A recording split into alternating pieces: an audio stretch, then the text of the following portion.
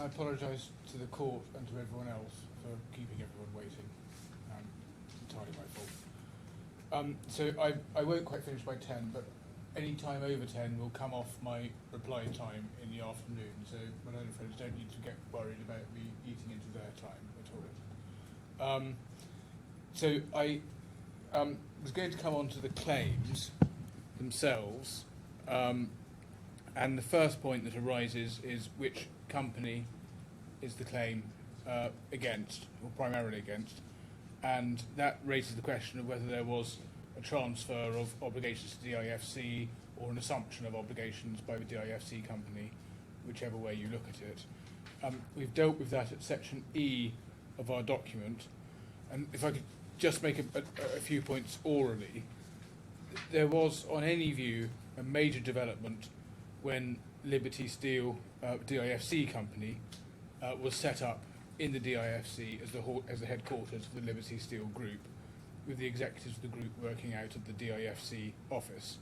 Now, the defendants seek to shrug this off with a suggestion it doesn't really matter where anyone works, but it is a major initiative, and it involved a new role for the DIFC entity as the headquarters and as the DIFC management holding company. And I explored that with Mr. Gupta, and he accepted at day 4, page 136, that what was envisaged was the DIFC office being the new headquarters. That's the first point.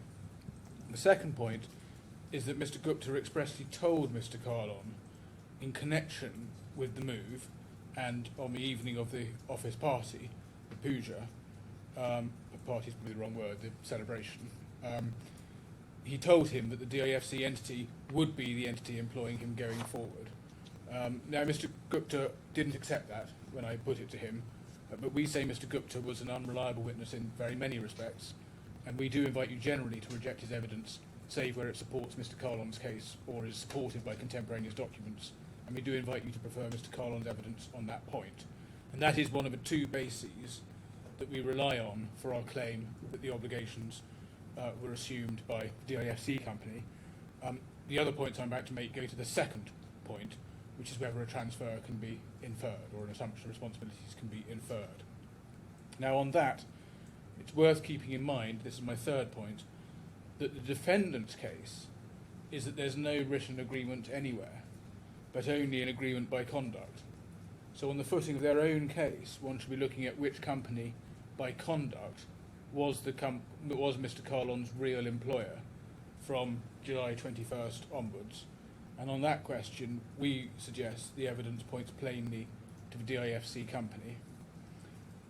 Fourthly, the evidence supports the fact that it wasn't just Mr. Kahlon, but his team and the executives generally who moved to the Dubai office. And by the end of October, the DMCC office was an empty shell, with one of the two floors having been vacated altogether, and the other barely staffed, and Ms. Firmina gave very clear evidence about that. Fifthly, looked at as a matter of substance, the DIFC company was Mr. Kahlon's employer. He reported to a boss who ran the DIFC company and operated out of its office insofar as he was operating out of any office.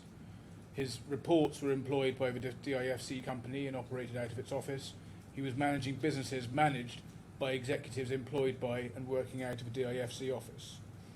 And those other C-suite executives also moved over to the DIFC office around or shortly after July 2021. Sixthly, the two main points taken against us don't outweigh those considerations we submit. Two particular points are relied on. Firstly, which company sponsored Mr. Kahlon's visa, and we do say that is a make-weight point, especially in circumstances where the DIFC company faced a delay in issuing visas because of a DFSA itself delaying registration of DIFC, the DIC company itself, because of concerns in relation to Mr. Gupta. We went through that with Mr. Gupta. The second point relied on, and I think relied on most, is the question of which company formally paid Mr. Kahlon's wages. And again, we say that is not determinative, in fact a long way from determinative, especially in circumstances where wages were in fact paid from central GFG funds, Wylands in particular, and pass through to whichever entity was formally paying them. And the defendants do present this as a determinative point, but in fact, that way of putting it is contrary to Court of Appeal authority in the Muscat and Cable and Wireless case that we've put in the bundle. And that was a case where, after a transfer of undertakings, an employee continued to be employed by the new entity, which was Cable and Wireless, which was the acquiring company. But post-acquisition, the company, the employee, and in fact an SPV of his own, in order to get payment, had to enter into a relationship with a third-party agency, which was effectively making the payments. But the court looked at what was the content of the employment as a matter of conduct, as it related to the employee's employment, which was essentially for Cable and Wireless post-acquisition. And the Court of Appeal held it didn't matter that the payments were only made through this third-party agency company. The essentials of the contract, of a contract employment, were the obligation to provide work for remuneration and the obligation to perform it, coupled with control. And just for your note, that's all at paragraph 35 of the judgment. And all those features are present in this case. And so the question also addressed by the Court of Appeal is whether you need to infer the existence of the employment contract with the new entity to give business reality to the relationship between the employer and the relevant company. And in this case, we say you do need to infer the relationship with DIFC in order to give that business reality, because there's no business reality in having an employment relationship with a non-trading empty shell, as opposed to a living company that's actually been set up to take over employment activities of this kind. So we will be inviting the court to conclude that it was the DIFC company that was the employer. And that's the transfer claim. The next point is the claim against the company's other aspects. And we deal with that at sections D to F of our document. And I'm not going to be able to pick up much more in this oral closing, but I've covered a lot of the main ground yesterday. Just so I could explain to the court how those sections work. Section D deals with the contract and the terms governing Mr. Kahlon's employment. And section F deals with the claims themselves, debt and damages against the corporate defendants. And at the beginning of section D, at D2, we deal with the issue you raised with me yesterday, which is the applicable law point. So that's at D2. And that's a point that arises in respect to the contract claim as it's made against DMCC. And obviously it's a point that only arises if you're against us on transfer to the DIFC company, because it only arises in relation to the claim against the DMCC company. Now, just to remind you, there was a pleading point being taken against us originally. That went in the course of our openings. So it's now clear and not disputed that our case is that the proper law of the contract, that's the 5th of September contract, as regards the claim against DMCC, is DIFC law, just as it is as regards the claim against the DIFC company. Now, in terms of their case, which is they want to run the case that UAE law applies to that contract and that claim as it relates to the DMCC company. No, it's not disputed. No, I'm afraid what's not disputed is that we can plead our case. It is the underlying substance is disputed. They still maintain, as a matter of their substantive argument is still that UAE law applies to this claim. And I should say that until this argument developed relatively recently, we had thought it was common ground that DIFC law must apply to the 5th of September agreement claim as it relates to the second defendant. And one could see that because the Liberty defendants themselves had addressed that question in the context of their arguments about the second 5th of September letter, which is on the same terms. And they had specifically pleaded that in relation, for instance, to the question of whether there was a mistake, that was governed by the applicable law relating to the contract, which they said was DIFC law. And the references are paragraphs 51.3a and 51.6 of the re-amended defence. And UAE law was only advanced by the defendants in the context of their reliance on the DMCC standard contract, which is not now relied on. And we've given the references in our document. So we do say it's a change of case from them, but we also say it leads to this bizarre position where they accept that you look at the 5th of September letter when you're looking at it for the DIFC law claim, and it's accepted that it's a matter of DIFC law, and that the applicable law of the contract and the claim is DIFC law, and then somehow, when you look at it for the second defendant, you apply a different law. And so we just make 3 points, which we explain in the skeleton. We say, first, it's inconsistent with their pleading, and I've mentioned that. We say, secondly, the argument, just on the inconsistency, we do say the defendant shouldn't be permitted to run inconsistent positions within one pleading. Secondly, the new argument is nonsensical for the reasons I've just mentioned.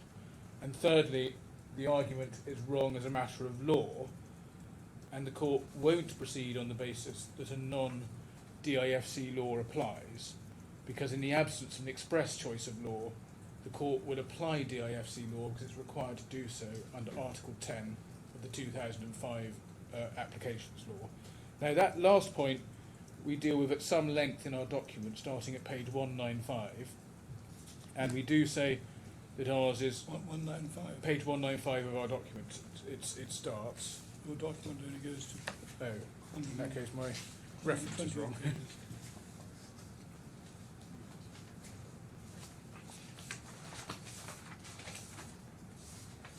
Sorry, it starts at it's that analysis starts at paragraph 195, I should say, on page 74, and goes on for a number of paragraphs, quite lengthy.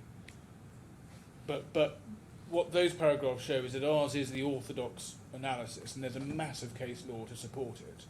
And the DIFC contract law itself directs you to the 2005 law to determine the applicable law.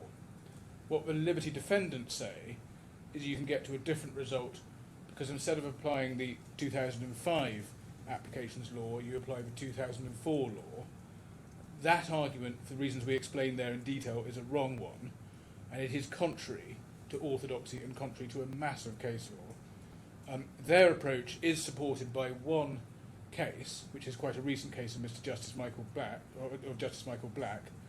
but in that case, that was decided without any reference to the 2005 law or any of the cases applying the 2005 law, and that point doesn't seem to have been considered in the authorities. So we do say that the cases of certainly of no real weight for this court. So that's all explained there. The sections D and F otherwise largely cover matters that I've addressed briefly orally. There are also a few other more legal aspects that I haven't been able to develop, and if I could just identify what they are. We deal at section D3 of the document, starting at paragraph 197, with principles of formation and interpretation.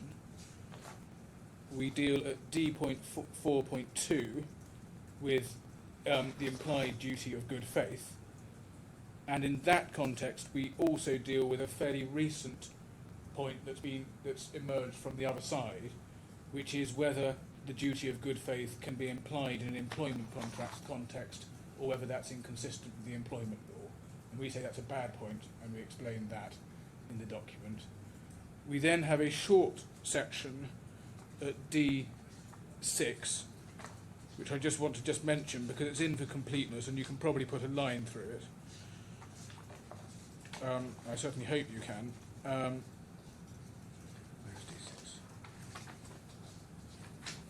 That's a few paragraphs that run from paragraph 232 to 236. Now those are in there for completeness because they are points that relate to the DMCC contract in case there's some case on the other side from a defendant to the effect that that contract is in some way alive. But as I made clear earlier in this trial, we didn't oppose the defendant's amendments on the basis that they were abandoning reliance on the DMCC contract altogether. And they're only pursuing their case, which is clearly articulated in their opening skeleton, which is that any contract consists only of a contract by conduct and not a contract in any way not a contract comprised in that DMC standard contract. So we say it's certainly not open to the defendants now to reverse position again and start to rely on the DMCC contract. And for that reason, although there are some paragraphs in there out of an abundance of caution, they don't arise. That's what I wanted to say about the contract claims. If I could just last come to the claim against Mr. Gupta, we deal with that at section G of our document. We do say Mr. Gupta is liable as a matter of UAE law for his deceptive conduct.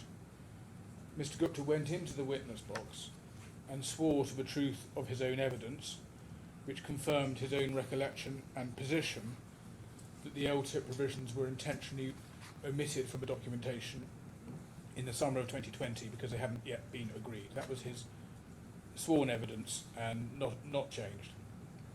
I then cross-examined him at some length about paragraphs 36 and 37 of his witness statement. Now on that, we suggested evidence was quite evasive and shifted around a lot, but the core of it did involve him maintaining the position in his witness statement that he did intend at the time for the formal contractual document not to include Mr. Kahlon's LTIP or annual bonus. And his position at the time was that it should not be in any formal documentation. So the upshot would be that Mr. Kahlon would not be able to rely on any formal contract in saying that these matters were agreed. And we do say that was deceptive because those terms had been agreed, and agreed in a binding way, as Mr. Gupta knew. And that did mean that if any contract was drawn up and signed on this cut-down basis, which is what Mr. Gupta intended to happen, then Mr. Gupta's companies would be able to rely on the cut-down version of the contract and deny Mr. Kahlon his actual rights, which is exactly what subsequently happened in this case. And we do say that that deceptive conduct did have causative consequences. It resulted in the 2nd 5th September letter and the DMCC contract being entered into. And on that point, there was plainly a discussion between Mr. Gupta and Ms. Timms prior to any version of any document going out to Mr. Kahlon. And we've addressed we've addressed this not only in section G but also in the factual summary at section C, where we explain the sequence of events in May. And whatever the basis was for Mr. Gupta wanting a cut-down version of the document, and we suggest it was on his own evidence, a deceptive basis, whatever the basis was, that carried through into the documents that were drawn up, both the 2nd 5th of September letter and, as Ms. Timms expressly accepted in her evidence, and we give the reference, the later DMCC contract. And, as it happens, although this isn't part of our pleaded case, the draft May 2020 contract. And that deception has caused loss, not least in putting the companies in a position to rely on those documents right up, and in support of their false position, right up until the middle of the week before trial. And we say causes loss. I should say two of our heads of loss relate to the wasted costs associated with the running of false defences, the interest on damages due to us, and the indemnity that we seek against any shortfall in the Liberty defendants' ability to pay us arising from a delay that's resulted by them running this false claim. Now, we do accept that if you uphold the claim, you're not in a ready position to start apportioning costs and say how the litigation panned out, just as you're not in a ready position to conduct a detailed costs assessment. So what we say in the document is that on that question, we would invite you to direct a short further inquiry or accounting process consequent on the rulings of principle in your judgment. And so we address all of those points, and of course others, at section G of the document. Yep, thank you. Thank you. You were going to give us an index. Yes. It's still in process. It will happen. That's right. Yep. I'm grateful. Thank you very much. Thank you. Mr. Trotter, do you want to go straight on, or do you want to have 5-10 minutes? I'm happy to Good. Yeah. Go on.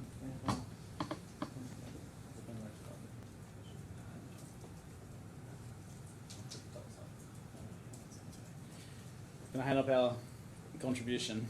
It's a pity you didn't use a different colour file. I'm afraid there is a minor printing error in it, in just that there's a handful of pages that are not printed double-sided. So there's 4 pages in there that are printed single-sided. Let's see. We can replace those. We'll arrange that to be done. Thank you. Your Honour, there is a index on the front of the document which should hopefully give a reasonable guide to what it contains. We've dealt in part, after an introduction in part A, up front with what is really the core issue in the case about the LTIP, followed by comments on the witnesses and experts in section D, the facts, and E, the expert evidence, and then drawing together the issues, the law and our position in relation to them at part F.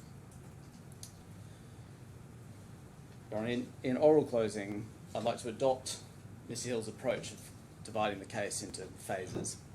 Can I just ask before you go down there? Yes. I'm not privy to the discussions you've had with other councillors to timing. What is the arrangement? The intention was that I was to take the morning, Yep. and so I'll run a little bit over that now in light of how things have developed. And then Mr Burgess was to have time in the afternoon for his closing, and then followed by Ms Hill in reply. Right. I won't speak for Mr Burgess as to Right. how he's placed, but I think there's been an agreement about the division at that time. That's fine. Thank you. So, Your Honour, the 3 phases into which this case falls is first the phase leading up to the contract of employment and what that is. Second, the transfer that's alleged between Liberty DMCC over to Liberty DIFC. And third, the circumstances in which Mr Kahlon was ultimately terminated. So I'll say something about each of those, and then if I have time, I'll deal with the applicable law, how the claims fit together under those laws and limitation. But there is quite a lot to get through, and so I think I will have to rely fairly heavily on the written document, which sets it out quite fully.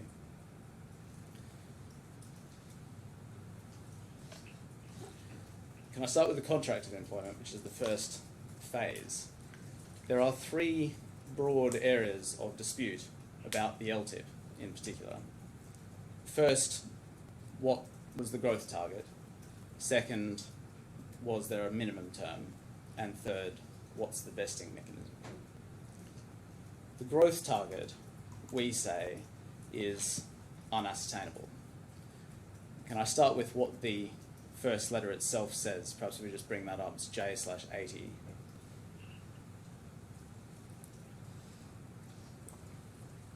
Your Honour will be familiar with this document by now, but of course the critical words are 100% growth target, metrics TBA to achieve LTIP. And we say that there are 2 broad categories of problem that arise in relation to this wording. First, how is it that growth is to be measured? And second, from what starting point is it to be measured? And these 2 problems aren't independent, they interlock with each other, because the starting point may of course inform the appropriate measure as to how growth should be assessed. But just by way of example, if the relevant businesses were making a loss at the beginning, as the European business units were, then 100% increase in profit makes no sense as a metric by which to assess growth. And I'll have some other variations on that theme, which I'll come back to. But the critical point is that we say that those 2 interlocking problems are really only things that could be agreed by the parties, and they're not things that could be read in by some process of construction. And that brings me to a preliminary point that arises before we get into any of those particular difficulties, and that is that the agreement that the parties struck was that those metrics, those two problems, were to be agreed.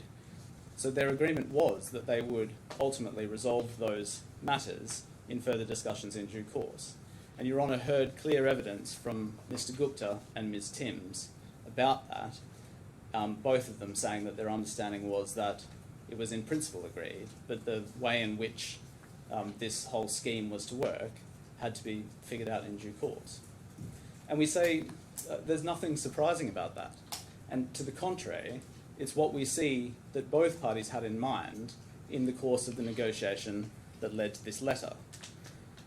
On Mr Kahlon's side, we saw that each of his offers that he makes in August 2019 involve the creation of a business plan or KPIs and so on. And so just to remind Your Honour of an example of that, if we could have J/68.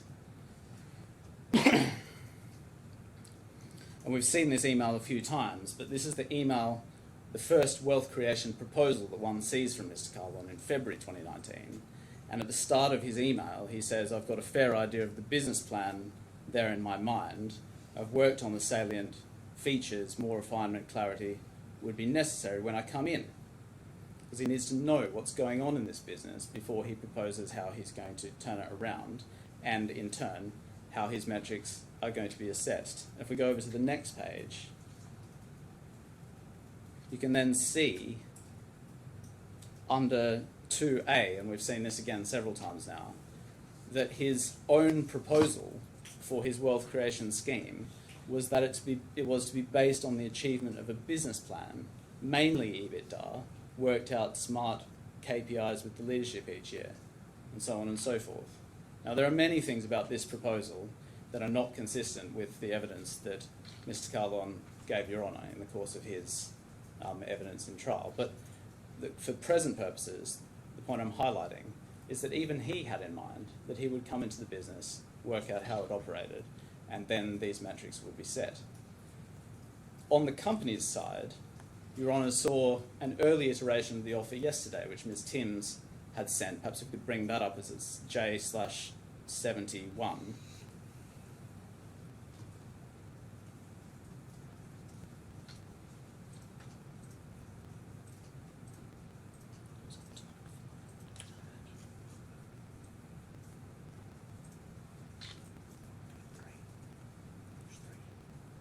If we go over to page 3, Your Honour may have seen a different version of this same document, but we see in the top bullet point on this part of the page, what's proposed is 100% uplift from 200 to 400 million, exact numbers TBC. And Your Honour heard the evidence of Ms Timms that effectively what's going on here is that some indicative figures are being put in, and those figures are to be figured out once Mr Kahlon starts his employment. And this also shows, Your Honour, where the 100% is coming from. It's just the figures that have been put in as placeholders while they work out what the metrics are once he started. And I took Your Honour in opening through a series of tables in our skeleton argument, and those appear again in the same section of the closing document. And we say they are illustrative of what the parties had in mind as they were negotiating this deal. In addition to that, Your Honour had the evidence of Mr Windmill, who explains that it's entirely conventional in executive remuneration schemes for the executives to come in and then for the details of the incentive plan to be worked out. And so we say there's nothing surprising about any of this. It's consistent with the documents, it's consistent with the practice, and if Mr Kahlon wasn't happy with it and didn't want to leave ArcelorMittal without something more concrete set in stone, then he was perfectly able to do that. But he was happy to move over from ArcelorMittal. And it's unsurprising, given the evidence that Your Honour heard about his remuneration while he was there.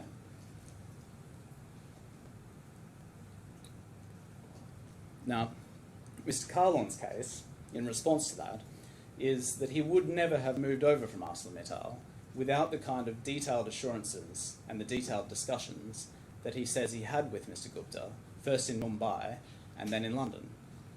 And in an attempt to convince Your Honour of that story, he told you that the reason that he wouldn't come over from ArcelorMittal was that he would forfeit some very valuable stock options by doing so. And he told Your Honour that those that he initially thought they ran into the tens of millions of dollars, and then that which remained on the pleadings until July of this year was quietly reduced to millions of dollars, but that was untrue as well. And this whole story about these detailed negotiations through the course of 2018 and about Mr.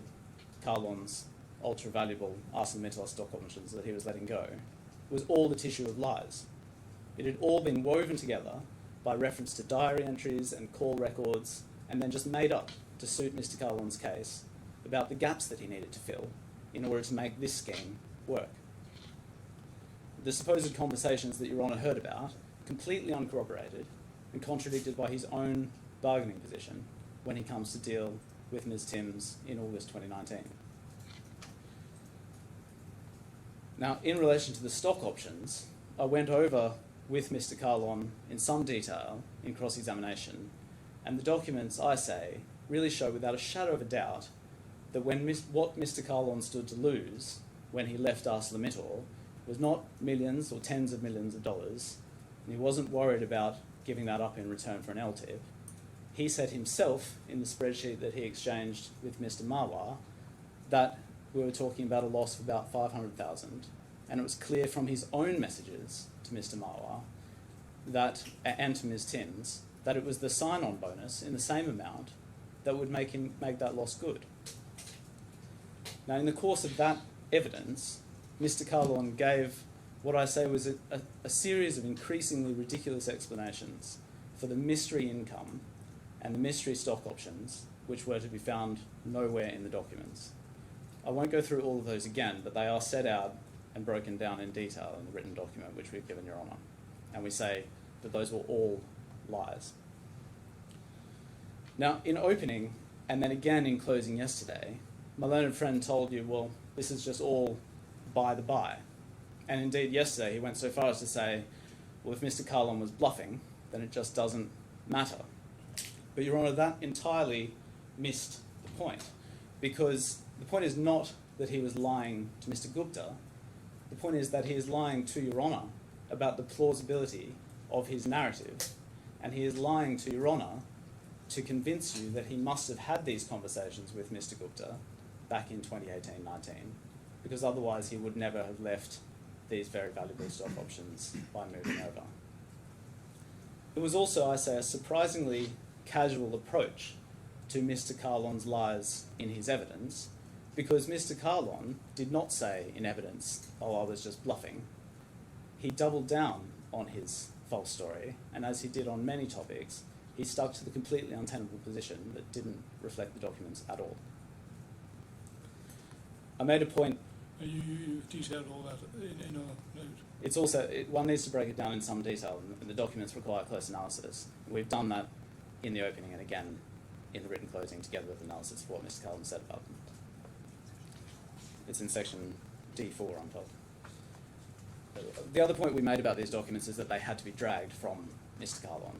And Your Honour may remember or may not remember that the initial reason given for that was that, oh, he was just waiting for a confidentiality ring to be agreed. That was ridiculous because, of course, he had opposed that very same confidentiality ring at the time. But it was also untrue because what Mr. Kahlon said to Your Honour in evidence was a completely different story about how the documents that he was looking for didn't respond to keywords. The reality is, as I put to him, he knew that these documents would undermine his case. He knew they would show that his position on the ArcelorMittal stock options was untrue, and they were held back for that reason. Now, my learned friend, in closing, has repeatedly come back to the witness statement of Mr. Gupta in this regard, in relation to the negotiation of Mr. Kahlon's remuneration. But he's never shown, Your Honour, he's never shown the witnesses any of the witness statement in context. Perhaps we should do that now. If we just bring up H/7/3.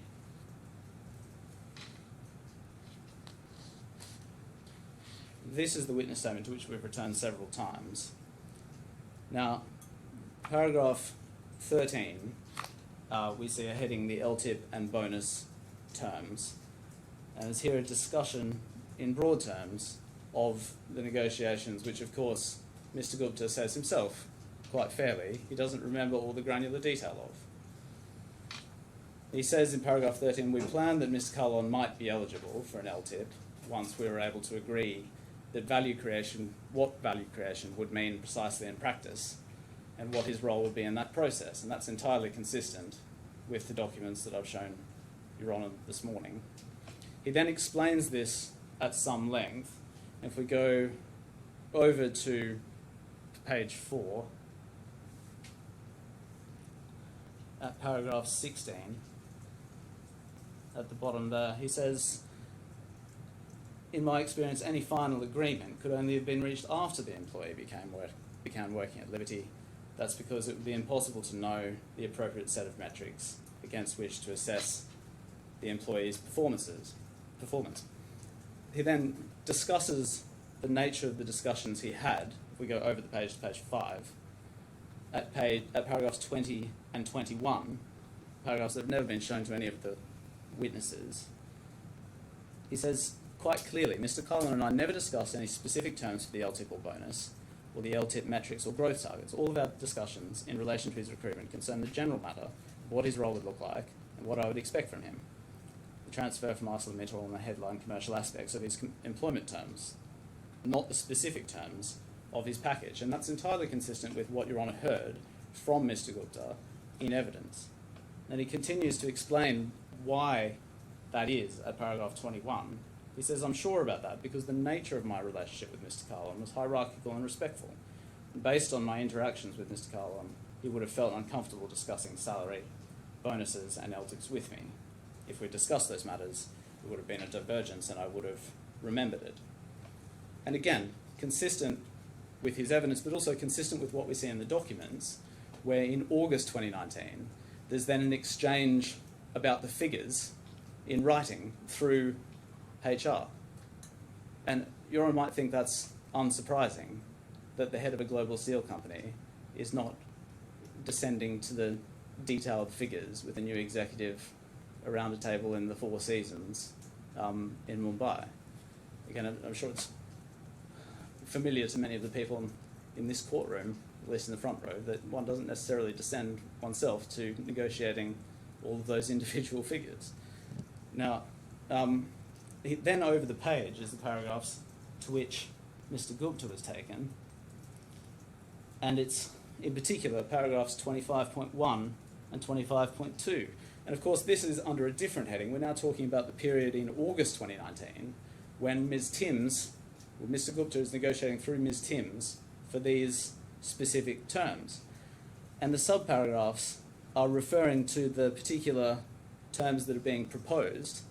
And what Mr. Gupta says is that I don't really remember any of this, but it is consistent with my broad position at paragraph 25.1 that we reached the headline sum and 3-year vesting had been agreed in principle by the 29th of August 2019. And so what he's saying is that that's broadly where I remember we got to in the exchanges through Ms. Timms in 2019. So these attempts that we've had repeatedly to try and parse this witness statement in order to tease out some inconsistency about whether Mr. Gupta was discussing specific figures in the Four Seasons in Mumbai is clever, but it doesn't work. And it's not on a fair reading of Mr. Gupta's evidence and of what he told Your Honour in the witness box. There's no inconsistency, and it's certainly no basis on which to accept the claimant's evidence about all of these discussions, which was thoroughly untruthful. So that's the preliminary point, that the documents and the evidence all shows that these were matters that remained to be agreed. But even if we were in a world where the contract was just silent, then there are two gaps in it that the court cannot fill by a process of construction. And those are the two I mentioned before. First, the measure of growth, and second, the baseline for growth. And I deal with those two individually. First, the measure of growth. My learned friend's case is that it's growth in what's been called managerial EBITDA. Of course, his latest case that emerged yesterday is not on Wednesday rather, is not about growth at all. It's about an average of some kind over 3 years, even if the trajectory is down, and I'll come back to that. But again, this part of Mr. Kahlon's case depends on Your Honour accepting the discussions that were had with Mr. Gupta. And Mr. Gupta was then asked in evidence at some length to assist Your Honour in construing the contract. And Mr. Hill suggested yesterday that in light of that, the idea of EBITDA was simply agreed. That's not what Mr. Gupta said. His evidence on this, I won't go to, it's all set out in detail in the note, but it's at day 5, pages 8 and 9. He accepts, as Your Honour may recall, that EBITDA is an important metric and was used in the business to measure growth. And we saw that in the WhatsApps that Mr. Kahlon sent, although of course that wasn't until some time after he commenced. And we saw that in the reference to the business plan a moment ago, that it was going to be mainly EBITDA. But it doesn't follow from that there was a discussion in Mumbai in detail about precisely how this vesting mechanism was to work. And it doesn't follow from that that is the only sensible way that it could be done. Your Honour was then taken to the EBITDA, I guess, email. We may not need to turn that up again. Your Honour's seen it several times. Yeah. The reference that's on the transcript is J/384. But as I said in opening, that email just cannot bear the weight that has been placed on it. What it is Mr. Gupta, over a year after the letter has been agreed, considering what the metrics might be. Here it is again. And to the contrary, what it shows, now that it is here, is Ms. Timms asking, not sure if you've agreed the metrics yet, and Mr. Gupta answering, well, it will be EBITDA, I guess. We say impliedly, no, I haven't agreed the metrics, but I suppose that's what it might be. Your Honour wasn't shown subsequent exchanges between Ms. Timms and Mr. Gupta on the same topic, where Mr. Gupta has utterly forgotten what the metric might be. One of those examples is J/614.1/3.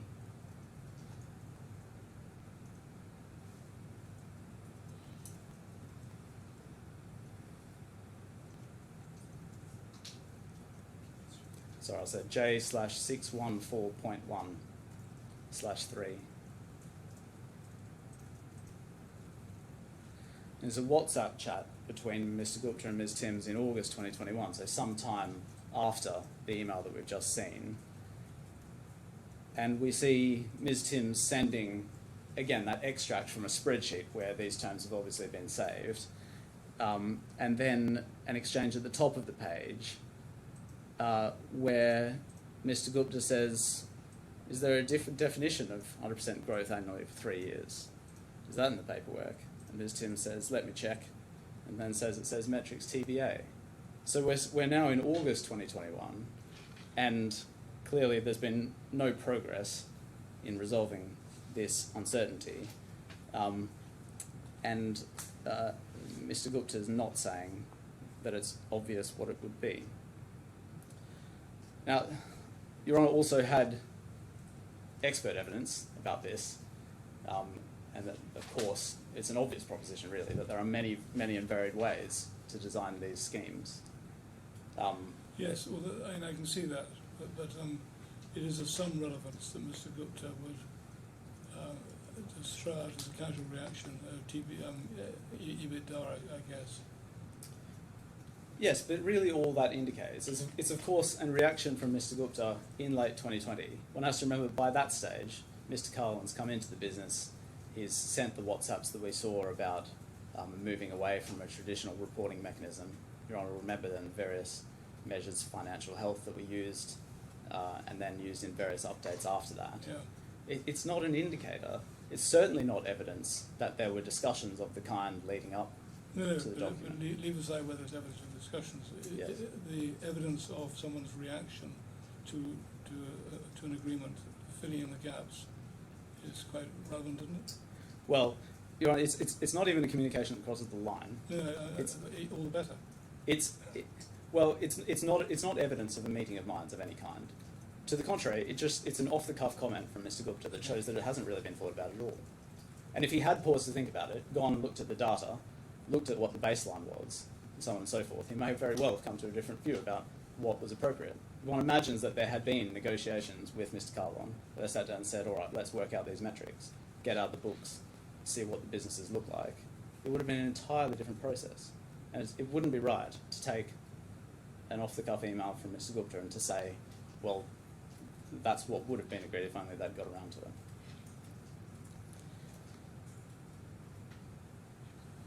Of course, the other point is that there was no standard practice about this even within Liberty Steel, because Your Honour saw the other infra build, the executive remuneration scheme.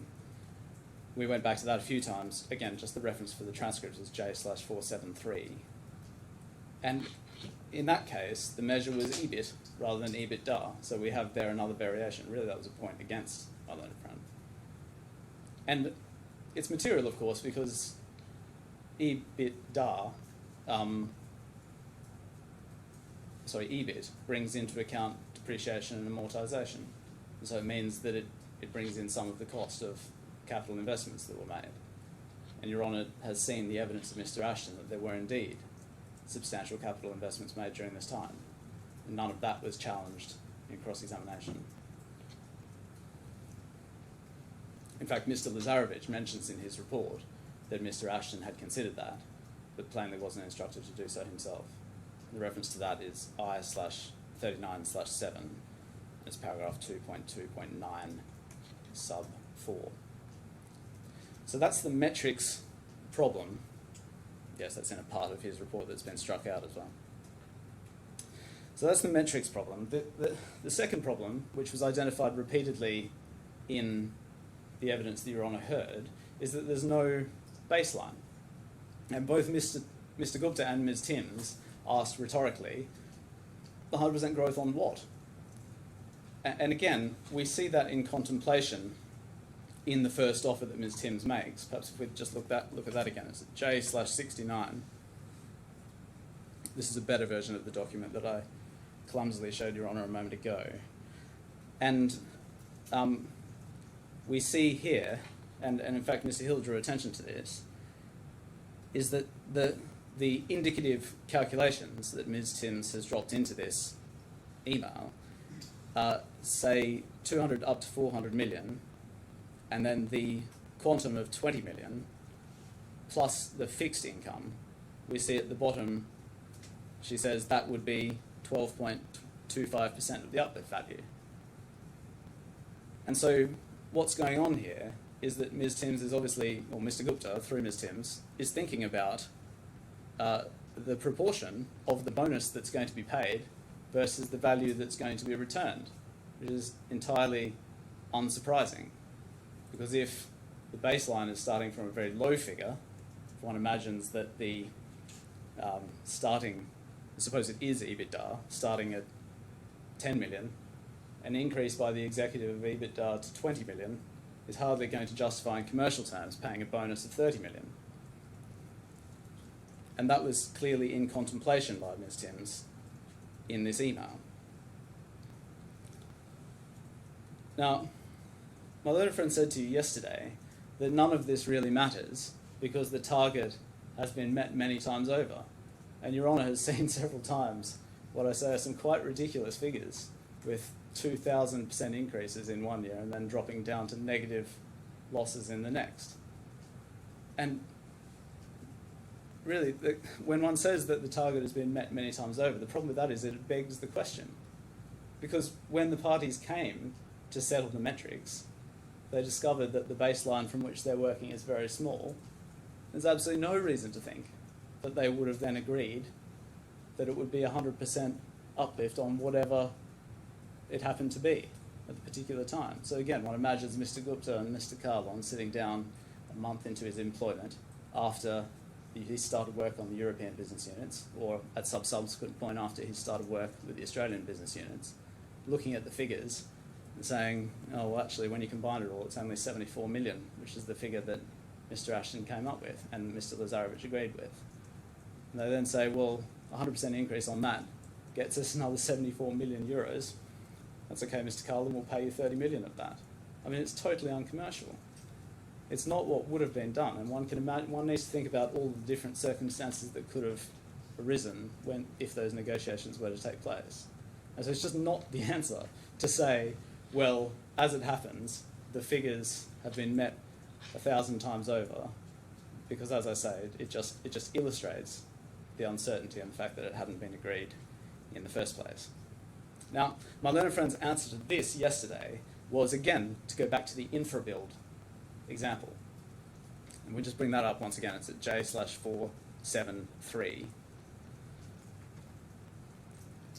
And Your Honour will remember that Mr. Gupta pointed out in evidence that this is just wrong, because it's based on growth of the audited EBIT financial year 2019 consolidated accounts. This is, of course, an Australian entity, so we're talking about a figure that's going to be in accounts from June 2019. So everyone knew what the baseline was for this, and that's what allowed them to come up with sensible percentages. Of course, this is, as Mr. Kinnison points out to me, is a letter dated some years after, in March 2021. So again, every time we come back to this letter, it's a point against Mr. Kahlon rather than for him. Now, I've touched on some of these points already, but this absence of baseline really is in sharp focus in this case on the facts for a number of reasons. First, the September letter on which my learned friend relies doesn't even specify a start date. That too is listed TBA. So there's no reference by which to suppose the parties were even considering it at that point. And in any case, it would have been entirely uncommercial for them to have said in September, well, we'll just pick whatever number happens to be the EBITDA several months hence. Second, when the agreement was reached in 2019, it was clearly contemplated by the parties that Mr. Kahlon would not be starting for some time, because Your Honour's heard quite a lot about the so-called soft launch or bench period. Now, I should say, while I'm here, there's quite a lot of evidence that's about this false paper trail that's been produced. The evidence that you heard from Mr. Gupta and Ms. Timms was, in my submission, frank and straightforward, and they accepted that everyone had a common interest in doing this. Now, it's suggested in my learned friend's closing that Mr. Gupta accepted that this was all done at his behest. Now, that's wrong. It's not a fair reading of Mr. Gupta's evidence. We've set that out in our closing, in our written closing, paragraphs 200 and here's or else, paragraph 209 and thereabouts, and we do invite Your Honour to read that carefully and to treat that assertion with caution. Does it matter? Well, only insofar as my learned friend invites Your Honour to reject Mr. Gupta's evidence more generally. It's not an issue in the case. Yeah, it's not an issue. It simply goes to credibility. That's right. But insofar as it goes to credibility, it of course stands in contrast from what Your Honour heard from Mr. Kahlon, because in his witness statement he tried to claim ignorance of all of this. And it wasn't until his LinkedIn messages with Mr. Marwar came out, disclosed only a few days before his witness statement was served, that showed that that was all an elaborate lie. And he knew full well and was very much involved. And his reaction to that, to say, well, doesn't matter whether I was lying or not, I was asked to do it, very unsatisfactory answer in the course of his evidence.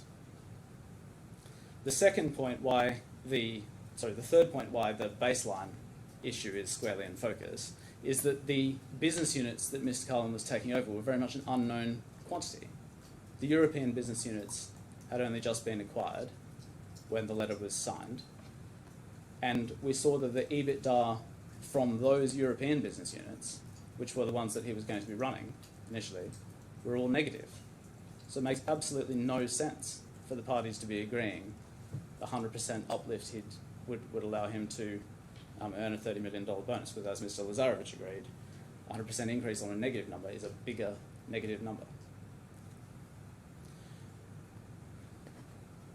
Just to make that good, if we could have J/37 again.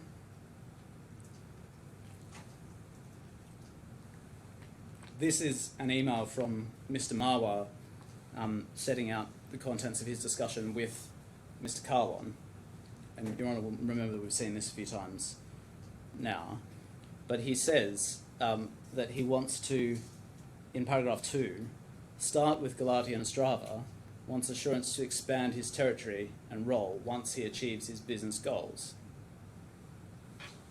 And there's another passage, this was of course a passage that was copied into Mr. Kahlon's witness statement, the helpful bits at the top, of course not the unhelpful bits at the bottom, another point that Mr. Kahlon refused to accept in evidence. The fourth point is that Mr. Kahlon then became responsible for different business units at different stages. So he then takes over the Australian business units at the end of the Australian financial year in 2020, June, July 2020, and Liberty Bell Bay not until June, July 2021. And the result that we see is that the experts have to take this absurd approach to calculating growth. And we saw that in spades on Wednesday, where we end up with this mishmash approach of all these different base periods overlapping that in fact spread over 18 months or in some cases 2.5 years. It's particularly in focus with Liberty Bell Bay, where the experts basically agreed there's no sensible way of taking that into account. And Mr. Hill yesterday invited Your Honour just to forget about it, just leave it out because it makes no sense. But in my submission, that's really the problem, that the metrics and the growth mechanism just hadn't been agreed. None of this had been thought through. And if Your Honour takes that approach to Liberty or Bell Bay, then it will follow that the same approach should be taken to Liberty PMA, which did not come on stream until a couple of months later. And there, when we end up, is with the negative starting point. The fifth point is the one that I've just made in that context, which is that insofar as the businesses were loss-making, then it makes no sense to increase EBITDA by 100%. And Mr. Kahlon's own evidence is that during his early discussions with Mr. Gupta, he knew that they were loss-making, and that's why he was taking them over. He also said this in an illuminating passage of completely unprompted oral evidence in response to a question that I wasn't asking on day 2. And I'll just give the references to that. It's day 2, page 13, line 20, through to 14, line 11. And then again on day 2, page 104, lines 9 to 18. And I'll also just read you on something that he said. He says, "Can I just say a line, please?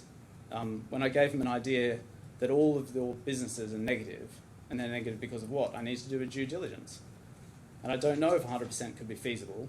Quite feasible could be. But if it is less, then what should I do?"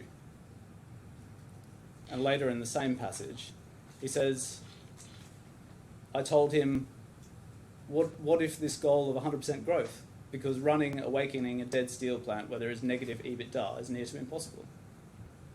And so it's Mr. Kahlon's own evidence that when he's negotiating this deal, he understands that it's all negative, needs to be turned around, but that just makes a nonsense of the 100% growth target that one finds in the letter. Mr. Kahlon then said exactly the same thing again when we were discussing the budgets that he was drawing up. We saw the WhatsApp that he'd sent to Mr. Gupta with the move away from traditional reporting mechanisms to EBITDA and FCF and so on and so forth. And Mr. Kahlon's evidence at that point was, yes, when I came to draw up these budgets in mid-2020, I found that it was all negative. And again, that was all entirely unled evidence. The sixth point is that even by aggregating up all of these business units, one starts with an extremely low base figure. That's because one has a combination of all of these positive and negative figures, and it's the reason why the EBITDA fluctuates in such wild terms in the evidence that the experts have given you. I've said something about that already. The seventh point is that we've seen that EBITDA was heavily exposed to steel prices, especially starting from this very low starting point. And Mr. Gupta gave evidence about this, about the sugar rushes resulting from the COVID and then later the Russian invasion of Ukraine. And my learned friend dismissed this yesterday as speculation, but it's not speculation. We've set out in our closing note various things that support it. But for example, we see the same thing in the accounts of Liberty PMA. Perhaps we bring that up. It's I/34.12/3.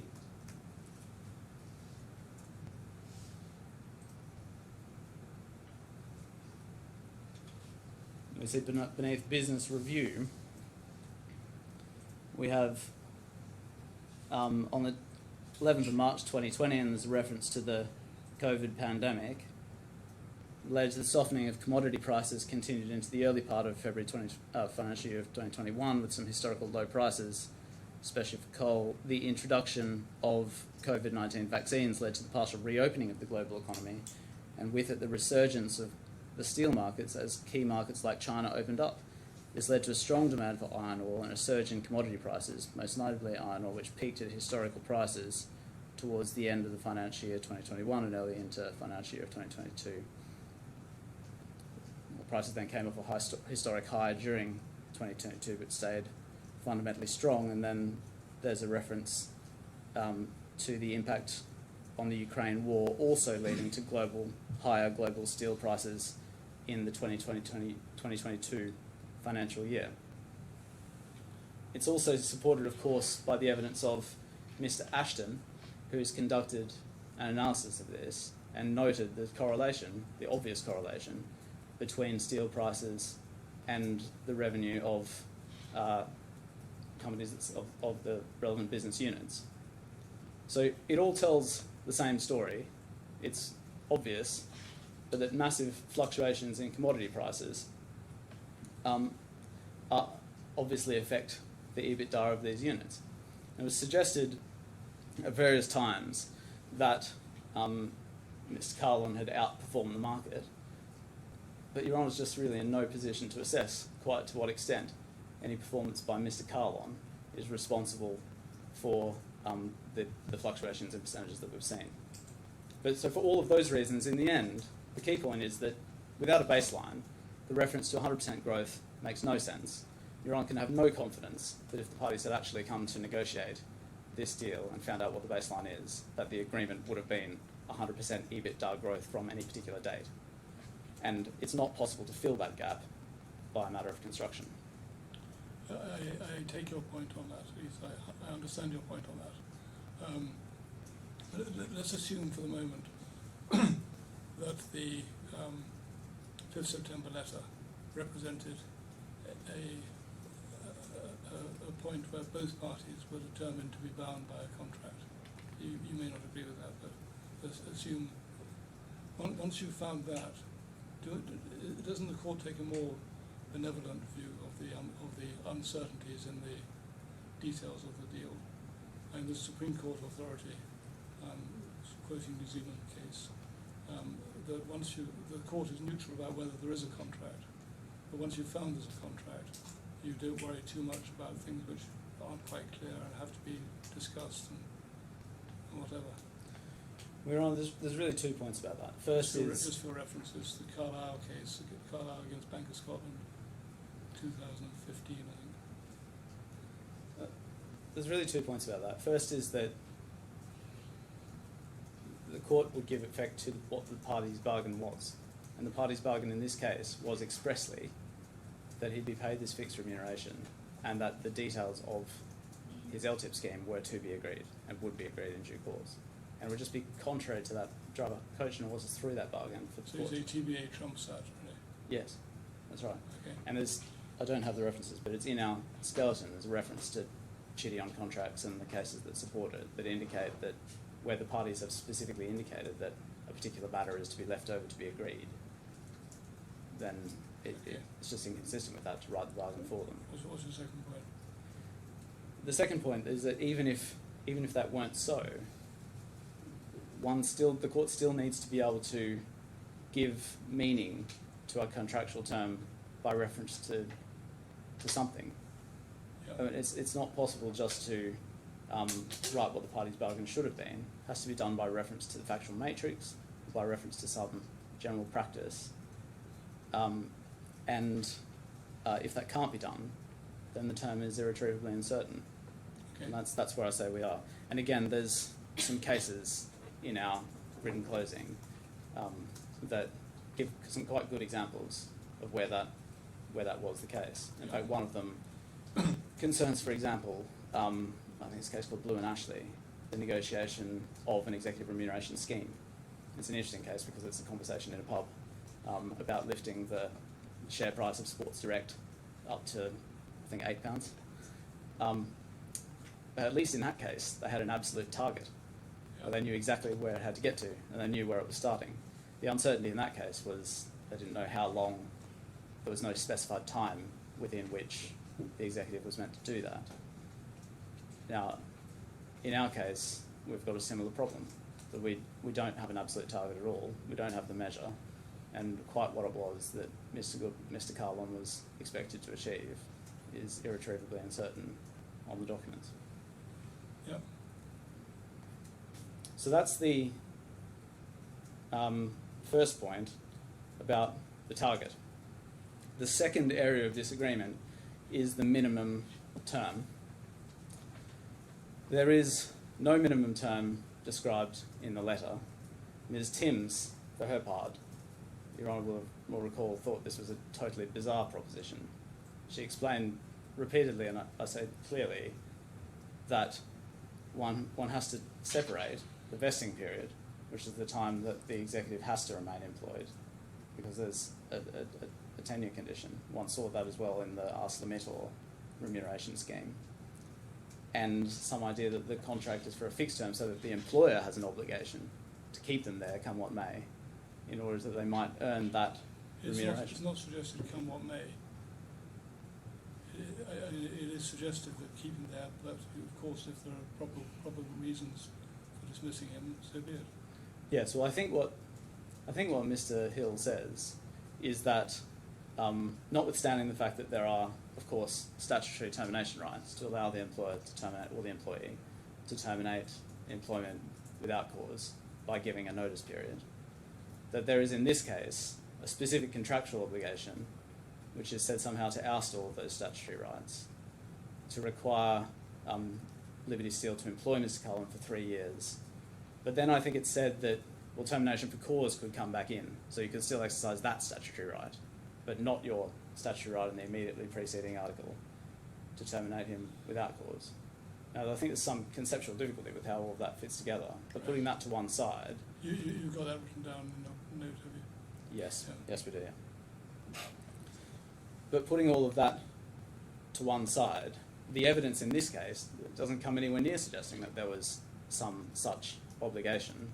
Ms. Timms gave clear evidence that this was only ever done in circumstances where it was either required by the local law, no one suggests that's so in this case, or where it was a short-term assignment for a very specific task. And again, no one suggests that is this case. And it was suggested to Ms. Timms in cross-examination, well, this is an exceptional situation as well, because Mr. Kahlon, very important man, is coming over from ArcelorMittal and giving up his employment there. And Your Honour's heard what I have to say about that.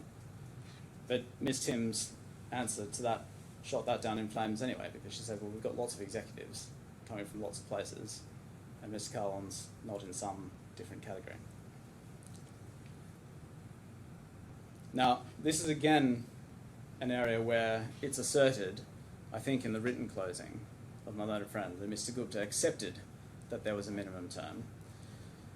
Again, we do not accept that that is the nature of Mr. Gupta's evidence, and we invite Your Honour to treat that assertion with some caution and to read the evidence that Mr. Gupta gave carefully. It's set out in, all of it is set out in detail in the note, but in short, Mr. Gupta gave evidence on day 4, pages 176 to 177, that he would absolutely have never agreed to this 3-year minimum term, and that he absolutely did not do so. And then later, on the same day, he was being cross-examined about a completely different topic. He was being asked how closely Mr. Kahlon and he had worked together in 2021. And skillfully into the question, a compendious question, were inserted the words minimum 3-year project. And then Mr. Gupta accepted part of that sentence and stated, yes, first year of employment, yes.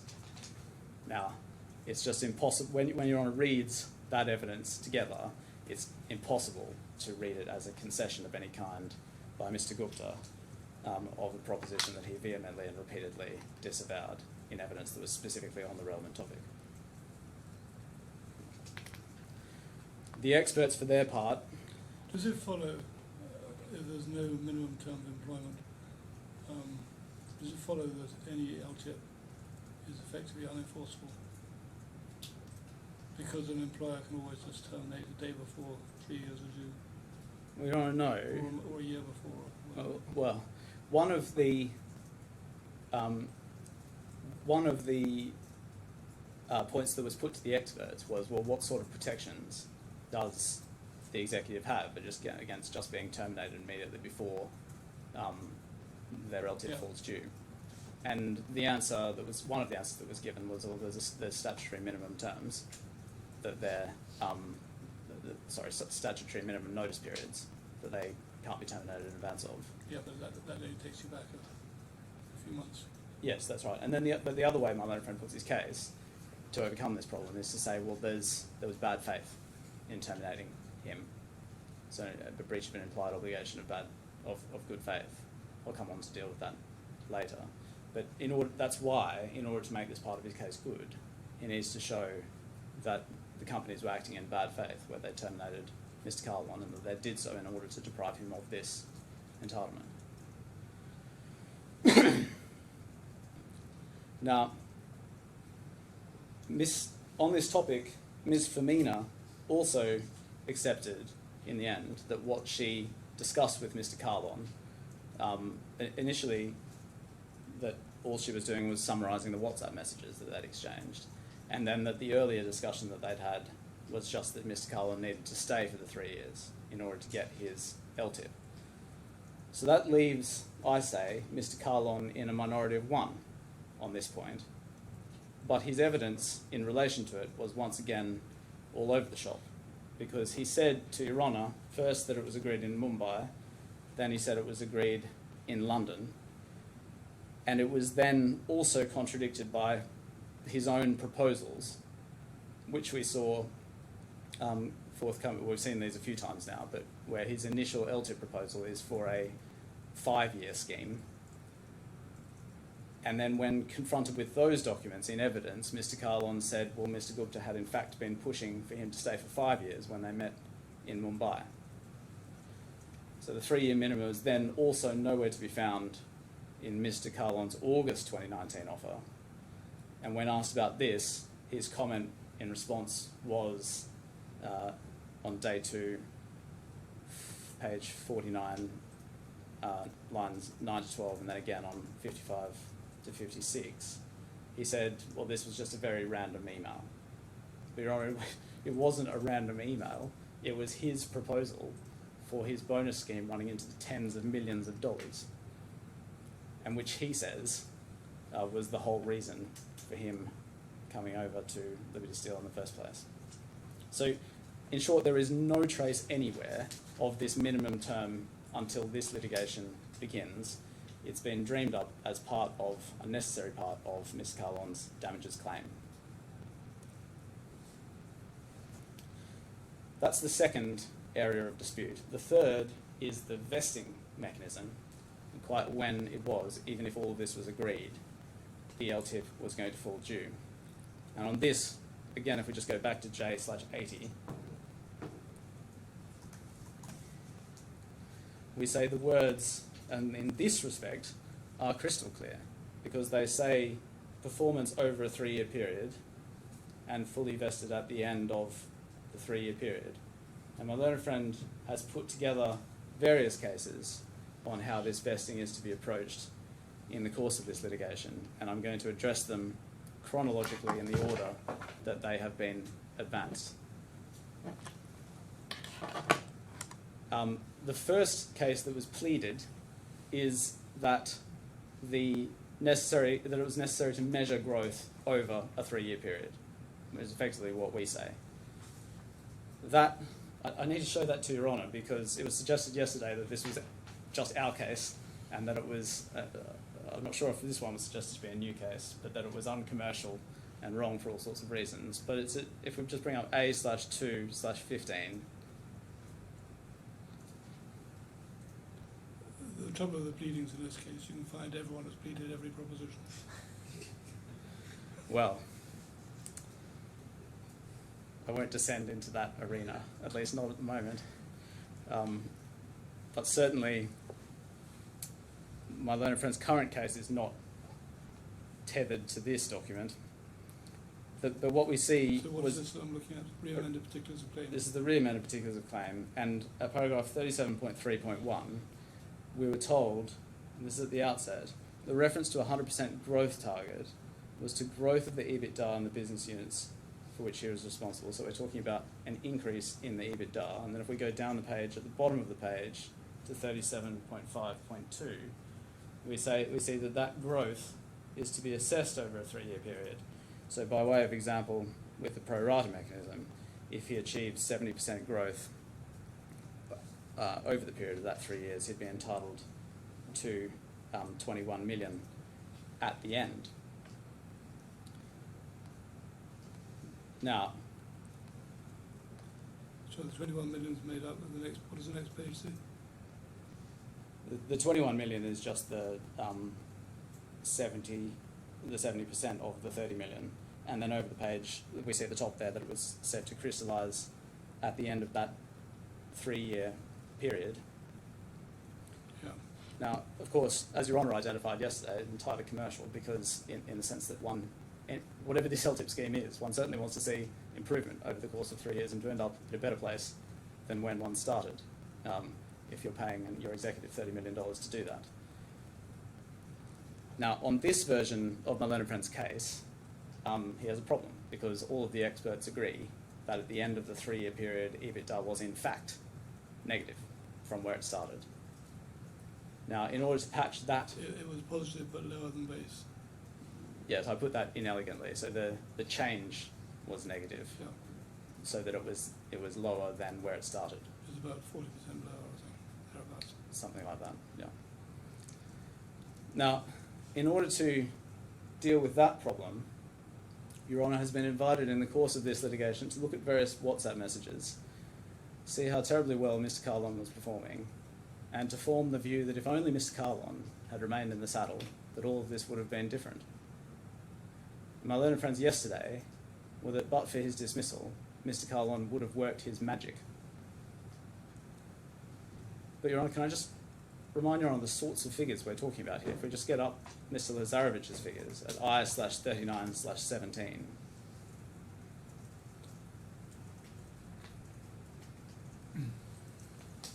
The EBITDA having increased by 2,602%, if one includes Liberty Bell Bay, setting aside the impossibility of all of that for a moment, then plummets in the 3rd year to end up negative 10% from where it was in the 1st year. I think the 46% figure that Your Honour had in mind is the one in the table below.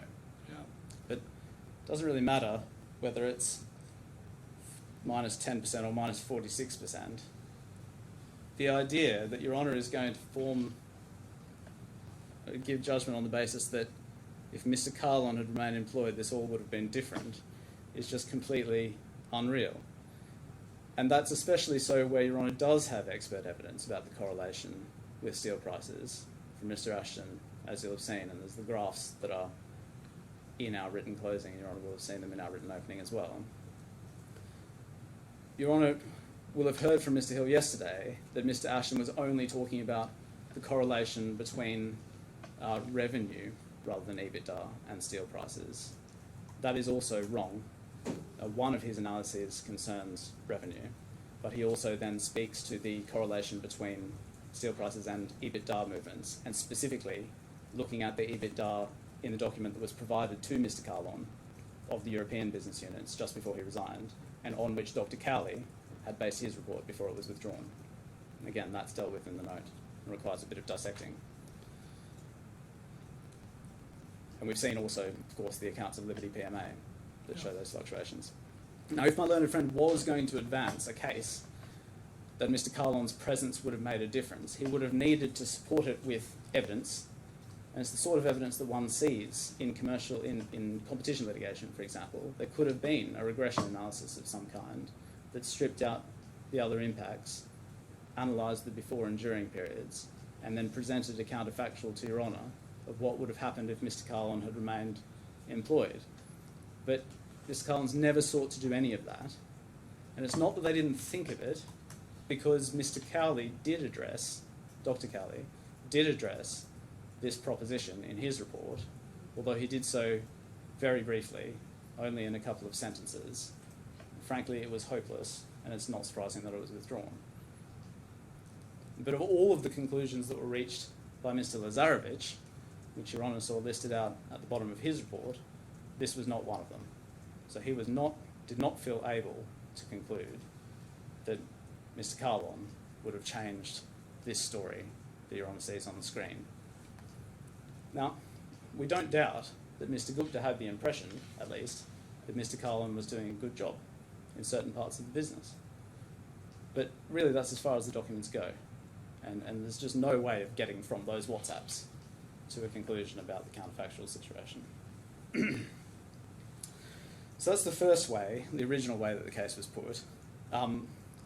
In the light of those difficulties, we then had another case emerge in the RFI response. Mr. Trotter, I'm not stopping you now, but at some stage in the next 10 minutes or so, we'll need to take the midterm break. Ah, yes, I'm sorry. This would be a convenient time then. Whichever suits you. Yes, this. Yeah. Well, let's take a break now for 10 minutes. All rise.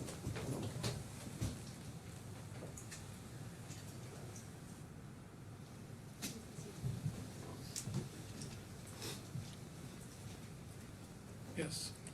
Your Honour, before lunch, before the break, you asked me whether an employer could simply terminate an executive just before they earn their 30 million. Of course, that's the example that Mr. Hill has used repeatedly to indicate why it's unjust to not have a minimum term. I gave a clumsy answer to that, but what I say is that really that sort of general concern can't justify implying into this contract or into contracts in general a minimum term, an obligation on the employer to keep the executive employed, to give them a chance to earn their LTIP.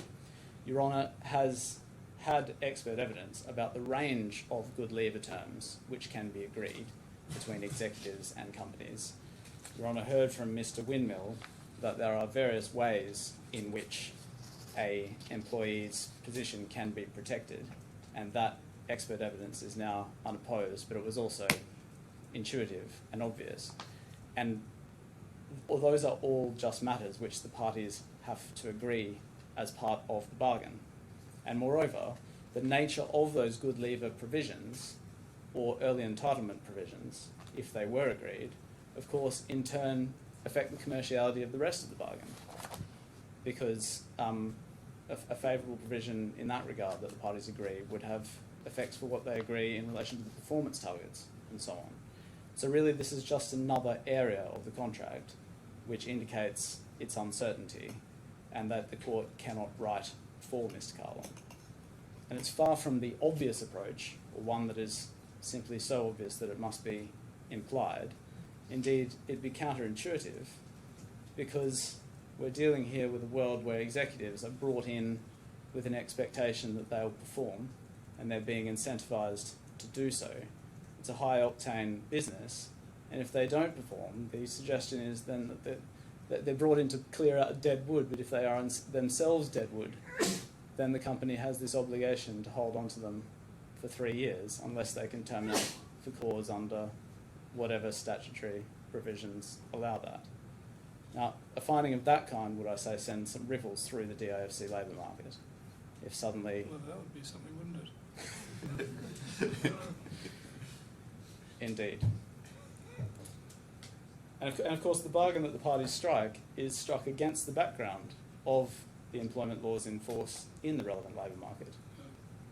And we say that's the UAE. My learned friend says that it was the DIFC, even though at the time that Mr. Kahlon was employed, Liberty DIFC didn't even exist. I'll come on to that later. But the parties must be taken to know. The employment law is different, is it? The employment law is a DIFC law. The UAE has an equivalent in the labour law.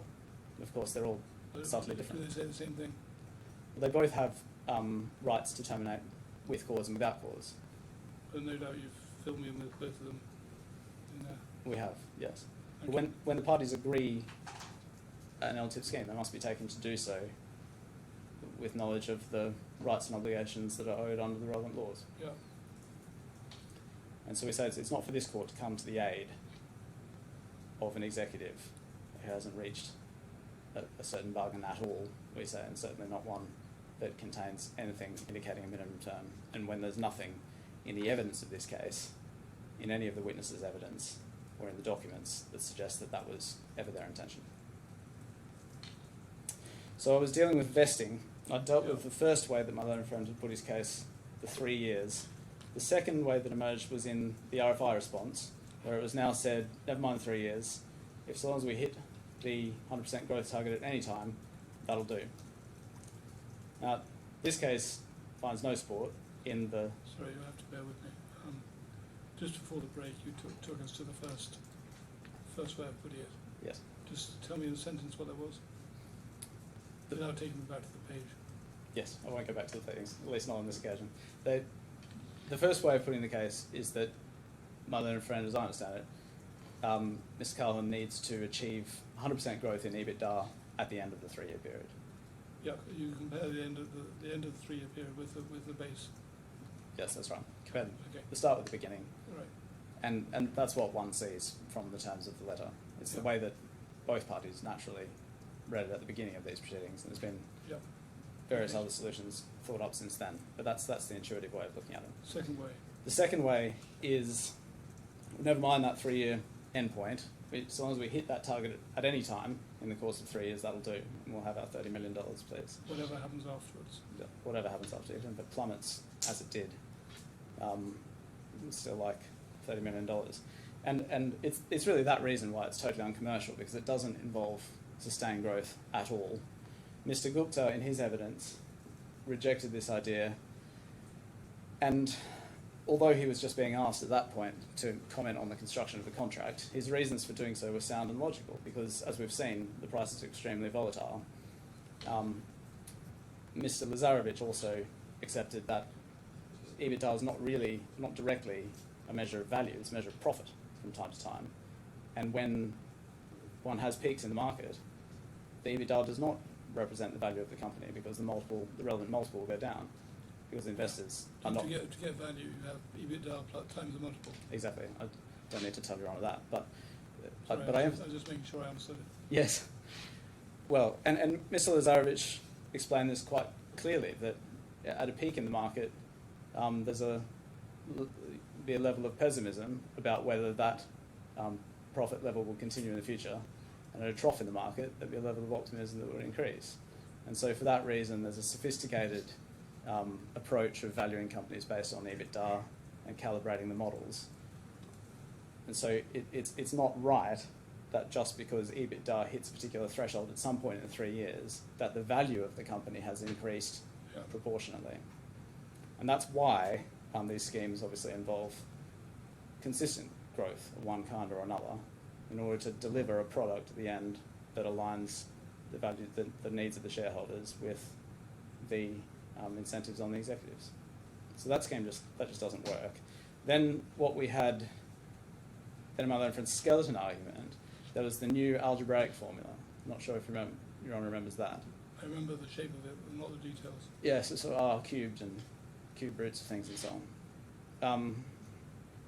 Now, we addressed that by a supplemental expert report that Mr. Ashton filed in the course of the trial.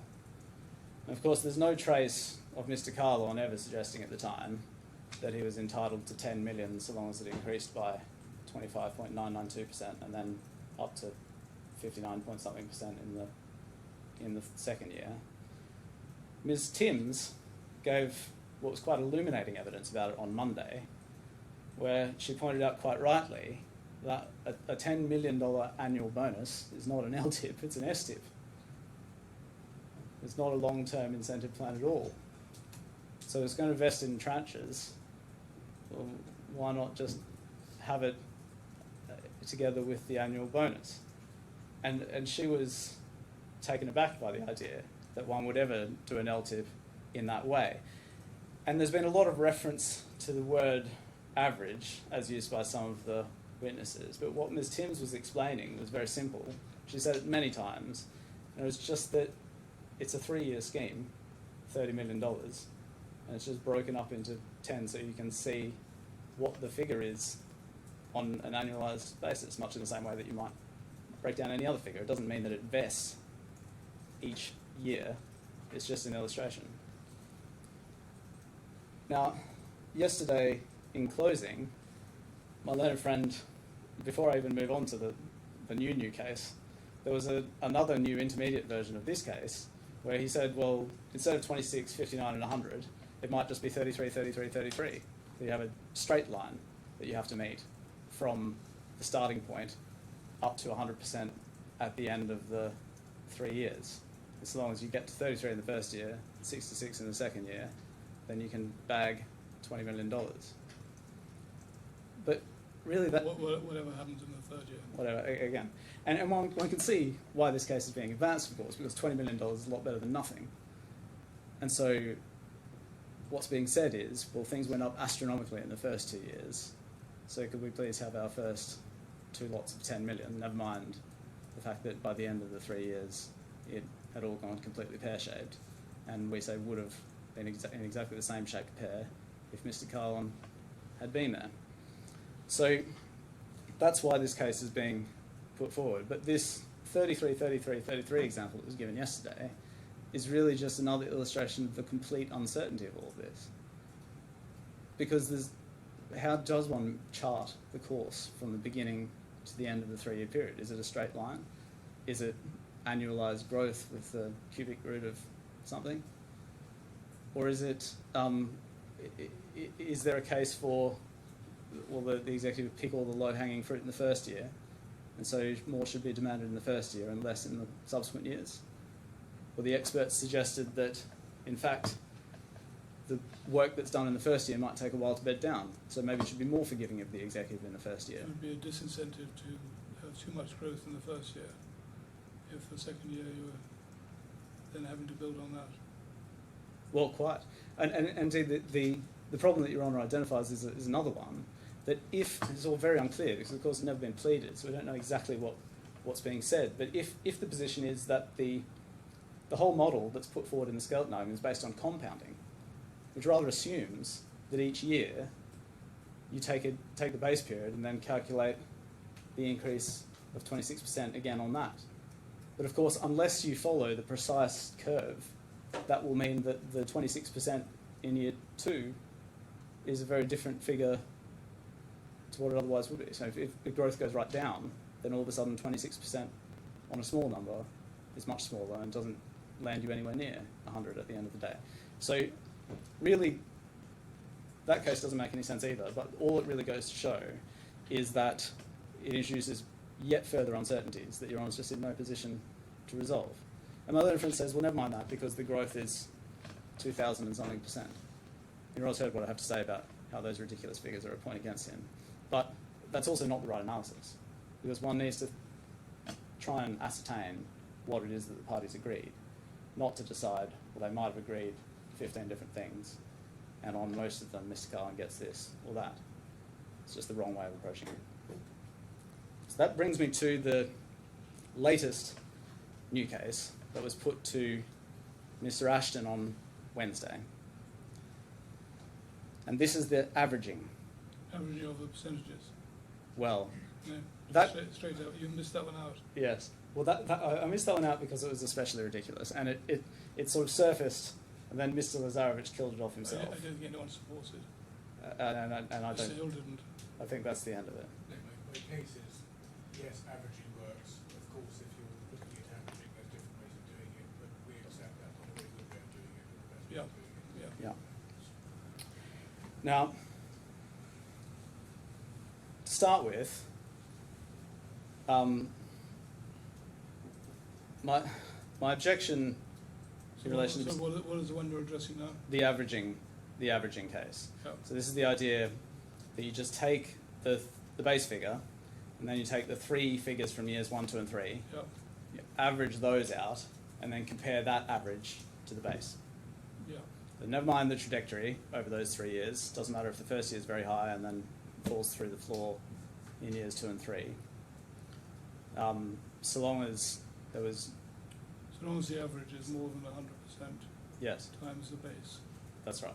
That I think is the case that's being put against me now. Now, there are many difficulties with this.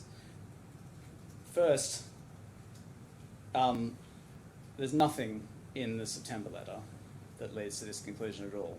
No references to averaging of any kind.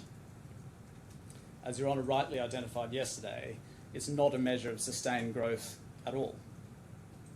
So it would be a bizarre way to incentivise executives. Second, there's no support for it in the documents at all. None of the offers or counter-offers that lead up to the September letter contemplate any sort of averaging process. Third, it bears no resemblance at all to the infra-build LTIP scheme that my learned friend has gone back to time and again, which also gives no indication that this averaging approach was ever done. There's no evidence of that. Fourth, it's inconsistent with Mr. Kahlon's own evidence, because of course his evidence is that these metrics were discussed in some granular detail in Mumbai. And Your Honour heard quite a lot about that, and there's a lengthy passage in his witness statement. So we just bring up that part. It's at H/1/22. In paragraph 108. Now, of course, we say that none of this ever happened, but what he's describing here... This is the meeting I think this is in Mumbai, isn't it? Yeah. in Mumbai. Yeah, this is in the section entitled Oral Agreement, because of course it was originally alleged that this was the oral employment contract. Now, he says he's describing specifically what he proposed: full vesting at 100% payout triggered at 100% EBITDA growth, pro rata vesting mechanism with performance between 50 and 100%, such that if EBITDA was below 50%, no payout would be made. He agreed to this. So there's no mention of anything about averaging there. And then Your Honour will remember that in the course of his evidence, his story changed from this. And he now told, there was a passage of Mr. Kahlon's evidence where he said he had a discussion with Mr. Gupta in this meeting, where if he met 30 to 35% in the first year, he'd bank 10 million. And then if he got 60 to 70% in the second year, he'd bank another 10 million. And then it would be 100% in the third year. The reference to that is at day 2/16, lines 6 to 16, but it's all quoted in our closing note. Now, what was going on there was Mr. Kahlon was adapting to try and meet his new 26% case that I've just been discussing. He was adapting his evidence about what he discussed with Mr. Gupta in Mumbai to try and convince Your Honour that the bargain that was discussed and agreed did involve these bands, as he called them, and $10 million vesting tranches. Now, the numbers that he was using didn't match the algebraic formula in my learned friend's skeleton argument at all, but what it certainly did not do is contemplate any sort of averaging. Like, to the contrary, he was suggesting that he'd be entitled to $10 million in the first year once it reached 30 to 35%. Now, again... Because that 30 to 35% is a third of the way on average to the end result. That's what I understood him to be saying, yes. Well, certainly it is in fact roughly a third. Yeah. And 60 to 70% is in fact roughly 2/3. Yeah. Now, of course, my learned friend's formula leads to different figures. We have 25.99 something and 59 point something. So inconsistent with that. But for present purposes, what I'm saying is that it's totally inconsistent with any sort of averaging process. So this new case would require Your Honour to reject Mr. Kahlon's account of what was discussed and he says agreed in Mumbai. Now, we say that Your Honour would reject that account and find that the entire story is a tissue of lies. But the consequence of doing that is that there's also no foundation then for all of the other matters on which he relies. EBITDA, managerial EBITDA is the relevant metric, the 3-year term, all of the other things that he says were discussed in Mumbai. It's also inconsistent with his pleaded case for much the same reason. We've had a look at that. I won't go back to it again now. There's no expert evidence at all that this is ever done or that it's common. and there's no evidence that it was done within Liberty Steel. So, which leaves the only hook on which my learned friend has placed his new case on the third last day of trial, which is the evidence of Mr. Gupta to which Mr. Ashton was taken. And it was suggested, well, there you are, Mr. Gupta's speaking about an average, so that's what it must be.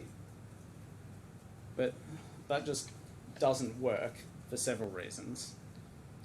First, when Mr. Gupta is speaking of an average, he's doing the same, he's really doing two things. First, he's doing what Ms. Timms was saying, which is that you're just splitting up 30 million over 3 years, average of $10 million a year. It doesn't say anything about the vesting. But then in other passages of his evidence, he was doing what Your Honour described yesterday, which is not using the word average in any particularly mathematical way. He's talking about an average path to the end. What you're required is to produce sustainable growth. And Your Honour put that more elegantly than me yesterday, and we say with respect, absolutely rightly. So the question is whether he's achieved growth in such a way that brings value to the business, not whether, when you happen to average out all the figures, there was a couple of good years. And in any case, this entire passage of evidence on which my learned friend relies was just Mr. Gupta being invited to comment on the construction of documents. And Mr. Gupta says, quite honestly, that he doesn't remember the full detail of these meetings, and it's just not a foundation to launch this entire new case. It also, fourthly, doesn't solve any of the problems that I've identified. It doesn't solve the problem of having no baseline, or a negative baseline, or a very low baseline. It doesn't fit with the $10 million tranche vesting case that we've just been discussing. So there's no foundation for any of this. It's what it is a last-minute attempt to try and construct a case that works over 3 years.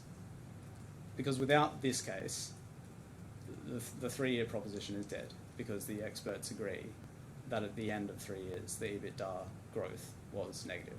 And I said to Your Honour in opening that that was common ground. And it was common ground until Mr. Hill started putting that new case to Mr. Ashton on Wednesday afternoon. It's negative, sorry, just to be clear. It's negative if you take simply comparison with the end of the third year with the base year. Yes, sorry, I would have said... figures of 70 something and then 40 something. Yes, that's what I meant. Yes. Yeah. Do you agree that the figures that were shown by Mr. Hill are a sensible place to find the figures?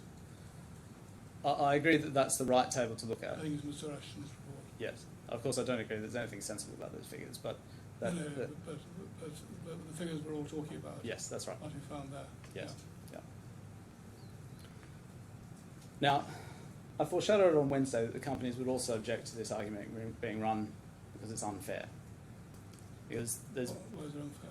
Well, because there's never been, even now, there's not an application to amend. We saw this case being put for the first time in cross-examination and then in my learned friend's closing argument yesterday.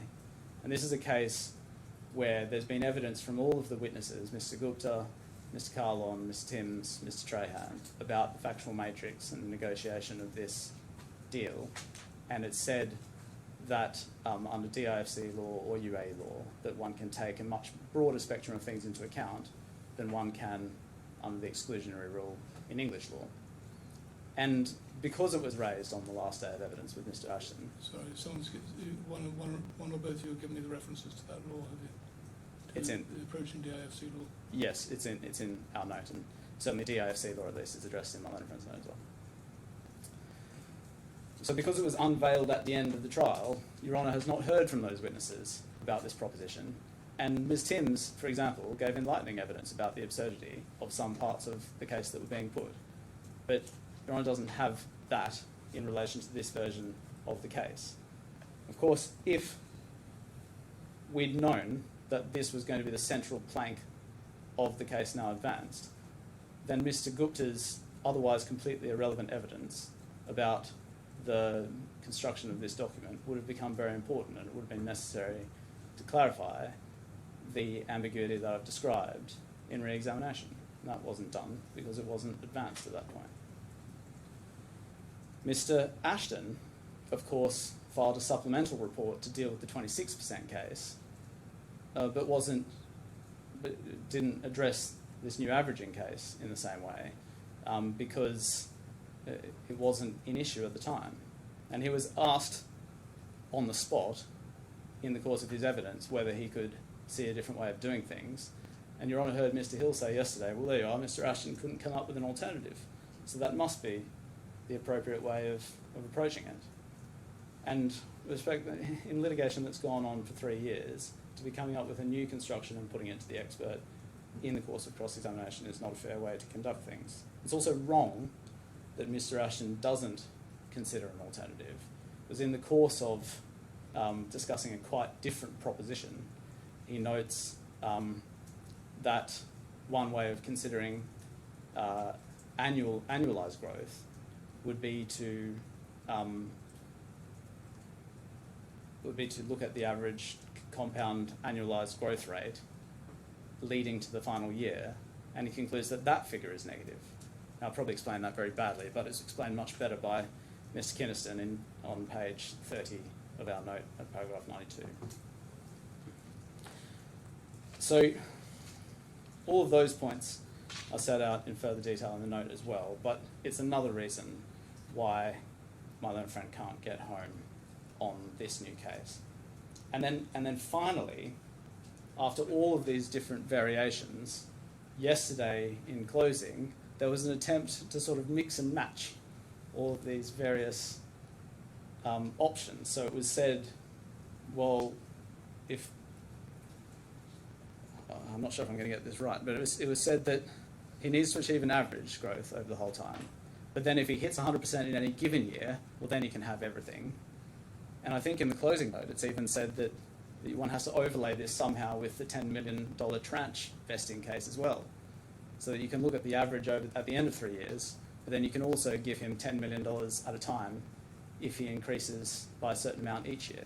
And Your Honour, there's a sense of having a lot of cake and eating it in relation to this, but there's just no basis for implying or for arriving at this sort of construction of the letter. And frankly, the fact that there are ever more possibilities emerging on the last day of evidence and in closing just goes to show how hopelessly uncertain this mechanism is.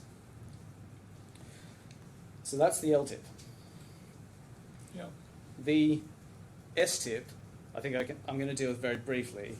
What's the problem with the STIP? So the STIP, really, it's all the same problems, because all the STIP says, similarly, is performance-based. Have you got can you bring up the letter again? Yes, it's J/80.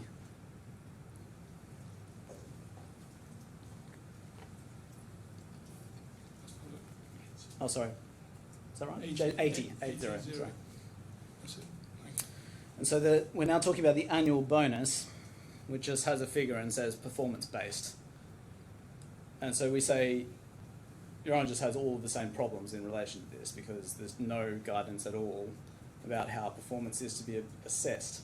And the only point that was made, there are various points in the written documents, but the only point that was made orally yesterday was that Your Honour should look at this and at least give him the 500,000, because that is the floor, it was said. Yeah, what's wrong with that? That's the minimum. Well, Your Honour, it disregards the way that the agreement was reached and the way that it unfolded. I'll just show Your Honour 2 documents about this. If we go to J/69. So Your Honour was shown this email. This is the first offer from Ms. Timms on the 23rd of August 2019. We've seen this a few times now, but just focusing on the STIP, we saw, yes, it says $1 million per annum, 500,000 guaranteed, 500,000 variable. And Yep. Mr. Hill said, well, there you are. We're guaranteed the 500,000. But this disregarded the way that the rest of the offers unfold after that, because what Your Honour doesn't see in this offer is a separate annual guarantee. And we see that if we look at perhaps if we get up alongside J/71.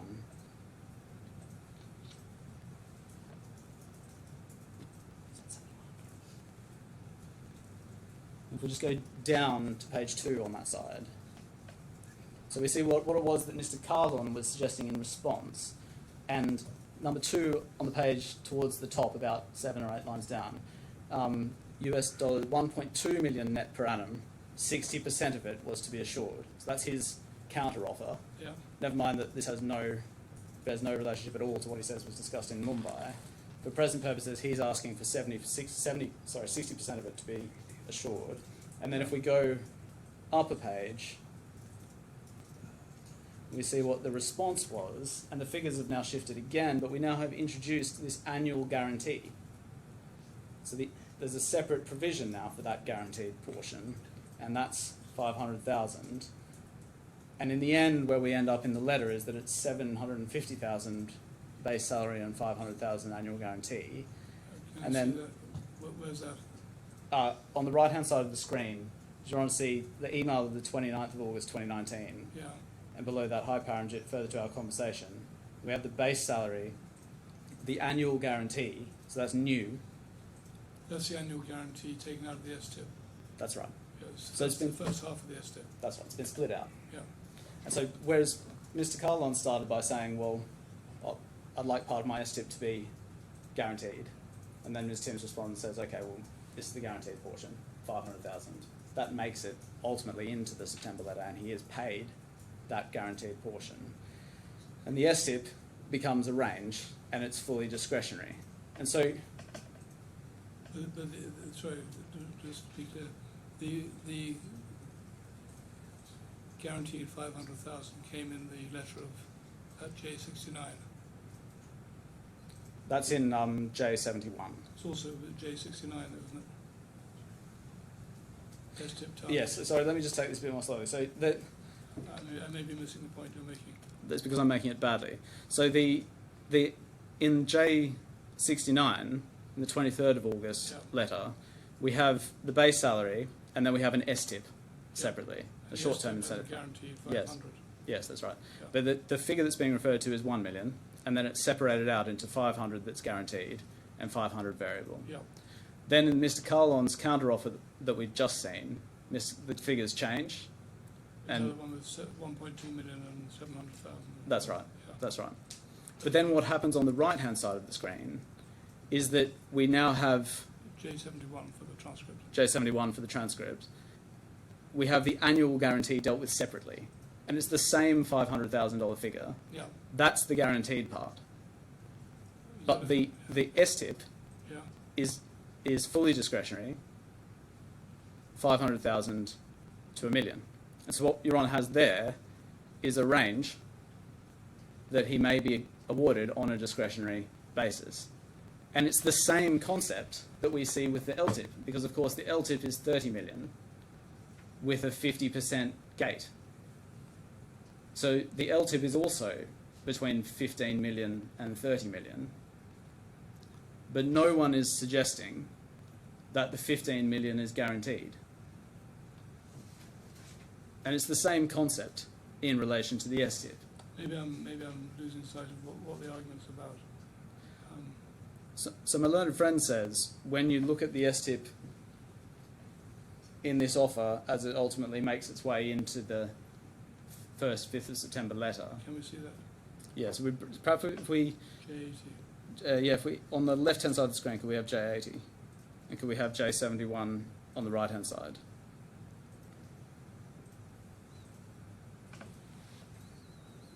I think I'm getting the point.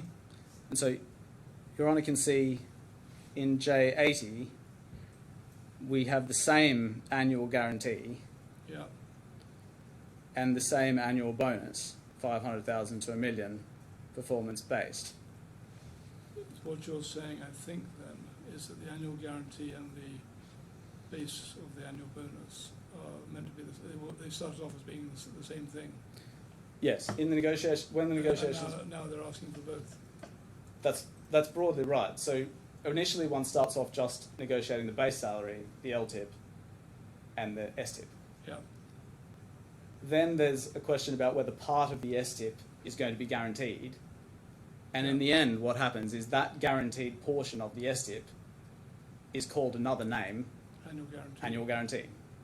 And the STIP then is between 0 and 1 million, but 500,000 is that guaranteed? No. No, we say there's no longer any guaranteed part of the STIP. That's why it's been stripped out separately. We say the range for the STIP just works in the same way as the range for the LTIP. Because the LTIP on the right-hand side is also $30 million in the end. And it's $30 million with a 50% gate. So once you hit 50% of the target, whatever it is, you'll get 15 million, and then it's pro rata up to 30 million. Okay.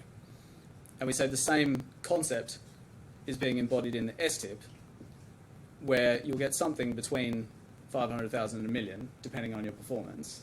Yeah. But once again, there's just no guidance in this letter or in any of the offers about how that performance is to be assessed. And so there's two short points in relation to the STIP are, one, it's affected by all of the same uncertainties, and two, when one looks at the way that those negotiations unfolded, there's no guaranteed portion. But you don't have a TBA with the STIP? No. No, that's right. So I don't have the... There might be room, I'm not saying you can do this, but there's more scope for the court to say there is an intention to be bound here, and there's no express opting out of that. But Your Honour is right that I don't have the words TBA to rely on in relation to the STIP. But what I do have is the fact that that STIP and LTIP are both incentive schemes. Yeah. They are both assessed by reference to performance, and in neither case is there any guidance given as to what that performance must be. Okay. So those are the points. The pleadings are so long, I haven't looked at them for ages. What is it that the claimant claims by way of STIP? The claimant says that the 2021 STIP is due as a debt, as remuneration, because he says it would be $1 million because his performance was very good. But $1 million including the $500,000 guaranteed? Well, or on top of the $500,000 guarantee? Let me break this down. So the base salary of $750,000 and the annual guarantee of $500,000, it's common ground that those were in fact paid. Right. So there's no dispute about that. And again, in relation to that, we say there'd be no reason to divide out. Why didn't it just say 1.25 million? The only reason it's evolved in that way is that the annual guarantee is the guaranteed part of the STIP that's been split out. Okay. So the claimant says that the 2021 bonus is due as remuneration, and the 2022 bonus would have fallen due if he'd remained employed. On top of the 1.25 million? Yes, which has been paid. Yeah. Yeah. I see. And so the dispute in relation to the STIP I'm sorry, I keep interrupting you. It takes the 500,000 twice. One you've already paid the annual guarantee, and the annual bonus. They claim the whole million rather than the difference on top of the 500,000. Yes, but I need to be clear. I'm not saying that the annual guarantee forms part of the annual bonus, or that he's already been paid part of that annual bonus. I'm saying they're separate line items, and shouldn't be conflated. Okay, but his origin was as part of the. Then it got separated out from the annual bonus. That's right. Okay. Yes. I think I understand. Yes. And so in relation to the annual bonus, at least the 2022 annual bonus, the same problems arise in relation to the counterfactual as well, because it's not said that that was in fact due. It's said that it would have become due if he'd remained employed. And so one has all the same problems about the minimum term, or whether he was obliged to, whether he would have met whatever target is implied by performance-based at that time. I'll shut up in a minute. I just want to be clear. The claimant claims the whole of the 1 million annual bonus for each of those years. Do you dispute all of it, or simply the amount over the 500,000? We dispute all of it. Okay. For the 2021 bonus, well, for both of them we say it has all the same uncertainty problems, so it could only be discretionary. There's no obligation to have paid it. And for the 2022 bonus, we say he has the additional problems that he wasn't actually employed in the period when it may have fallen due, Okay. and that his performance, even adopting my learned friend's case, given the plunging EBITDA, wouldn't have met whatever criteria could possibly be applied. I can see that with the amount over, arguably, the amount over 500,000. I don't quite see how that affects the initial 500,000 bonus. Well, I'll reread what you say. let me try it one more time to explain it more clearly. What I mean to say is that the STIP, no part of it is guaranteed. For the LTIP, it's common ground that if the metric is not... Forget about the LTIP for a moment. I think I've got the arguments on that. Yeah. Well, I don't quite understand why you say the first 500,000 of the STIP isn't guaranteed. Because on the wording, 500 to a million performance base, I can see you can say, well, there's no metric to guide you on the discretionary $500,000. Yes. But what's wrong with the base $500,000? This is the point I was making before about the fact that it's my lack of clarity. It's the fact that the guaranteed portion of the STIP, which was discussed in the initial offers, is split out, and that's the annual guarantee. That's the part that he is guaranteed, and he was paid that. What's left of the annual bonus, which becomes a range, no part of that is guaranteed. That's a discretionary payment. He'd be entitled to something in that range based on his performance, if he indeed performed. Okay. It's, I think what I was putting to you earlier, I expressed it badly. Okay. So that's the STIP. That's the first phase that I referred to earlier, the negotiation of the agreement. Yeah. Now, I should say something briefly about precisely the manner in which this contract is formed. I think that has collapsed into a fairly academic dispute, because the dispute was really about whether the letter itself is an employment contract, and we said that a more sensible view of it is that at the time it was signed, it was subject to contract, and everyone anticipated that there would be a contract. And the contract fell through the cracks. He started working for Liberty DMCC anyway, and the contract takes effect by conduct. Now, what I said in opening was that the difference between those analyses may lie in the fact that the May 2020 contract was in circulation by the time he started working, and the May 2020 contract had omitted the LTIP, as did the second letter which he signed. But Your Honour heard the explanation that Ms. Timms gave for that in evidence, and she said the reason it's been taken out was because it was confidential, those figures. And in particular, she explained that it would have been very difficult, given the nature of these terms, to turn them into a contract, but that she would have taken them out in any event. So even in cases where there are sophisticated metrics agreed, they still don't go in the local contract. And so I think I have to accept, in the light of that evidence, that there's no material distinction about whether the contract is formed when the letter is signed, or whether it's formed in light of the conduct that subsequently follows. But the key point is that whatever's in the document still isn't capable of forming a binding agreement in relation to... In the document, you mean in the 5th September letter? In the 5th September letter, yeah. So that's the first phase. The second phase is from around July 2021, where it said that there was an ovation of Mr. Kahlon's employment from Liberty DMCC to Liberty DIFC. Now, this case was put in two different ways, and it is, of course, very important to my learned friend's position, to Mr. Kahlon's position, because if his claim lies against Liberty DMCC, then we say the only sensible conclusion is that it's governed by UAE law, being a contract that is and always was between a UAE employer and an employee at the time working in the UAE. And I'll come back to all of that. That has to be governed by UAE law, does it? That's what we say. I mean, as a matter of law or as a matter of common sense? well, both. Happily, the law we say aligns with common sense. I'll come back to deal with that if I have time in a bit more detail. You've got something about that in your...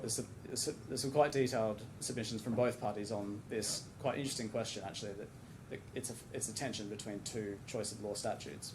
I'll deal with that a bit later if I may. But for present purposes, we say that the consequence of this transfer issue is that if the employment hasn't been transferred to the Liberty DIFC, then all the claims are time barred. And so this is an important point for my own friend. Now, it's put in two ways against us. The first is that there was an oral agreement on the evening of the 7th of July 2021.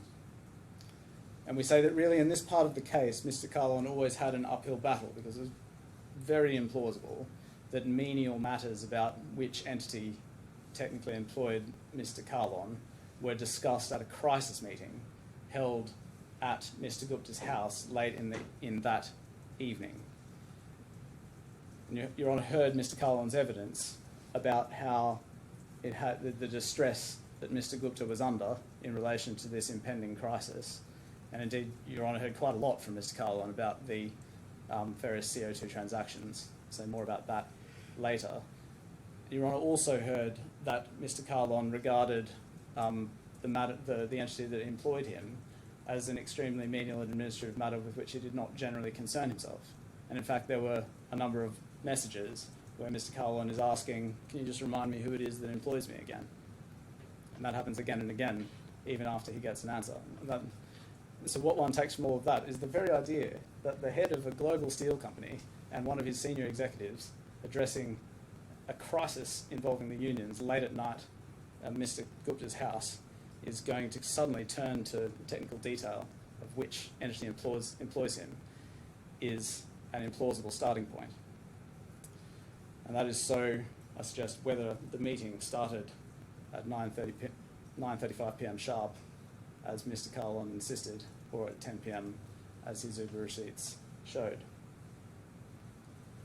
There's no support in the documents for such a meeting. No one else was there. Even Ms. Femina does not support this part of his account. She is, of course, Mr. Kahlon's loyal assistant who has been here watching the whole trial. She gave Your Honour a 17-page witness statement mainly about this very topic. She was in touch with Mr. Kahlon daily, as the WhatsApp messages show, and there's no suggestion that this oral agreement was ever discussed with her. So once again, we are in a minority of one. But then even worse than that, Mr. Kahlon in the end just didn't even come up to proof on this oral agreement. Because when he was asked what was discussed, and I asked him several times to put it in his own words, the closest he came was to describe a vague plan to transfer his employment and various other people over to Liberty DIFC. And the words he used, there's various extracts in our skeleton, in our closing submissions at page 99. I won't go through all of them. But for instance, some of the words he used were, don't worry, we're into a transition process, everything will be sorted out, everyone will go to the DIFC, it's a process, everyone will be moved there. And that is just not an oral contract. So that, I suggest, is the end of the oral contract case. And so what was left is an agreement by conduct, and that's what Mr. Hill majored on this morning. Now, the way this case is put is that Your Honour can just stand back and get an overall feel for the substance of the matter and decide who Mr. Kahlon's employer was. But with respect, the way that it's been presented rather seems to suggest that employment contracts can just sort of morph as time goes on and people can become employers just because of the facts. And I suggest that approach would come as a surprise to many organisations in this jurisdiction, and it's not the law. A novation agreement, as is now common ground in the skeleton arguments, is, of course, just a species of contract. These are all things that obviously don't need to tell Your Honour, but there are Articles 101 and 102 of the DIFC contract law specifically deal with this species of contract. I didn't know that. It's a... They're set out in your submissions. They're referred to with the references to the bundles in our submissions. Now, those articles say nothing new or novel, really. They say that a novation, it's really just an exercise in taxonomy. So a novation is a type of substituted contract, we're told in Article 102. And a substituted contract is, in turn, just a contract where performance of one contract is perhaps, rather than me trying to explain it, we'll just look at the articles. So N/2/26.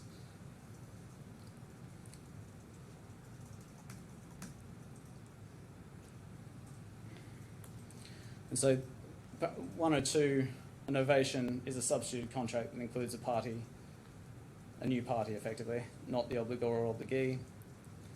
And 101, we see what a substituted contract is.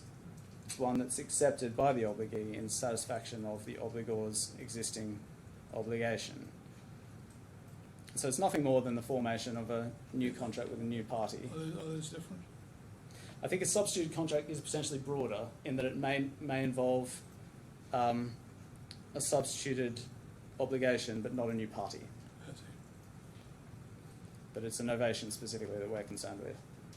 Yeah. But really the point I'm making is there's no special rule in relation to these contracts. There's a point taken, I think, in a footnote to my friend's skeleton argument about consideration, not one that's material to this case, if it's ever material to any case. But the key point is that when a contract is formed, there has to be something in the nature of an offer, something in the nature of an acceptance. And the only person who Mr. Kahlon has ever identified as being capable of making such an offer on behalf of Liberty DIFC is Mr. Gupta. So really I say this whole case just collapses back into the oral agreement case, which was never reached. And my learned friend's answer to this... You can have an offer by conduct. Yes. Implication by conduct. Yes, that's the point I'm about to come on to. Sorry. And so you're always right to anticipate it. But the way my learned friend puts this part of his case is to say, because he doesn't identify any specific conduct that amounts to an offer or an acceptance, he says that an offer and acceptance can be inferred from the facts. And it's at page 98 of his closing note where he refers to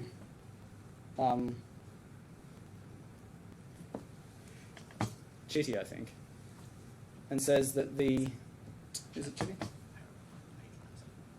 Page 97, it is Chitty. Whether the question is whether the inference is necessary, paragraph 239, to provide a lawful explanation or basis for the party's conduct. And so what's being said is that one has to look at all of the facts and infer from those facts that there must have been an offer and an acceptance, one assumes, by conduct, because we've got a separate oral agreement case. But, Your Honour, in this case, such an inference is not necessary at all. Indeed, to the contrary, it is Liberty DMCC that continues to pay Mr. Kahlon throughout his employment.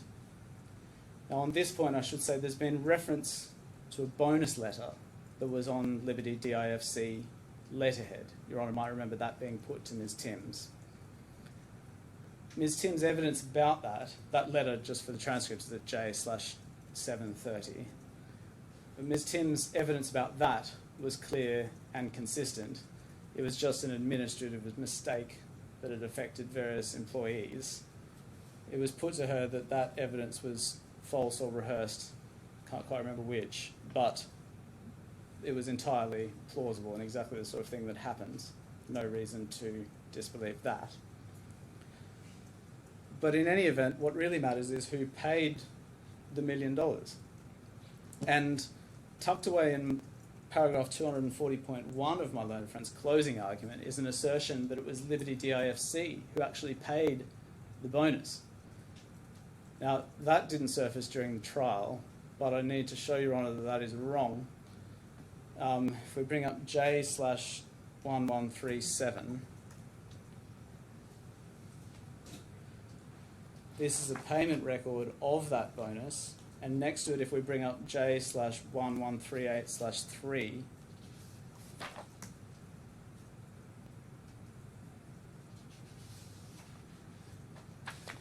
as opposed to we have them next to each other.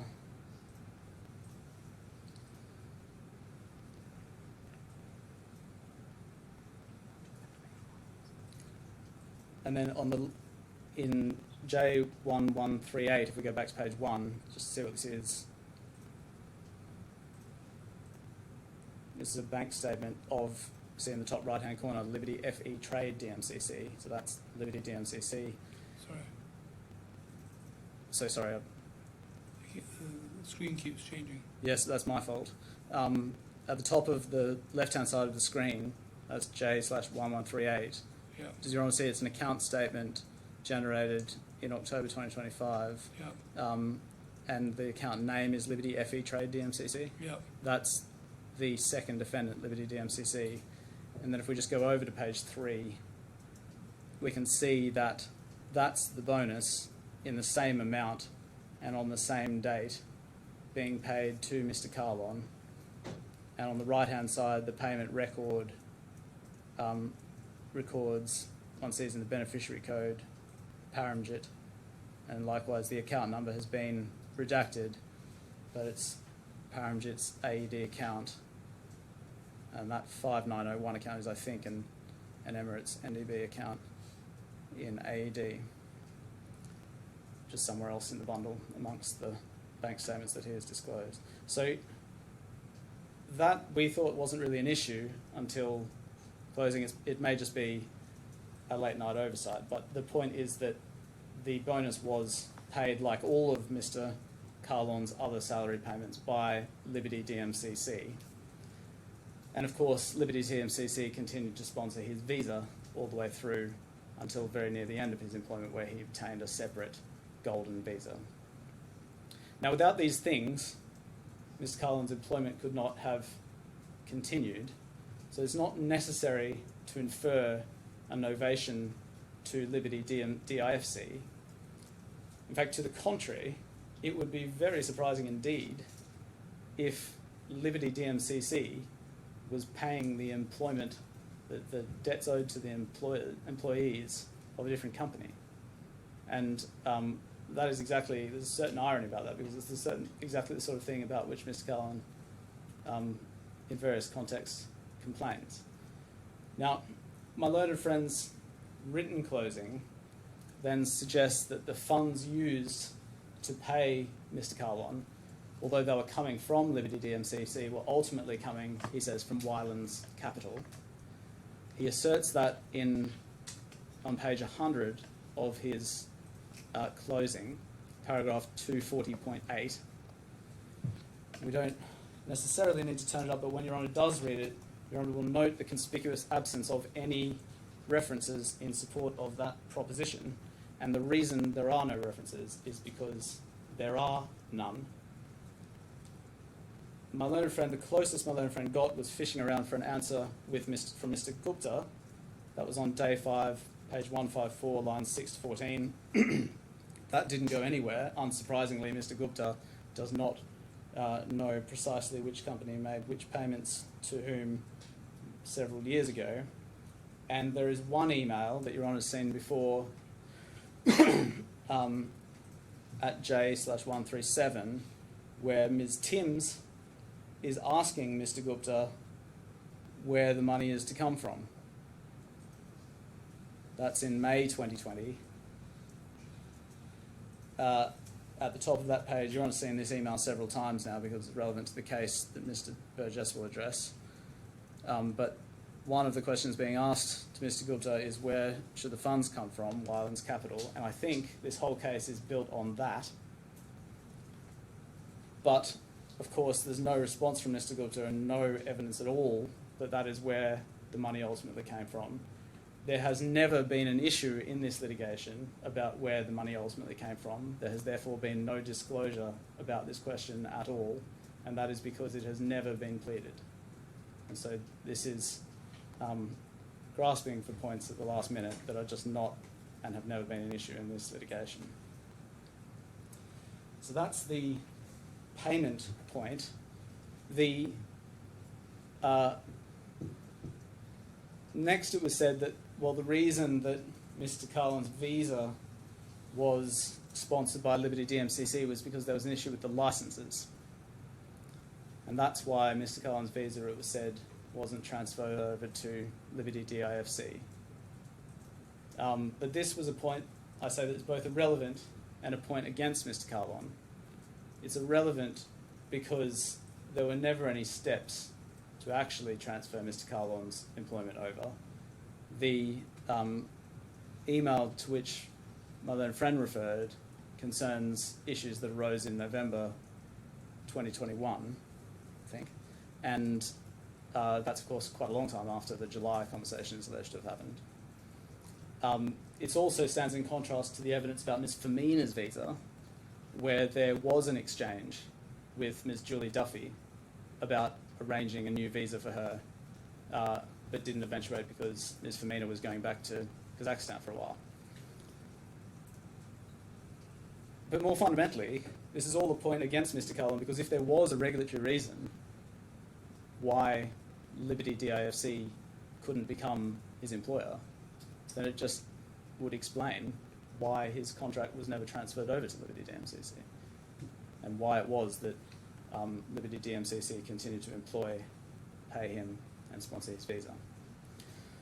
So I say all of that doesn't go anywhere. It certainly doesn't necessitate an inference that there was an offer and acceptance leading to an innovation. And so the last thread of my learned friend's case is that Mr. Kahlon worked from the DIFC office. And that's put in various ways. Your Honour has lots of evidence from Ms. Femina about WhatsApp threads and meetings in the DIFC office and so on. But in the end, all of that is just evidence that Mr. Kahlon tended to work from the DIFC office from about October 2021 onwards. Now, of course, that period was interspersed with lots of international travel. When one breaks down the actual number of days that Mr. Kahlon spent in that office, it's nothing like as significant as one might imagine. But fundamentally, the point here is that Ms. Femina accepted in her evidence that Mr. Kahlon would have been entitled to work from wherever he chose, as he was a senior executive. A perfectly natural inference. And Your Honour heard the evidence from Mr. Kahlon and from Ms. Femina that the officers in the DMCC just weren't very nice. And there was a graphic depiction of how small the desk was.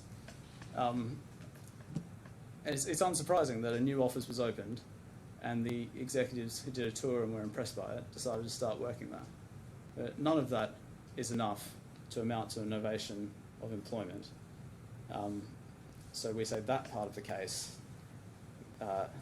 would be dismissed. So that's the second phase. The last phase is the events leading to Mr. Kahlon's termination. Now, this phase only matters if Your Honour finds that there was a final agreement reached in relation to LTIP. Even then, it only matters if Your Honour finds that the LTIP would have vested at the end of 3 years. Because otherwise, it's neither here nor there why it was that he was terminated. Now, the other point to note here is one... And it only matters if the contract is with DIFC? Because you say if it's with DMCC, then it's time barred. Yes, that's right. Well, my learned friend, of course, says even if it's with DMCC, he says it's governed by DIFC law. Of course, yeah. And then he says DMCC is not an employer within the meaning of the employment law in the DIFC. And then he says, therefore, it's not time barred under DIFC law either. So it's a duck and weave. It gets around all of the limitation periods under UAE law and DIFC law by casting the obligations of a UAE employer under DIFC law and then saying, and now that we're in DIFC law, it's not an employer. That's how it works. But I embrace the fact that it also doesn't matter in real terms if there was no transfer, because all of the claims will be timed up. Now, the other point to note here is the way that Mr. Kahlon puts his case is that his termination amounted to a breach of a duty of good faith. And I mentioned this, perhaps it is worth looking at the pleadings again just briefly, if Your Honour will indulge me. If we go A/2/16. So the red text here is the obligations, and what we have is 38.1, an obligation of good faith under DIFC law, which is said to arise under Article 57 of the Contract Law, and then paragraph 38.2, a similar obligation of good faith said to arise under UAE law, this time under the Civil Code. And then if we go over to page 29, I should say, first, before we move on from this actually, the 38.1 is an obligation one sees there on the third line said to be owed by DIFC, Liberty DIFC, because it's an obligation under DIFC law. Paragraph 38.2, we see insofar as the court does not accept that Liberty DIFC assumed the position of the claimant's employer, or that it was novated, then on the claimant's alternative case, Liberty DMCC, this time, was subject to a good faith, and we see good faith duty, and we see that the good faith duty on Liberty DMCC is alleged to arise under UAE law. Now, my learned friend at the start of the trial said that he wished to advance a case mutatis mutandis, and so he now says that 38.1, which doesn't refer anywhere to Liberty DMCC, should be read also as applying to Liberty DMCC under DIFC law. And then if we go over to page 29, we then have the breaches of contract that are alleged at the bottom of that page. So 82, again, this is the same pairing. 82, each of the steps of Liberty DIFC in taking these steps constituted a breach of the implied duty, and then 80. That's the duty of good faith, is it? That's right. That's the duty of good faith under DIFC law that we saw a moment ago in paragraph 38.1, and then the same thing in paragraph 83, but this time it's Liberty DMCC, and it's a breach of the UAE law good faith duty. Right. So Your Honour will remember I once described this pleading as a sort of Noah's Ark of DIFC law against Liberty DIFC, UAE law against Liberty DMCC. But again, in this passage, out of fairness to my learned friend, he now says that the DIFC law, breach of good faith duty in paragraph 82, should be read mutatis mutandis as though it were also applied to Liberty DMCC. And we don't take exception to him now advancing that case. Now, I mention all of this because it's been suggested in the course of the trial that we need to somehow show that Mr. Kahlon was terminated for cause, but the case that's being advanced against us is that Mr. Kahlon was terminated in bad faith, in breach of these duties. And so it's for my learned friend to show that there's been bad faith in that process. Now, there were two very different stories given to Your Honour about quite how this all came about. I'd like to address Mr. Kahlon's story first. Your Honour heard a great deal of evidence about uncovering CO2 trades, emissions allowances. Your Honour heard that evidence repeatedly and at some length in response to questions that related to it and in response to questions that didn't. Your Honour will not need to resolve at this trial whether a particular CO2 transaction was lawful or unlawful. Your Honour will not be in a position to decide whether a particular intra-group transfer of funds was lawful or not. There is a good deal of hinterland in relation to those matters which none of us have seen, and all Your Honour has to go on is a series of WhatsApp messages. All of those transactions are probably governed by Czech, Romanian and some other foreign law. And so the substance of that question is not one that Your Honour needs to or can resolve. But what one does see from the documents quite clearly is that the transactions were obviously controversial. But the important point for present purposes is that whatever was going on with these transactions, Mr. Kahlon was waist deep in it. What we saw from the WhatsApp messages was that Mr. Kahlon was organising these transactions and various other intragroup funds transfers. Mr. Kahlon's witness statement gave the clear impression that he was not involved in financial matters at all. But in the face of the documents, the story that Your Honour has heard is a different one. And now Mr. Kahlon has to drive a wedge between two sets of transactions. He says, first, on the one hand, we have the April 2021 and July 2021 transactions, which we saw Mr. Kahlon coordinating. And Your Honour may remember that following the April transaction in particular, Mr. Kahlon absents himself from the office to avoid being associated with it, and he has some WhatsApp messages where he's quite keen that he should benefit from an indemnity in relation to those transactions. So he's clearly aware that it is controversial, and he is very clearly closely involved in and coordinating it. On the other hand, he then says, well, the October 2021 transaction was just beyond the pale. And Your Honour's seen what I say is a fairly dramatic email sent to the whole board, resigning with immediate effect. And that document, which we don't need to see, but for the transcript, is at J/707. Now, we say all of this is just for show. Mr. Kahlon was well aware of what was going on, and the real point here was not that Mr. Kahlon objected to the transactions, he just didn't want to be associated with them in an email that was sent. Now, I took Mr. Kahlon through all of this in chronological order. There's quite a lot in all of the WhatsApp chats, and it ranges from day 3, page 142, through to page 179. And we would invite Your Honour to read. You've got in your note. Parts of it are extracted. Quite a lot of it is extracted, I think, actually, in the note. In section D9. Now, Your Honour will remember that when Mr. Agarwal was giving evidence, he thought that Mr. Kahlon was aware of the October 2021 transaction. Now, he was shown a WhatsApp conversation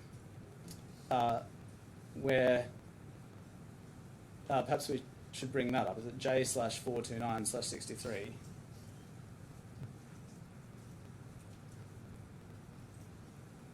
And at the bottom, Mr. Agarwal was shown the bottom of the page, and it's got Mr. Agarwal saying, "I'm sorry, I thought you were aware of the certs, but my bad either way, I should have called you.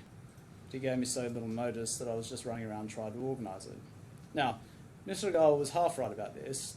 It's right that it does seem that Mr. Kahlon hadn't been looped into this, but clearly Mr. Agarwal thought at the time that he had been. And what Your Honour and the witness was not shown was the next page of this.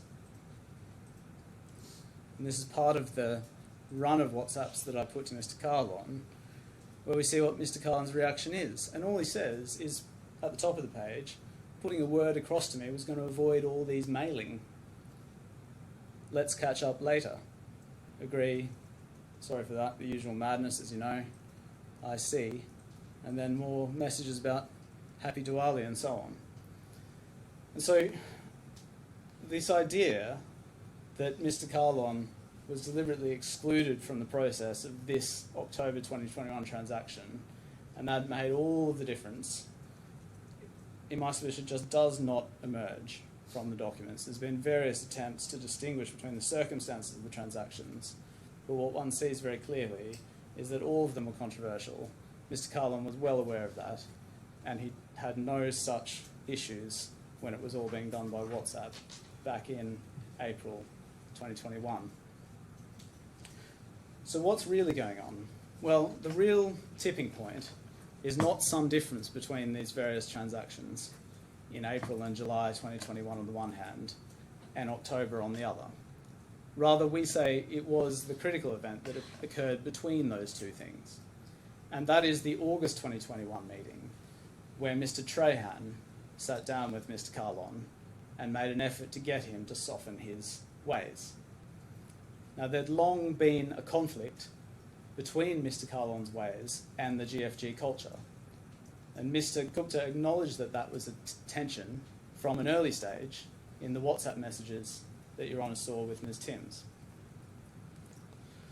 Now, Mr. Kahlon's story was that this was all justified. Certainly others in the organisation saw things differently.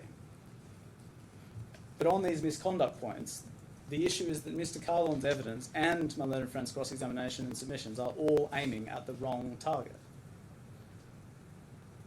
Yesterday, Mr. Hill described Mr. Kahlon as not very HR friendly, but getting the job done. Of course, being HR friendly and getting the job done are not mutually exclusive concepts.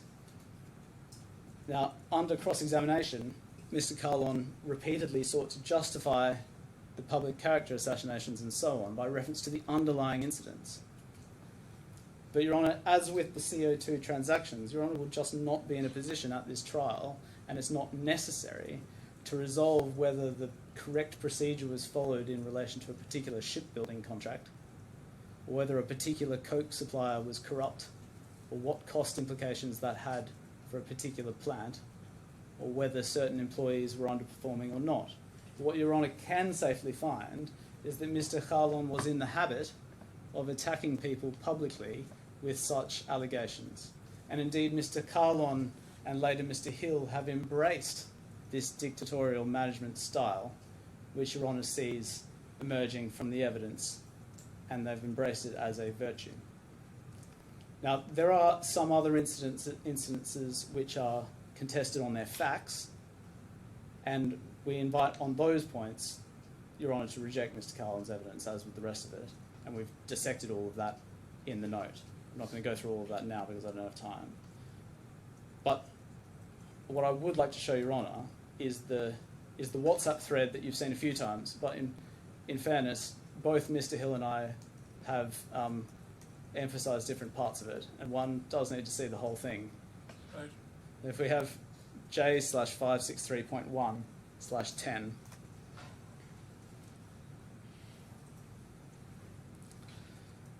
and this is an early message, or a mid-message in July 2021, where we see this tension starting to emerge. And on the one hand, we have Mr. Gupta saying his dictatorial behaviour we need to address. He's known for it. He was infamous at ArcelorMittal. Mr. Hill and I placed emphasis on different parts of that exchange. He goes on to say it's contrary to GFG culture. I need to constantly work on moulding him. Discussed this with Ravi Trahan last night. I will speak to him, and then in Romania throughout. He then says, there's no question in my mind about his performance. Yeah, in the second paragraph. And this continues over 2 paragraphs, him saying that Mr. Kahlon's doing a good job. And then finally we turn back to the other side of the same coin, where he says, further down the page, I'm not blinded by his success. On the contrary, it concerns me. We need to balance it to not become unwieldy and later a bigger disaster. We have to take the best out of him and mould his weaknesses. We need to build more adjs around him to control him. And there are other emails indicating a similar tension. And so what we see is that there was this tension between allowing Mr. Kahlon to continue to turn things around, but on the other hand, trying to mitigate the quite disastrous dictatorial approach that was being adopted and that is not necessary in order to achieve results. Now, in the end, what happens after all of this is that Mr. Trahan does indeed work on Mr. Kahlon in Romania. He addresses that in his witness statement, and in cross-examination, Your Honour will recall he was asked about some other aspect of that meeting, about whether there was a continued negotiation of the LTIP, and then it was suggested to him, well, you're just making things up about this meeting, aren't you? And that's about as far as it got. And so we do invite Your Honour to accept Mr. Trahan's evidence about what happened at that meeting. And in particular, we invite you to accept it over Mr. Kahlon's offer because of this conflict that's arisen about this Russian offer. Now, this is quite an important point, and it's become even more important as the trial has gone on, because when Mr. Trahan tried to calm Mr. Kahlon down, Mr. Kahlon didn't say, "Quite right, Ravi, I'll have a think about this." To the contrary, he said, "You know what, I've got a $73 million offer from the Russians, and I'm out of here, if then that option is open to me." Now, the key conflict that has emerged in the evidence is that Mr. Kahlon denies that he ever said anything about that offer. And he repeatedly and forthrightly rejected the suggestion that that offer had been made. And Your Honour will remember the elaborate explanation of the text messages that he sent to Mr. Trahan, where he said, no, that's not about any Russian offer, that's just about my annual bonus. And I asked him, well, what were you talking about when you said you were your wife? And he said it didn't really have a coherent explanation for that. I put to him squarely that he was lying about that, and he repeatedly told Your Honour that there was never any such offer.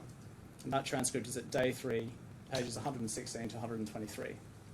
And Mr. Gupta, for his part, described this meeting as a watershed moment, because he explained that his confidence in Mr. Kahlon was at this stage really shaken, because he wasn't taking on board any of the advice that Mr. Trahan was given. And to the contrary, he was retaliating with this Russian offer. Now, it was put to Mr. Gupta that his concern was really about an old Russian offer from 2018. That was at day 5, 148 to 149. And Your Honour will recall that Mr. Gupta said, well, no, there's some handwritten notes of this meeting. You can ask Mr. Trahan for them. Now, if those notes had not existed, no doubt it would have been said that Mr. Gupta was lying about that. But Mr. Gupta was not lying, and the documents were produced. They were produced together with screenshots showing their metadata and a witness statement from Mr. Trahan confirming their authenticity. And that was not challenged. It was suggested to him in cross-examination, as I say, that he was making things up generally, but it is clear from those documents and from that witness statement, beyond a shadow of a doubt, that Mr. Kahlon was lying at length about this episode to Your Honour. He was lying about it in his witness statement, in a reply witness statement, and again during this trial. He was giving false instructions about what should be put to Mr. Gupta, about what happened at that meeting, and he was doing that all in the hope there would be no proof that this had been discussed. It's much, I submit, what Your Honour saw in relation to the false paper trail issue, where Mr. Kahlon gave a witness statement saying he was oblivious to all this, but then lo and behold, the LinkedIn messages appear, and it's all an elaborate and calculated lie.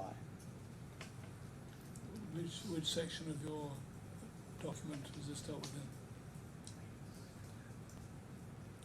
So details about Mr. Kahlon's evidence in general are dealt with in part C of the document, but then the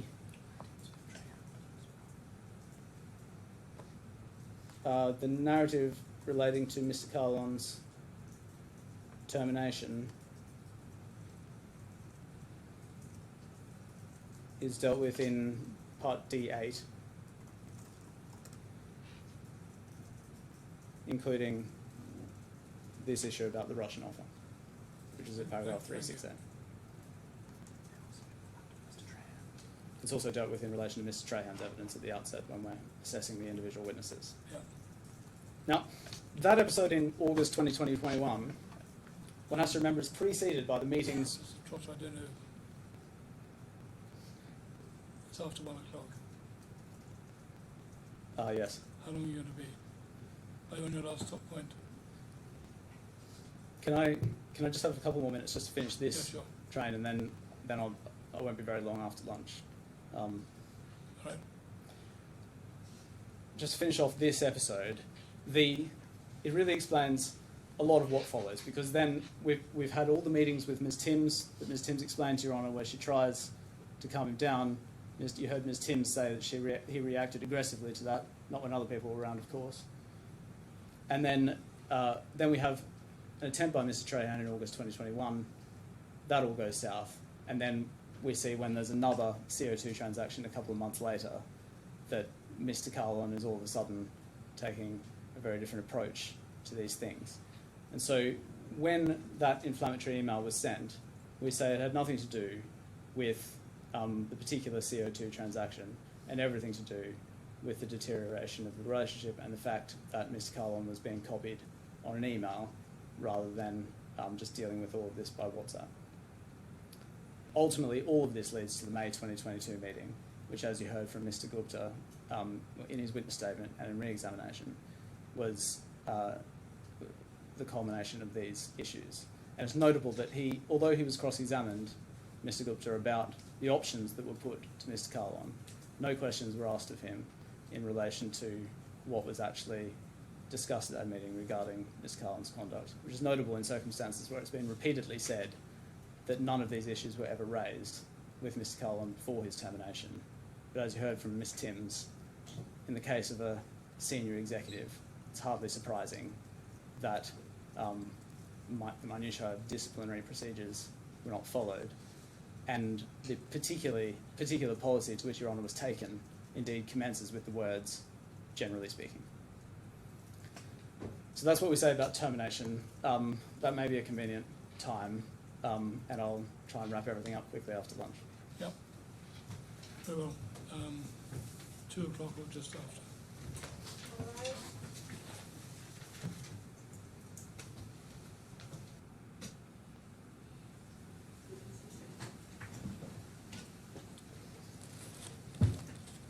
Yes, Mr. Trotter. Good afternoon, Your Honour. Mr. Hill borrowed, I think, 15 minutes from his reply this morning, so I shall make sure that I finish in that time in order to not put out the rest of the timetable. And then, I'm sorry. No, I coughed. Oh. Before I move on to the law, which I'm going to have to do in 15 minutes, Mr. Kinniston has reminded me that I've neglected to draw attention to a helpful part of our, I hope helpful, part of our written closing. Could Your Honour just have a quick look at towards the end of our written closing, page 207, there's an annex at the very back.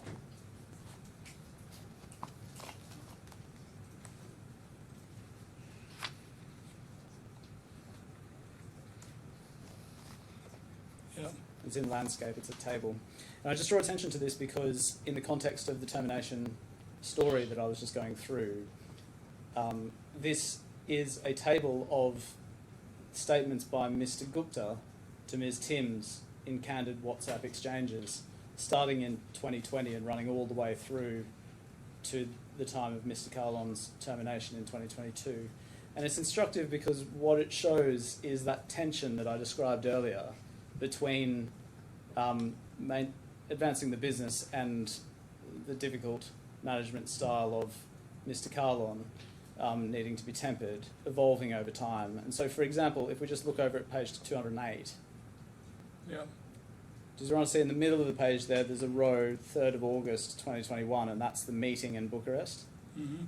So that was the watershed moment that Mr. Gupta described, and it was the one where the $37 million Russian offer was mentioned. 73 million. Oh, sorry. 37. I'm sorry for getting that wrong. $73 million Russian offer. And then, just by way of example, we see in the row above that, Mr. Gupta saying he's a bully and he's hurting people. I see that, but he's on no mission against you. If he's got a mission, it's about what GFG is, which in his view is weak. And further down, we can discuss mitigation on this pathway if I see you soon. Then we have the meeting, and then the next day, a message from Mr. Gupta again. Good chance Param will part company as a fat offer from one of the Russian plants. And then, for example, the last row, 25th of October 2021, Saul Param will brief you. In short, he's in denial but willing to address. So I need to make a list of things to address. He's refused his Russian offer as I expected, but I reckon he'll explore it again.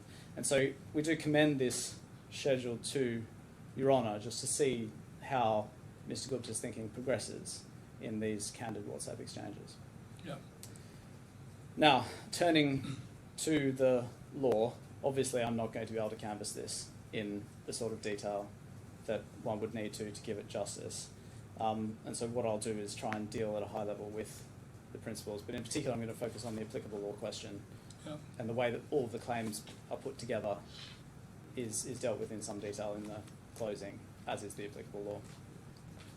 Now, on the applicable law, can I start with what is common ground, and that is that the claims against Liberty DIFC have only ever been pleaded under DIFC law, and no party has sought to displace the default rule in relation to those claims. Yep. And that's the reason why they're proceeding under DIFC law. It's a straightforward application of DICE Rule 2.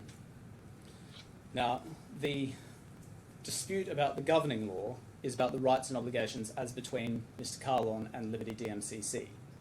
And the reason I describe it in that way is it's important, I think, to bear in mind that analytically, what one is doing when ascertaining the governing law is not just deciding now which law to apply to the claims that have been brought in and being adjudicated in 2025, but to consider what obligations were owed and what rights Mr. Kahlon had right from the inception of his employment, because those obligations either arise under DIFC law or they arise under UAE law. And we say that standing back from all of the detail, it would be quite absurd if in 2020, when Mr. Kahlon started his employment relationship with a DMCC company, when he was going to offices in the DMCC, working in the UAE and living on the Palm, it'd be very surprising if that employment relationship were governed by any law other than UAE law. And so we say that that's not the conclusion, happily, at which one arrives anyway, under any of the applicable statutes. Now, there are the core of the dispute between the parties is about a conflict between two choice of law statutes. And it's the first one, the one on which we rely, is Law 8 of, sorry, I think I've got the names of them wrong. Law 8 of 2024, that's not right. Can I have N/7/5?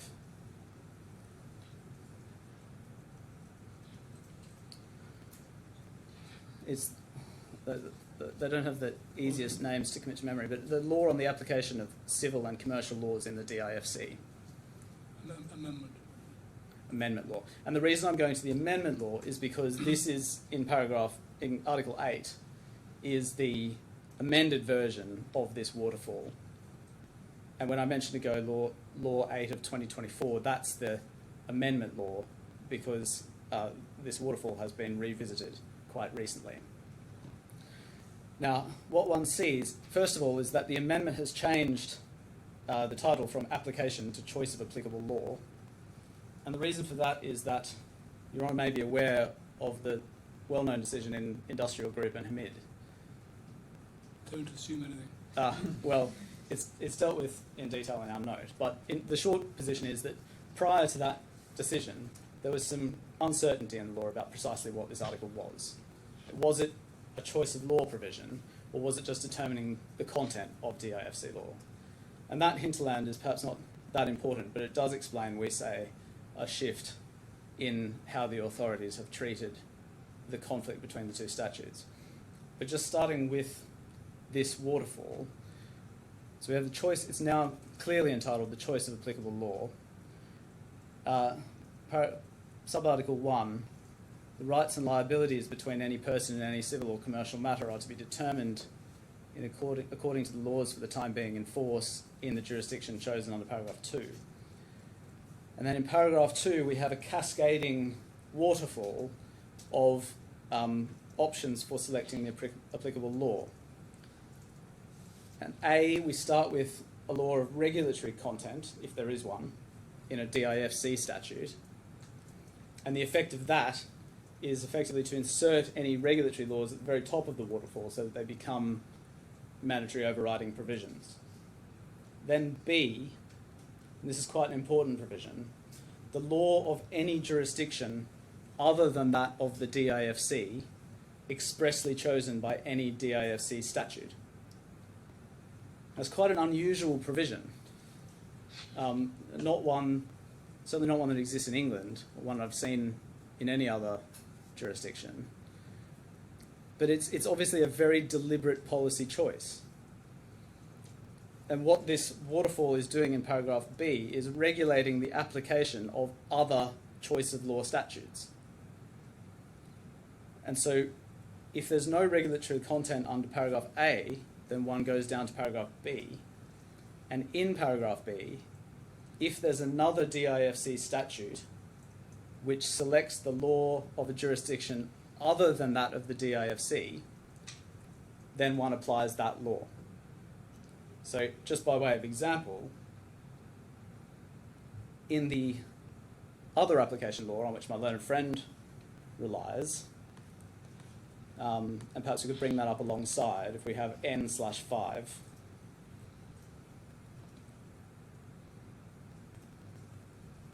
If we just go over to page 5.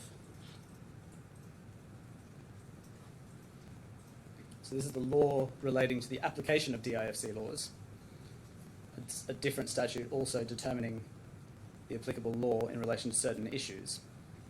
And we see in Article 8, the existence, validity, effect, interpretation, and performance of a contract shall be determined by the law which governs it. So that's determining the scope of the lex causae. Then in Article 9, the effectiveness of an express choice of governing law in a contract shall be effective against all persons affected thereby. So the consequence of paragraph 9 is that if contracting parties select a foreign law, the two parties in the DIFC select Ruritanian law, then it will apply. And then if one goes back to the waterfall in paragraph B, it makes clear that the law of any other jurisdiction other than that of the DIFC expressly chosen is to be the law governing the rights and obligations of the parties. So if the parties have chosen a non-DIFC law, a foreign law, then that comes in paragraph B of the waterfall. Mm-hmm. But there's a very deliberate policy choice in paragraph B, that paragraph B is not engaged if another DIFC statute expressly chooses DIFC law. Because paragraph B is only engaged I see. if it's the law of another jurisdiction.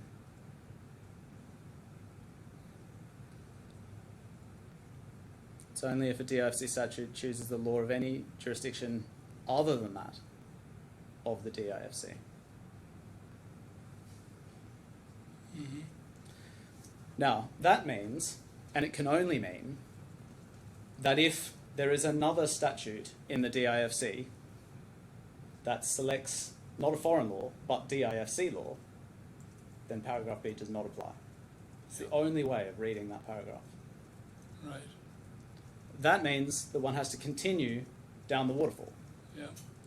And then one has in paragraph C the laws of the jurisdiction which are agreed between the relevant persons, and paragraph D the laws of the jurisdiction which are most closely related.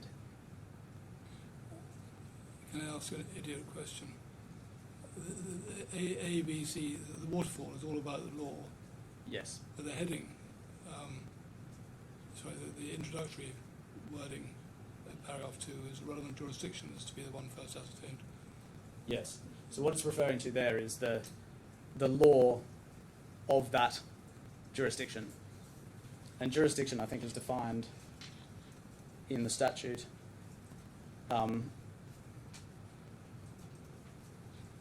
Towards the end. In a schedule, I think. It's over at page 7. And it's any jurisdiction in any country for the time being recognised by the UAE. Right. And so I think what that's referring to, any jurisdiction in any country, it also contemplates, for example, a federal system. Yeah.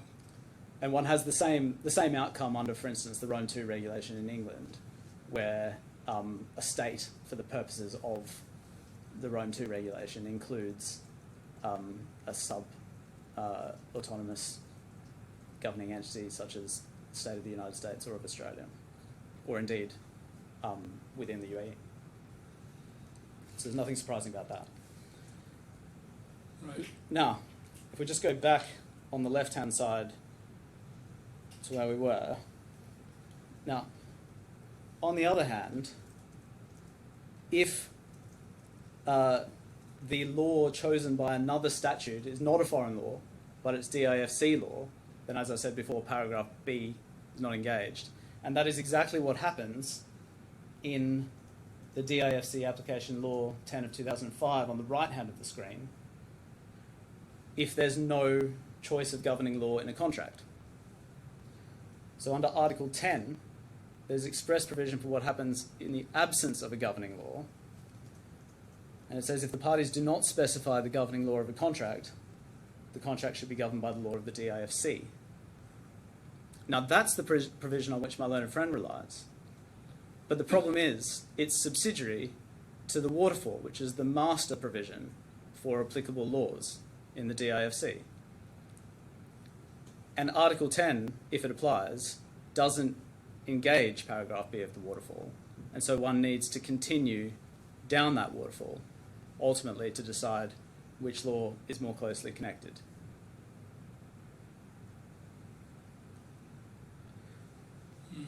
So that is the scheme of the legislation. Now, it's said against me, there's a huge wealth of authority that says that one has to just follow Article 10 in a contract case and just be blind to the waterfall. So if there's no applicable law, you just apply DIFC law and that's the end of it. That's what my learned friend says. And he has for that a raft of cases that are cited in his skeleton argument, his written closing. Two things about those cases. First, none of them consider this tension between the two statutes. And second, they all come before these amendments in 2024, and they all come before the decision in Hamid, which clarified the nature of this provision as an applicable law statute. Hamid is Justice Michael Black, is it? Yes, I think that's right. Yeah. Yes. And of course on appeal as well. It's on appeal, is it? Yes. Now, so those are the 2 points why those don't assist him. Now, there's only one case that follows these amendments. That case, my learned friend will make the same point, same reverse point, that it also does not consider expressly this tension.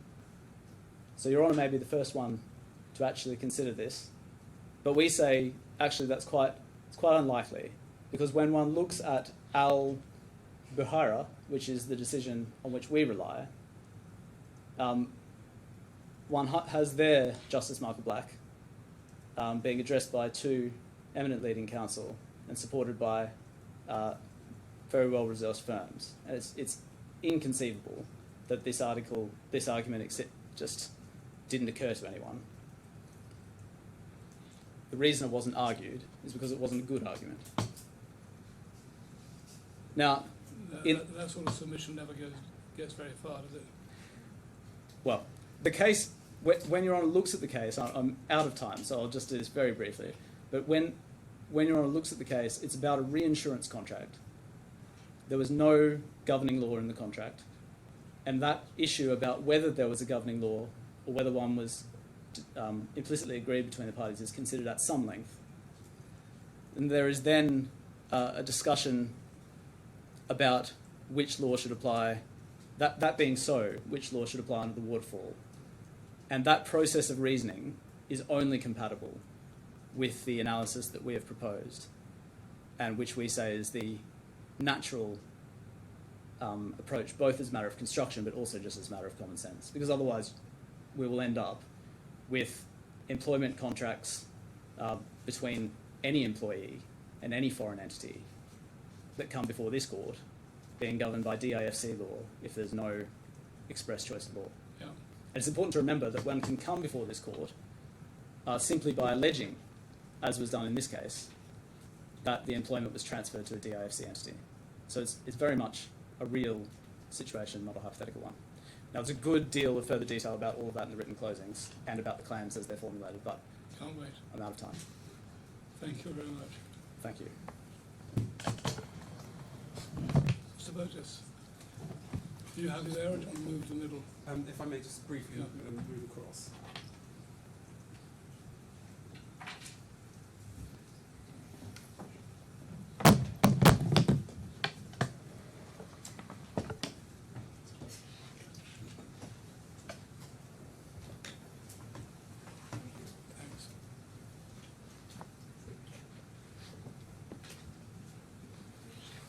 Your Honour, I gratefully adopt the submissions you've heard from Mr. Trotter. I propose to address 3 topics in closing. First, the alleged deceit. Second, causation and harm. And third, limitation. Turning to the first topic then, the alleged deceit. I begin by emphasising that the nature of the deceit has not changed as a result of any of the amendments made to the claimant's case. Only the alleged harm has changed. Therefore, regardless of anything else that happens subsequently, the claimant must still establish that in 2020, Mr. Gupta dishonestly intended to and did deceive the claimant into signing away his pre-existing contractual rights. Before turning to the evidence, I very briefly address the law.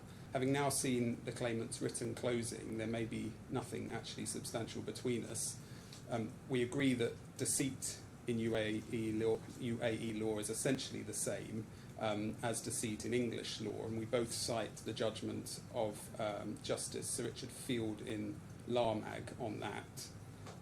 There is, however, at least one important way in which the UAE law differs from English law, and that is that a claim for deceit will not be made out if the claimant had the means to discover the true position for himself, and we address the law on that at paragraph 70 of our written closing that I hopefully you now have, and I'm going to come back to that point on the evidence shortly.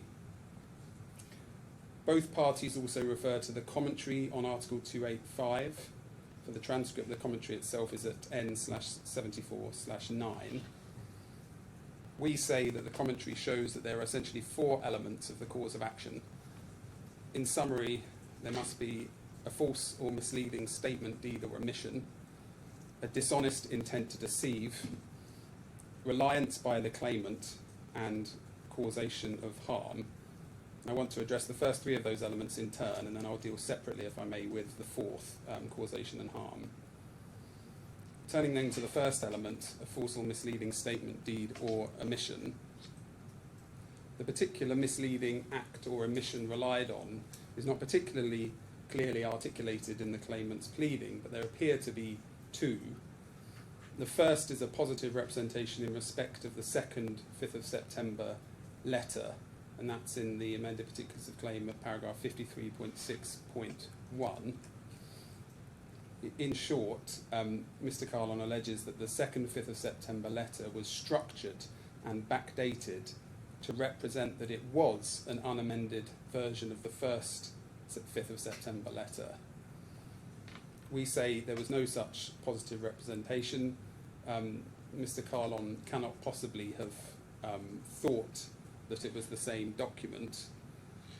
Ignoring the context, which I'll come back to, and just considering the document itself, the difference in the content of the letter was, we say, obvious at a glance.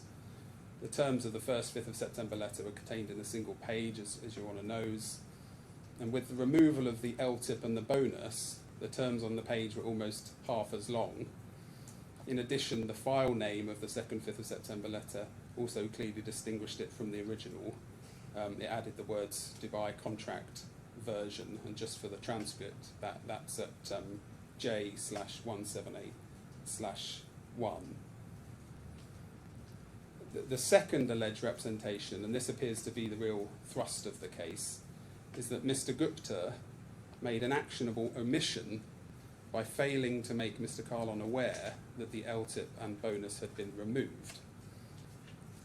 Now, we say that there can have been no such omission because Mr. Kahlon was positively told that the LTIP and bonus were not present in the documents before he signed them. As regards the second 5th of September letter, Your Honour may recall that Ms. Timms' evidence was that she told Mr. Kahlon that those items had been removed for confidentiality reasons and that he understood that that was the case. That's in the transcript, that's day 6, page 159, line 24, page 161, line 22, and page 163, line 6. And the court is respectfully invited to accept Ms. Timms' evidence on that point. As to the DMCC employment contract, the omission cannot have arisen at all, we say, because Mr. Kahlon accepts in his own evidence that he was told by Ms. Timms that the LTIP and bonus would not be in the 26th of August letter, and that was the document on which the DMCC employment contract was then to be based. And we see that at paragraph 257 of his fourth witness statement at H/1/52. So we say there was no omission at all. Even if there was a representation by omission, we say that it was not an omission that Mr. Gupta had any involvement in. And there are, in reality, only two pieces of evidence that the claimant relies on to connect Mr. Gupta to the documents. Both concern the 2nd, 5th of September letter only. There are no documents at all linking Mr. Gupta to the DMCC employment contract. Now, I took Your Honour to the two pieces of evidence in my opening at the start of the trial. In my submission, the significance of both of those documents, or both of those pieces of evidence, has been misunderstood and overblown. The first piece of evidence is the email that the court's now very familiar with from Ms. Timms to Mr. Gupta, dated the 12th of May 2020, in which she forwards him the 2nd, 5th of September letter. That's at J137/1. I make two brief points on that email. First, that it's apparent from the emails preceding this one that Ms. Timms created the 2nd, 5th of September letter and removed the LTIP and bonus before she sent this email to Mr. Gupta. It provides no support for the claimant's assertion that the bonuses were removed from that letter at Mr. Gupta's direction. Second, Ms. Timms's evidence was that the important point in her email at the top of the page there, and the only one she may have discussed with Mr. Gupta afterwards, was her question about where the funding would come from to pay Mr. Kahlon his initial payments of salary. Her evidence on that is day 6, page 150, lines 7 to 16, and page 157, line 10. And I'll give you, if I may, 3 further references to the evidence that we say support Ms. Timms' account that it was the funding issue that she was asking Mr. Gupta about primarily. First is Ms. Timms' email of the 4th of May asking Mr. Gupta to discuss where funding should come from, which Mr. Gupta had clearly not answered by the 12th of May. That's at J/129/1. Second, Ms. Timms's concern on 15th of May 2020, 3 days after that email, that Liberty would have to find more than $1 million for Mr. Kahlon's first paycheck, and that's just for the transcripts as J131.2/3. And third, Ms. Timms's statement to Mr. Jain on the 18th of May 2020 that Mr. Gupta had now confirmed where the funding would come from, and that is for the transcript J155/1. So that's the 12th of May email. The second piece of evidence that the claimants rely on to pull in Mr. Gupta, and my learned friend placed great emphasis on it this morning, and great emphasis is put on it in the written closing as well, is Mr. Gupta's second witness statement. And the relevant passage, again, I'm sure Your Honour is very familiar with it, but it's H/7/9, if we can just call that up. And if we can have paragraphs 36 on one side and 37 on the other side of the screen, please. Now, these two paragraphs are put forward as some kind of admission of deceit, and we say that's a completely unfair reading of those paragraphs, and of course Your Honour will read them closely. But I make 3 brief points on this passage in closing. Firstly, this passage of Mr. Gupta's witness statement is not evidence, we say, for what he thought or did in May 2020, and it's certainly not evidence that he instructed Miss Timms to remove anything from the letter.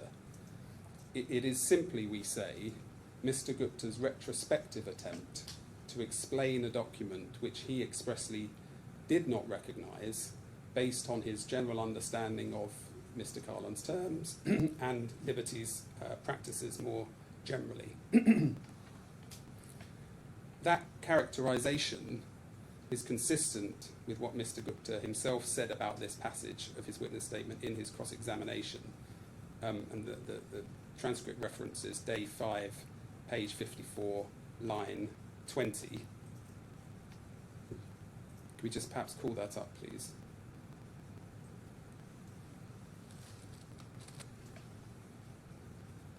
Mr. Hill puts it to Mr. Gupta that his witness statement mentions his recollection.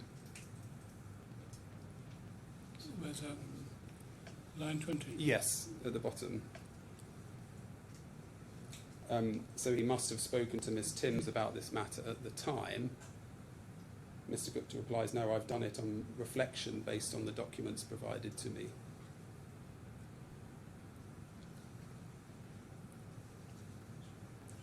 So that's the first point. It's a reconstruction based on his general understanding. Secondly, Mr. Gupta's reference to the terms not being agreed. Could we go back to the paragraphs of his witness statement, please? H7/9. Thank you. Focusing particularly on the first line of paragraph 37, we say that his reference there to the terms not being agreed is most fairly read as just his retrospective explanation for Miss Timms's conduct. Now, in her oral evidence, Miss Timms said that Mr. Gupta's retrospective explanation for her conduct, i.e. that the terms were removed because they were not binding, was wrong. She said it was, quote, probably not the reason I did it. And that's day 6, page 153, line 3. And she stuck to that account throughout her cross-examination. Thirdly, Miss Timms was very clear that she removed the LTIP and bonus from the letter on her own. Your Honour may recall she said it was on my own back. And she explained that she did so for reasons of confidentiality when sharing the terms with payroll staff. And the reference for that is day 6, page 150, lines 1 to 3. And we address Miss Timms's evidence on this point in more detail in our written document at paragraph 30. In their written closing, the claimant invites the court to infer that there was a further discussion between Mr. Gupta and Miss Timms about removing the bonuses in May 2020, and that's in their written document at paragraph 101. And we say there is no basis for that inference in the evidence. The inference rests entirely, seems to us, on the false premise that Mr. Gupta's general recollection from that time, as mentioned at the paragraph 36 of his witness statement, can only have come from a conversation with Miss Timms that is not reflected in the documents. And we see that at paragraphs 22.2 and 100 of the claimant's closing. Now, as I say, the correct interpretation, we say, of the evidence is that it was merely his attempt to retrospectively explain Miss Timms's conduct, not to record what he discussed with her at the time. Now, aside from those two pieces of evidence, there is nothing to suggest Mr. Gupta had any knowledge or involvement in the creation of the 2nd 5th of September letter and made any omission in respect of that document. We say that's entirely unsurprising, given he was the chairman of the group and these were minor administrative matters. So those are my submissions on the first limb of the cause of action, the representation.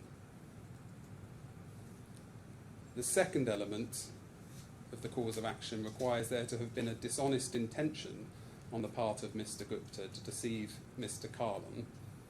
And I make 5 points in respect of this limb. First, as is common ground, the two documents were created for limited and banal administrative purposes only. They were not, we say, intended to determine the claimant's contractual rights at all. As to the 2nd, 5th of September letter, Your Honour will recall that Miss Timms removed the LTIP and bonus from that document and sent it to payroll before she even knew that it would need to be seen by Mr. Kahlon at all.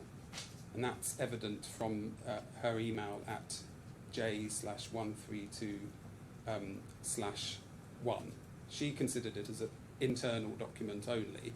And it was only when Mr. Jane subsequently insisted that it was a signed version for payroll reasons that it was then passed on to Mr. Kahlon. And that's J137/1. Perhaps we just turn that one up. And we'll see, Your Honour will see the email from Mr. Jane. We shall need signed employment contract and his full bank details for remittance. So it's only at that stage, so the document's created, and at that stage it goes to Mr. Kahlon, and that's at Mr. Jane's insistence. And then, of course, the document itself was never signed by anyone at Liberty when it was received back from Mr. Kahlon. So if Mr. Gupta really had schemed at that time to create a new binding contract, it's at the very least surprising that the document was never actually executed on the company's side. As to the DMCC employment contract, again, it's common ground that that document was prepared as part of Mr. Kahlon's application for a UAE visa, and that it was never actually intended to reflect his remuneration terms at all. And both of those points of common ground are in the claimant's written closing at paragraph 112. To the contrary, the intention and understanding of both the company and Mr. Kahlon was that it would not reflect his true terms. It would instead say that he worked in sales for a modest wage, and that was in order that it might speed up his acquisition of a visa. And that's in Mr. Kahlon's witness statement, paragraph 255 for the transcript at H1/52. And Your Honour may recall that I took Mr. Kahlon to the table of visa requirements shared on the 26th of July 2020 by Mr. Hussain of GFG Central Services. Again, for the transcript, that's J/242/1. And that table indicates, just at the bottom there, that table indicates that the only reason why the DMCC employment contract needed to be signed by Mr. Kahlon was simply to provide, via the DocuSign process, that Mr. Kahlon had a valid work email address. And the content of the contract was unimportant for that purpose. The DocuSign email is at J/277/1.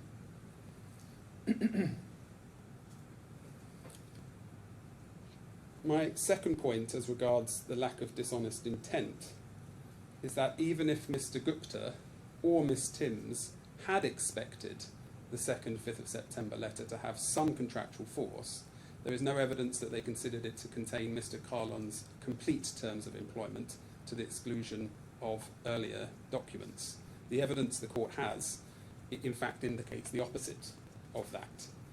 Now, the 2nd, 5th of September letter, of course, nowhere states that it's an entire agreement. And when Miss Timms shared it with Mr. Gupta on the 12th of May, she indicated in terms that it was a, quote, that there was an overall agreement that was not reflected in that document.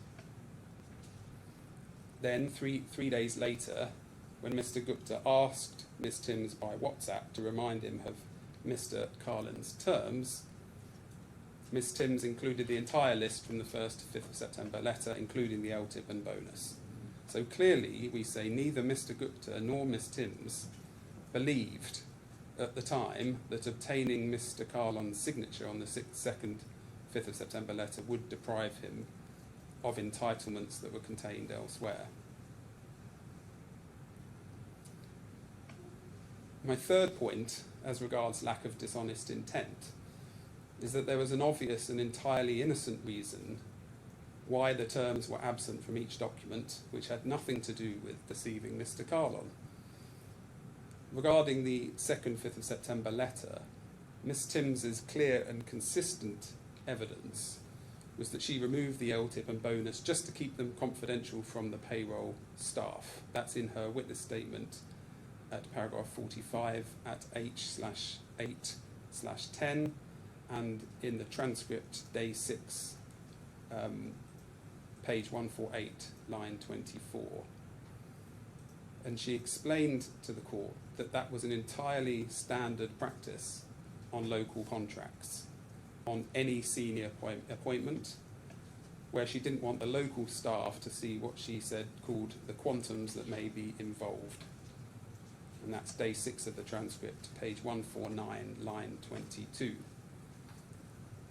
And on that point, there's no dispute between the parties that this was the company's common practice, because Mr. Kahlon accepts it in his own evidence.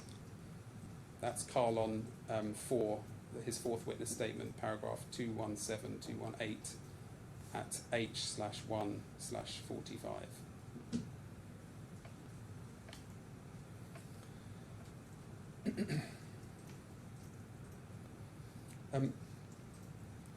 Fourth, as to dishonest intent, if the court concludes that there was no binding right to the LTIP and bonus, then of course the deceit claim cannot get off the ground at all, because there will have been no false representation. But even if there was such a binding right as a matter of law, it does not follow that Mr. Gupta believed at the time that there was such a binding right, and the claimant has to meet that additional hurdle, we say. Mr. Gupta's consistent evidence is that he did not believe that there was any such binding right. He explains as much in his second witness statement at paragraph 37 at H/7/10, and his evidence in the transcript is at day 5, line 49, sorry, day 5, page 49, line 15.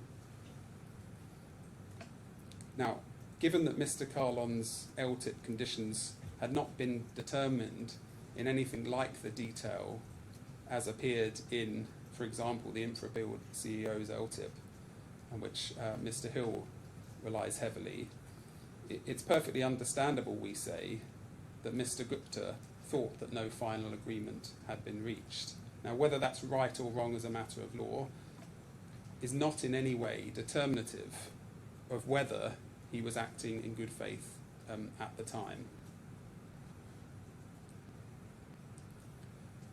So those are my submissions on the second element of the cause of action, that's dishonest intention.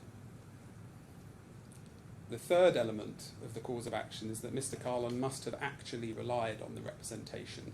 And I make 2 points here. The first is that the court is invited to find that Mr. Kahlon did read both documents before signing them and did know what they contained. As to the 2nd, 5th of September letter, the letter was only 1 page of text. Mr. Kahlon had 2 opportunities to read it. First, when Ms. Timms sent in the letter on the 26th of May 2020, that's J/178/1. Then second, when she sent him a version with an updated title on the 27th of May 2020, that's J/185/1. I'm primarily giving you these references just for the transcript rather than taking you back through every document. But if you'd like me to pause on any, of course, do say. He admits, Mr. Kahlon admits that he read parts of the letter on both occasions. That's in his witness statement at paragraph 236 at H/1/48 and in the transcript day 4, page 72. Nevertheless, his evidence to the court was that on the first occasion he only looked at his title, and that on the second occasion he looked at his title and the date, then signed on the next page without reading anything in between. The relevant transcript references are day 2, page 89 and 90, and day 4, page 72. Now, we say that his account on that is just implausible and should be rejected. And we address, I don't have time to deal with it now, but we address at paragraph 38 of our written closing why Mr. Kahlon's elaborate story regarding his change of title, which was, we say, was concocted to explain why he was only reading the title part of that document, is untenable. As to the DMCC employment contract, we invite you to again find that he read that, but it doesn't matter, given, as I've said, Mr. Kahlon's evidence is that he was told that the 26th of August letter did not contain the LTIP and bonus, and that the DMCC employment contract would be based on that letter. My second point on reliance is to come back to the point of law I addressed at the start and say that if there was an omission, Mr. Kahlon clearly had the means to discover the truth. The alleged omission was clear on both of the documents, and if he truly did not read them, then he clearly had the ability to do so, and therefore there can be no actionable deceit on that basis too. So those are my headline submissions on why the constituent elements of the cause of action are not made out. They're obviously developed a lot more in my written document. Moving to my second overall topic, which is causation and loss. Now, as the court knows, this case changed entirely halfway through trial, and there was some discussion at the time as to what the new case actually was. There appear to be two causation cases that are now advanced, and I want to address them each in turn. We've given them names in our written document. The first is what we call the termination reliance case. And just to show you that, Your Honour, if you can bear going back to the pleadings, it's A/14/31.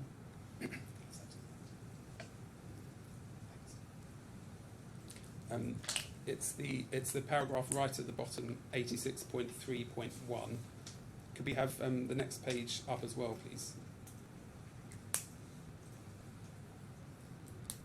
Your Honour, could you just perhaps remind yourself of that one paragraph, 86.3.1.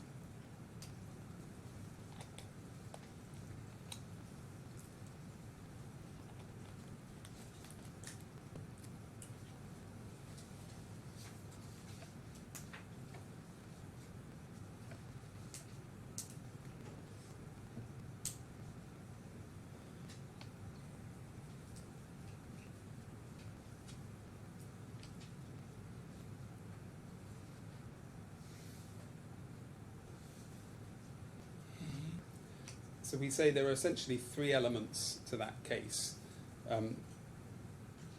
One, that the Liberty defendants relied on the absence of a minimum 3-year term in the second 5th of September letter in the DMCC employment contract in purporting to terminate Mr. Kahlon. Two, that but for those documents, the Liberty defendants would have complied with the alleged minimum 3-year term, which on Mr. Kahlon's case had been agreed, I think orally between him and Mr. Gupta in 2019. And three, that the Liberty defendants would therefore not have terminated Mr. Kahlon until the end of that minimum 3-year term.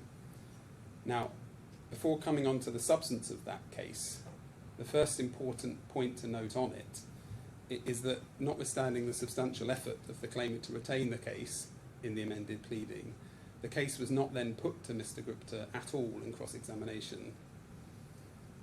Now, it's common ground that Mr. Gupta was the person who made the decision to terminate Mr. Kahlon. The claimant makes that allegation at A/14/26 at paragraph 78, and it's repeated at paragraph 284.2 of his written closing. Yet, it was not suggested to Mr. Gupta in cross-examination at all, A, that he relied in any way on the two documents in deciding to terminate Mr. Kahlon, B, that he relied specifically on the absence of the 3-year term in those documents in deciding to terminate Mr. Kahlon, or C, that but for the existence of those two documents, he would not have terminated Mr. Kahlon or would not have terminated him when he did. Now, if my learned friend thinks that the case was put, then he can explain how in reply. But we've been through the transcript very carefully, and we say it was not addressed at all. And we say it's particularly unfair, it would be particularly unfair for the claimant to nevertheless be able to press that case in closing in circumstances where, given the timing of the amendments, Mr. Gupta clearly had no opportunity to put in his own written evidence specifically regarding those matters. He did deal, of course, in detail in his second witness statement at paragraph 62 to 79 with the termination as a whole and his reasons, but that account was not challenged by reference to this, what we've called the termination reliance case. So our first point is that this case on causation cannot now be advanced as a matter of fairness. We say that the case is in any event unsustainable on the merits. First, the argument doesn't get off the ground at all unless the claimant succeeds in his case that there was a minimum fixed 3-year term, and for all the reasons Mr. Trotter has already dealt with, we say there isn't such a term. But even if there was, for the purposes of the case against Mr. Gupta, the claimant would again need to go further and show that Mr. Gupta, as the person who was making the decision, knew that his contract was subject to a 3-year term, such a term having been agreed orally a year or so before, 3 years before. Without that, of course, he could not even conceivably have needed to place any reliance on the 2 signed documents at all. Second, and more fundamentally, there is no evidence at all before the court that the 2 documents were relied upon in any way by the companies at the time of the termination, or indeed at any time prior to them being identified in the course of preparing the defence for these proceedings. The document that was referred to at the time of the termination was the draft May 2020 contract, which was never signed.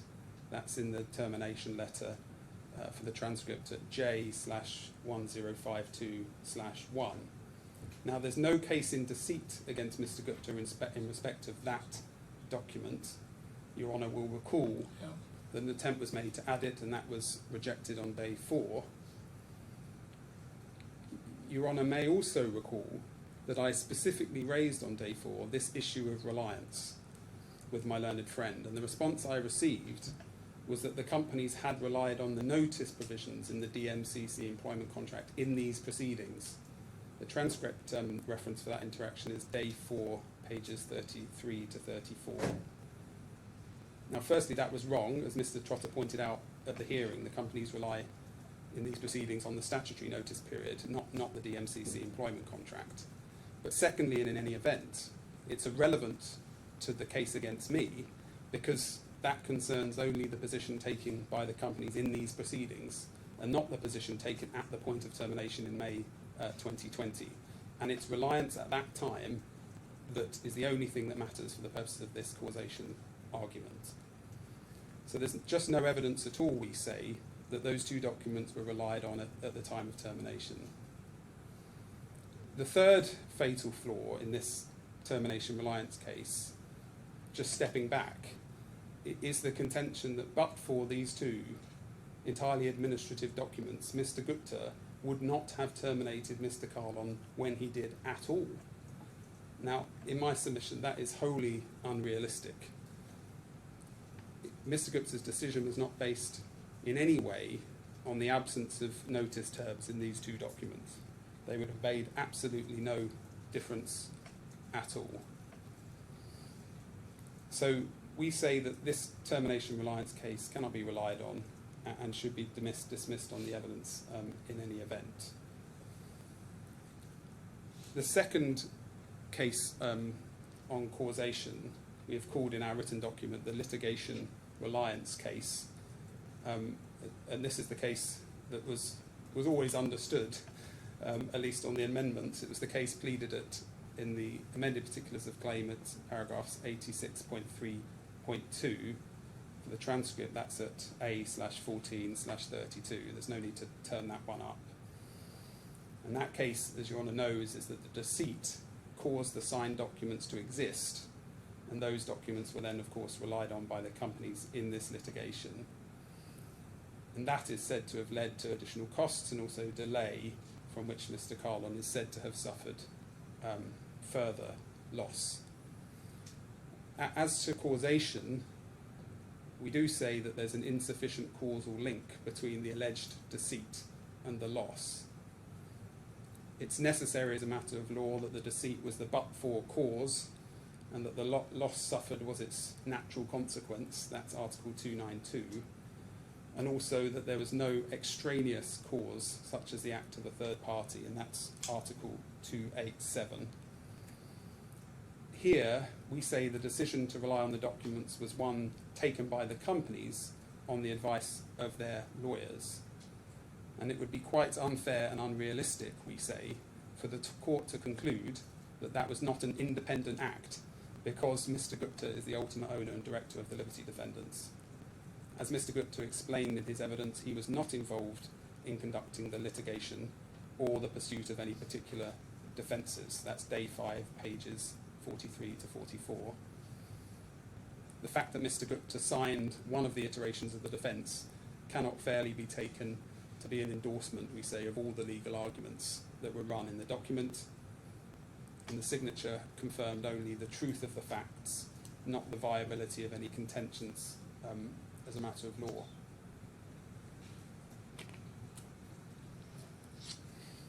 As to the loss said to arise, 3 types of loss are claimed, and I'll mainly deal with those in my written closing and not attempt to deal with them now, save for one important point, which is that there is no evidential basis at all on which the court could conclude that there has been a deterioration in the financial position of the companies from a position in which they could have made payment of a judgment debt in these proceedings to one where they could not.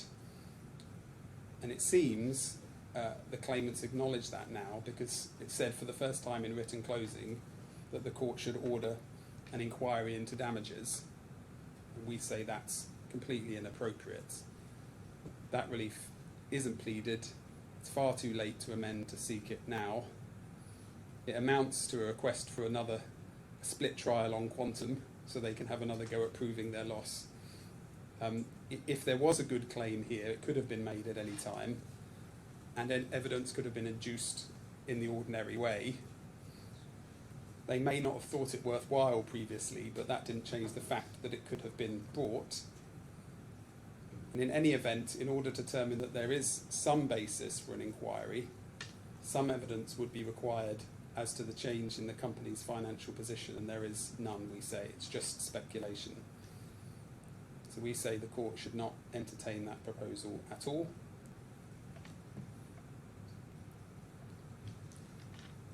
And moving on to my final topic in the last 10 minutes I have, which is limitation. There are 3 issues I need to cover. The first is applicable law.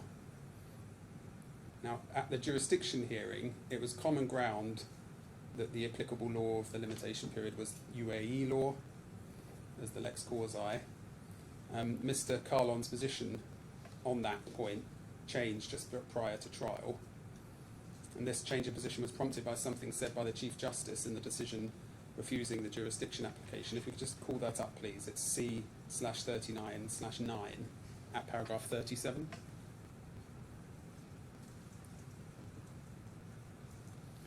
If you want, you could just remind yourself of that paragraph.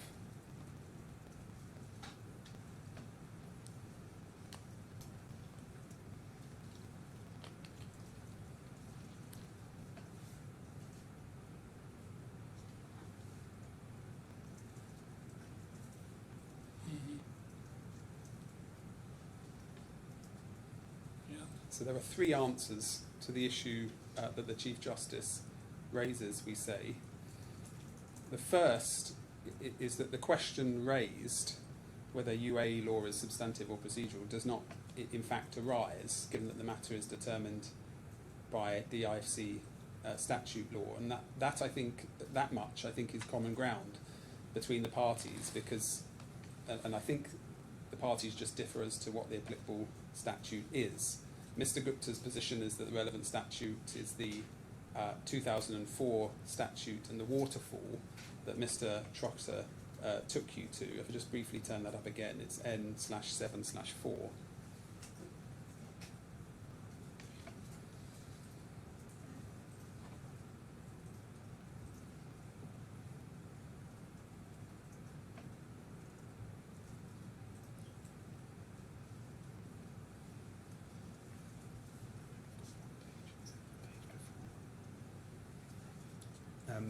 Next page, please. Yes, Yeah. yes, at the top. So the wording of Article 8.1, very broadly drafted, states that the article specifies the rights and liabilities between persons in any civil or commercial matter are then to be determined according to the waterfall. And we say that that includes limitation. And it's obviously common ground that the UAE law applies to the substantive claim. Now, this conclusion that the 2004 law determines the applicable law for the purpose of limitation is the conclusion reached by Mr. Justice Field in the Nest case that we cite in our written closing. And I won't turn it up now, but we say that the court should follow that decision unless satisfied that it's plainly wrong. So that's Mr. Gupta's position on the statute. Mr. Kahlon's position is that the applicable statute is Law Number 2 of 2005, which we called in our written closing the new court law. Just turn that up, please. It's an N/8/17.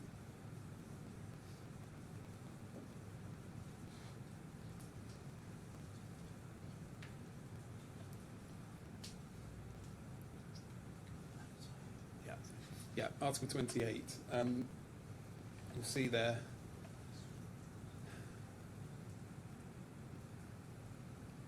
Proceedings which fall within the DIFC court's jurisdiction under this law, DIFC laws, DIFC regulations and rules of court must not be commenced more than 6 years after the date of the events that give rise to the proceedings, unless the DIFC laws or DIFC regulations provide otherwise. And the simple answer we say is that the DIFC laws do provide otherwise in the form of the 2004 law, and that's what Mr. Justice Field found in Nest. Not specifically in respect of the 2025 law because it hadn't been handed down yet, but the principle that the 2004 law applies was the one upheld in Nest. If there is any dispute on which of the two statutes applies, we say that Article 8b of the 2004 law would kick in, which says that reference may be made to the jurisprudence of common law jurisdictions in interpreting the DIFC statutes. And we've set out the position of the other common law jurisdiction in full in the annex to our closing submissions. And you won't be surprised that I won't take you through those now, but they are unanimous. Which part of your submissions? The annex, right at the end, there's each of the jurisdictions is of the major common law jurisdictions is dealt with right at the end of the document.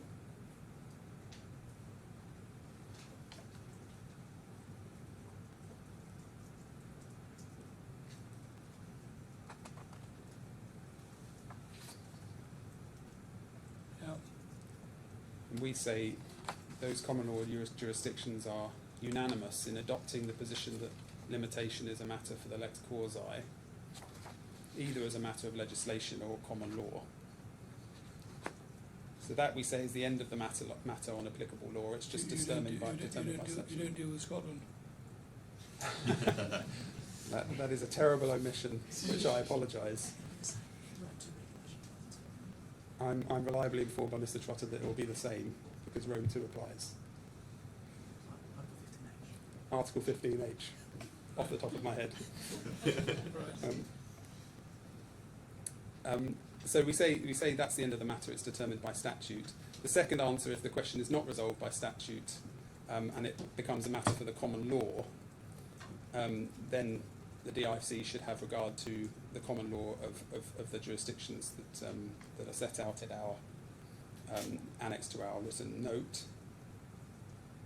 And the third answer is that even if the relevant question is, as the Chief Justice suggests, whether under the law applicable to the claim, so UAE law, limitation is a substantive or procedural issue, then we say that still points to UAE law, because Article 298 is part of the substantive law. So Article 298 being the provision that deals with limitation, we say that is part of the substantive law, in that it affects the existence, extent, enforceability of a party's rights.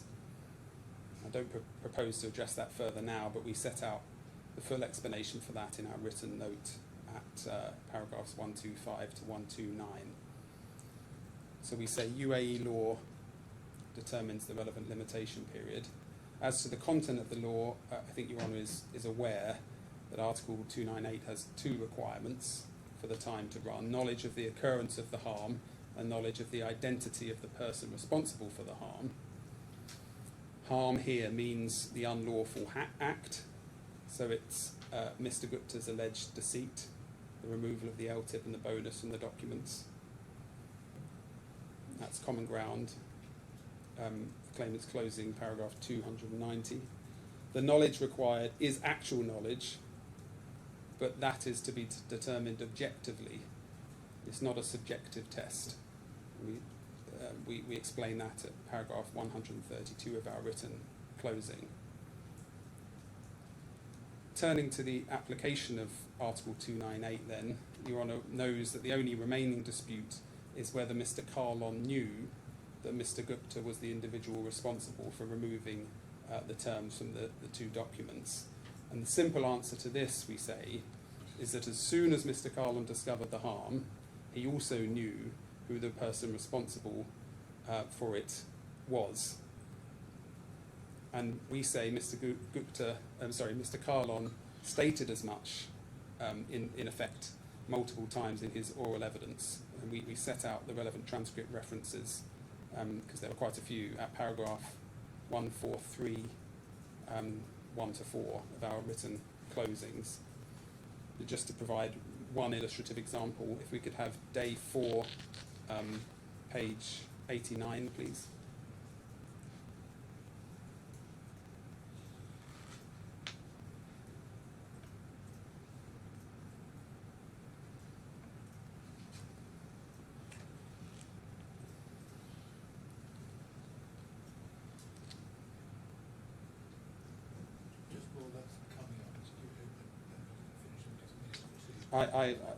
I almost finished. One more page. How long do you want for your reply? Well, I'm hoping if the transcriber will allow us not to break, I would like just to rattle through for an hour if I can. I wouldn't mind a short break. Oh, okay. So, Is 4:15 still a completely hard stop? is it earlier? 4:15 is a hard stop, so you may have to cut yourself down by a quarter of an hour. I'll do my best. I've only got a page left, so it'll take me of notes. It'll take me a moment. It's simply not. I won't take you to transcript. The references are all in my written document. But it's simply not the case, we say, that Mr. Kahlon only gained the requisite knowledge when he received the disclosure of the 12th of May email from Ms. Timms or Mr. Gupta's trial witness statement. That's the position as advanced by the claimant. We say that's not right. First, as a matter of logic, the implication of that argument would be that limitation would only start running under UAE law when a defendant provides confirmation of his own alleged involvement. I was And going that to ask, can't be right. Is it actual knowledge, or is it knowledge of the circumstances from which you can infer? It's actual knowledge objectively assessed. So we say that you look at all the circumstances to determine whether the person had actual knowledge or not. It's not enough for the person to have in all the circumstances must have known, and then to just say they didn't know, and therefore that's the end of it. Second, Mr. Kahlon was already claiming in these proceedings that Mr. Gupta was responsible for the harm, long before he received any documents or witness evidence. I won't turn it up now, it's in our note, but he pleaded as much at paragraphs 49.2 and 51 of his amended particulars of claim that were filed on the 9th of November 2023, and that's A/2.2/19. Turning finally very briefly to the application of the time bar, I think this issue has simplified somewhat. If Mr. Kahlon accepts that he had knowledge of the harm more than 3 years before the claim was issued, we say that he had knowledge that Mr. Gupta was the person responsible at the same time. And there is other evidence of actual knowledge that we rely on, and it's all addressed in our written closing. But we say, for those reasons, the claims are out of time. Your Honour, slightly running over, but that's all I propose to say in closing, unless there's anything else. Thank you very much. Well, why don't we take a short break now, then you can have an uninterrupted run. Great. All rise.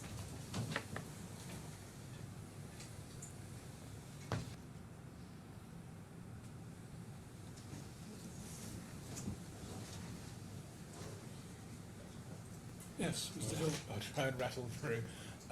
My learned friend Mr. Trotter started with saying the metrics needed to be agreed and were just uncertain absent further agreement. And I simply make the observation it's a rare case where a party can extricate itself from obligations within a binding contract on the basis that they're too uncertain, especially where, as here, the party denying the rights has taken the benefit for a long time of performance of the contract. And this is not one of those rare cases, because this court can comfortably apply the LTIP on the basis of what's been written in the document, coupled with inclusion of EBITDA as the metric, which was plainly also agreed. And Your Honour referred to the Carlisle and Bank of Scotland case, and it is apposite. We do rely on that authority, and in particular, paragraph 29. Citation of Fletcher. Exactly. Endorsing your approach below and citing Fletcher. That's the only reason I know about the case. And Mr. Trotter's attempted answer was to say, well, TBA's in the contract, but that doesn't matter. It doesn't alter the court's approach, which is that you have a binding approach, you have a binding contract, and just as Fletcher talks about omissions or uncertainties in the contract, it's just the same here. So it's squarely on point. The second point my learned friend went to was the question of what was agreed in the discussions between Mr. Gupta and Mr. Kahlon. And he went to Mr. Gupta's witness statement and certain introductory paragraphs to suggest that what was later said had been read out of context. I do say, and you will obviously study it, that is an impossible reading of paragraphs 24 to 27 of Mr. Gupta's witness statement, which of course matched his jurisdiction witness statement, which I took you to in opening, and which was to the same effect. And my learned friend's submission was also irreconcilable with Ms. Tim's witness statement, which also said the first iteration of her written offer reflected the heads of terms agreed between Mr. Gupta and Mr. Kahlon, and that of course descended to detail in relation to terms. And that was at Tim's 3, paragraph 29, H, tab 8, page 6. My learned friend then went to what he described as the metrics issue, i.e. whether it's EBITDA or something else. And just on that, Mr. Gupta had made it clear in my submission in his cross-examination that it was EBITDA. That was reflected in the documents and his communications at the time, and on that point, my learned friend made a valiant attempt to deal with the email at J384, but he didn't focus on the key passages I went to in my the email, that's the, I guess. One. Exactly. Yeah. But he didn't go to the key passages, which showed both that Mr. Gupta thought that what had been agreed with Mr. Kahlon was a share of value, and that by that he meant EBITDA, which is the passage I took you to yesterday afternoon. So he didn't address the key parts of that email. Next point, my learned friend addressed what he called his other issue, which is what he called the baseline issue. That was a new point. So just while we're on it, the key parts, of course, were Paramjit, I thought, was share of value. Yeah. And underneath that, referring to the Australian CEO, we need to go back to option 1, i.e. based on increase in value, i.e. in EBITDA. So he understood both that that was what had been agreed with Mr. Kahlon, and secondly, that share of value means EBITDA. So next point is the baseline issue. That is a new point from the other side that was developed in this trial and really championed in Mr. Gupta's evidence, and you would have expected more of it to feature sooner if it was a real point. And my learned friend didn't answer my answer to it, which is that if one was in a world where the baseline was particularly small, then no doubt the defendants in their position would have been able to say, hey, executive, I'm not paying you all of this money for this relatively small EBITDA uplift, because the commercial terms we were discussing were talking about hundreds of millions in EBITDA, 200 to 400 and the like. We're no longer in that world. I'm not going to pay you, and we need to renegotiate or interpret this contract in a less unfair way. But that doesn't arise in this case, because you've got a relatively healthy starting point and you've got enormous increase in value. Fifth, next point, my learned friend made a similar point about negative EBITDA, but again that doesn't arise in this case because EBITDA isn't negative. If EBITDA had been negative, as I said, maybe the parties would have needed to sit down and discuss and negotiate, but we're not in that world. Next point, my learned friend referred to the sugar spike, as it's been called, and he says that his case on the effect of a sugar spike was supported by the annual reports for the Australian business that he referred the court to. But when you go back and look at them, those accounts in fact bear out my point that any favourable market covered a relatively short period, up to 2 quarters at most, of the overall time of Mr. Kahlon's tenure. So it's not a substantial point. And then the other thing, he said, a related aspect, he said that Mr. Ashton's report identified significant capital investment. That is something of an overstatement. What Mr. Ashton's report does is mention investment projects at Liberty, Ostrava and Galati. He then has a footnote that refers to Appendix 3. Appendix 3, for your note, is at I-34. And if you click through Appendix 3, you will find there's only 3 examples, and in fact examples of relatively small investments at Galati and Ostrava. So it's not a case. Where do I find investments?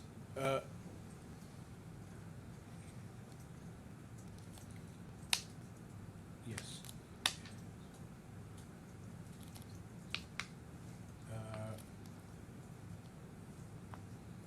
I-34. Yes, there's one director's report referring to 28 million euros. You see at the bottom of Whereabouts the in this box? table? That's one of them. So just tell me physically on the table, where am I looking? But right hand side, final bullet point of the big box. I see. So that's one of them. The other 2 I think on the next page. Okay, well, it is giving me the idea where I'm looking. Yes, and so to give you numbers, there's a 28 million for Galati, there's a 261 million Czech krona, which is 10 million euros for Ostrava, and then another 20 million euros for Ostrava. So these are small numbers in the scheme of the numbers we're talking about in this case. So it's not a material point. The next aspect is that the court, in the context of minimum term, you asked Mr. Trotter, didn't that mean that the defendants could just terminate shortly before the LTIP would be due? And then, so in practice, the entitlement would never be enforceable. And the short answer is yes, that is the implication of the defendant's case. They contend that there's only a notice period of 3 months, and subject only to that, that the defendants could always terminate. And although in his initial answer, my learned friend mentioned points like implied terms and bad faith and so on, that I think he rightly stopped himself, because that's our case. We say they can't because there are implied terms in play, which stop them depriving him of the opportunity to earn the 3-year LTIP. But there's nothing in play on the defendant's side of the case. And my learned friend came back after a short break to give another answer, which is to say that executives can, in principle, negotiate to get themselves more protection for this kind of thing. And so it is their case that in our situation, there is no protection for Mr. Kahlon, and we say, well, there is protection in the form, firstly, of the 3-year term, but secondly, in any event, the implied term.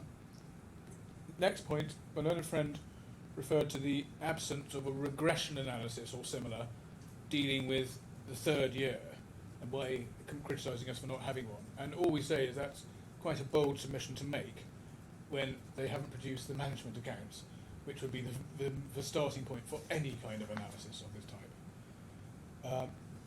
Next point, my learned friend referred to our case on the LTIP, and he described its various aspects of it and criticised us for having quite a number of aspects to it, and just taking the parts of it that he went to.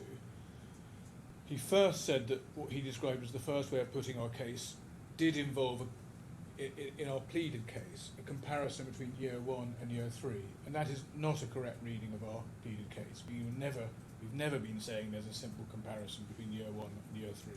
And our pleading references at paragraph 37.5.2, and that's not a correct reading of it. He then described something which is part of our case. So that's in your amended claim? That's in our amended claim, yes, that's right.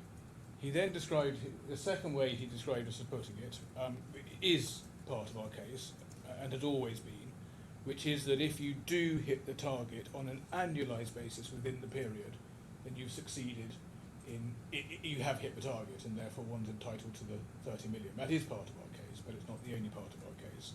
My learned friend criticises it, but in my submission it's commercially entirely sensible. It's consistent with getting from 200 to 400. As I said yesterday, it's either a target or it's an average, and if it's a target, there's no reason why the target can't be any time in the period. So if you hit 100% at the end of year 1, then you've done it. then you've yes. got your 30 million. Yes, you've done extremely well. You've outperformed. No reason why you can't get your 30 million. You don't have to delay. So that is one way we put the case, but we also say it works as an average.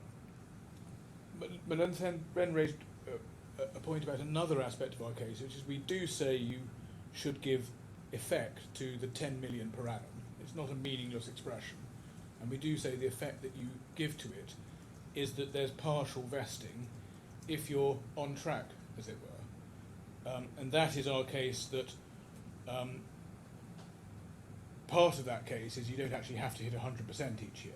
You can just be on track to get your 10 million per year. And then my learned friend referred to Ms. Timms saying, well, that would be an S-tip. But that overlooked the fact that Mr. Windmill accepted that one can have, and one does have, partial vesting in some LTIP schemes. There's nothing contrary to the concept of an LTIP in having partial vesting where you get an accrual in tranches of, say, 10 million per year. So it's not an unorthodox or strange position that we're contending for.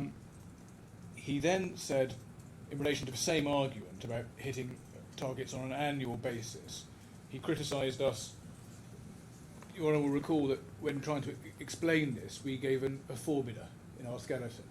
Yes. And he said, my learned friend's point is effectively this all looks very complicated, can't be part of the deal.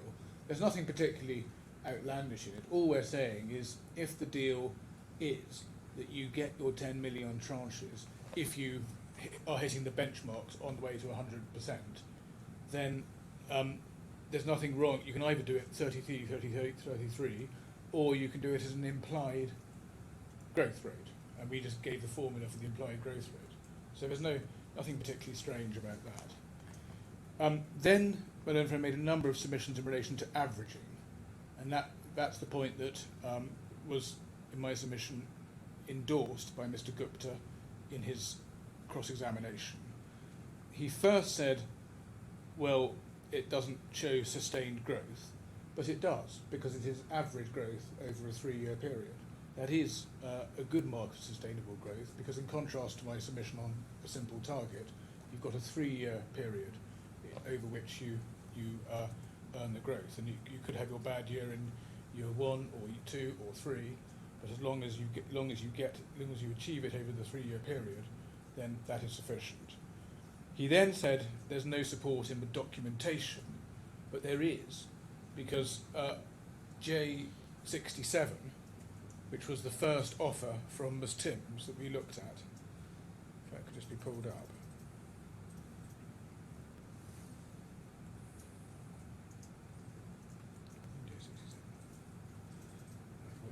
sorry, it's the wrong reference. 73. What's the first one? 69, sorry. Average growth over 3 years to achieve 100% uplift.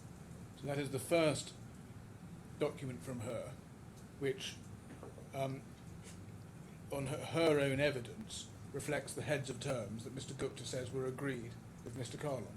So it is supported by the documents, as well as by Mr. Gupta's cross-examination.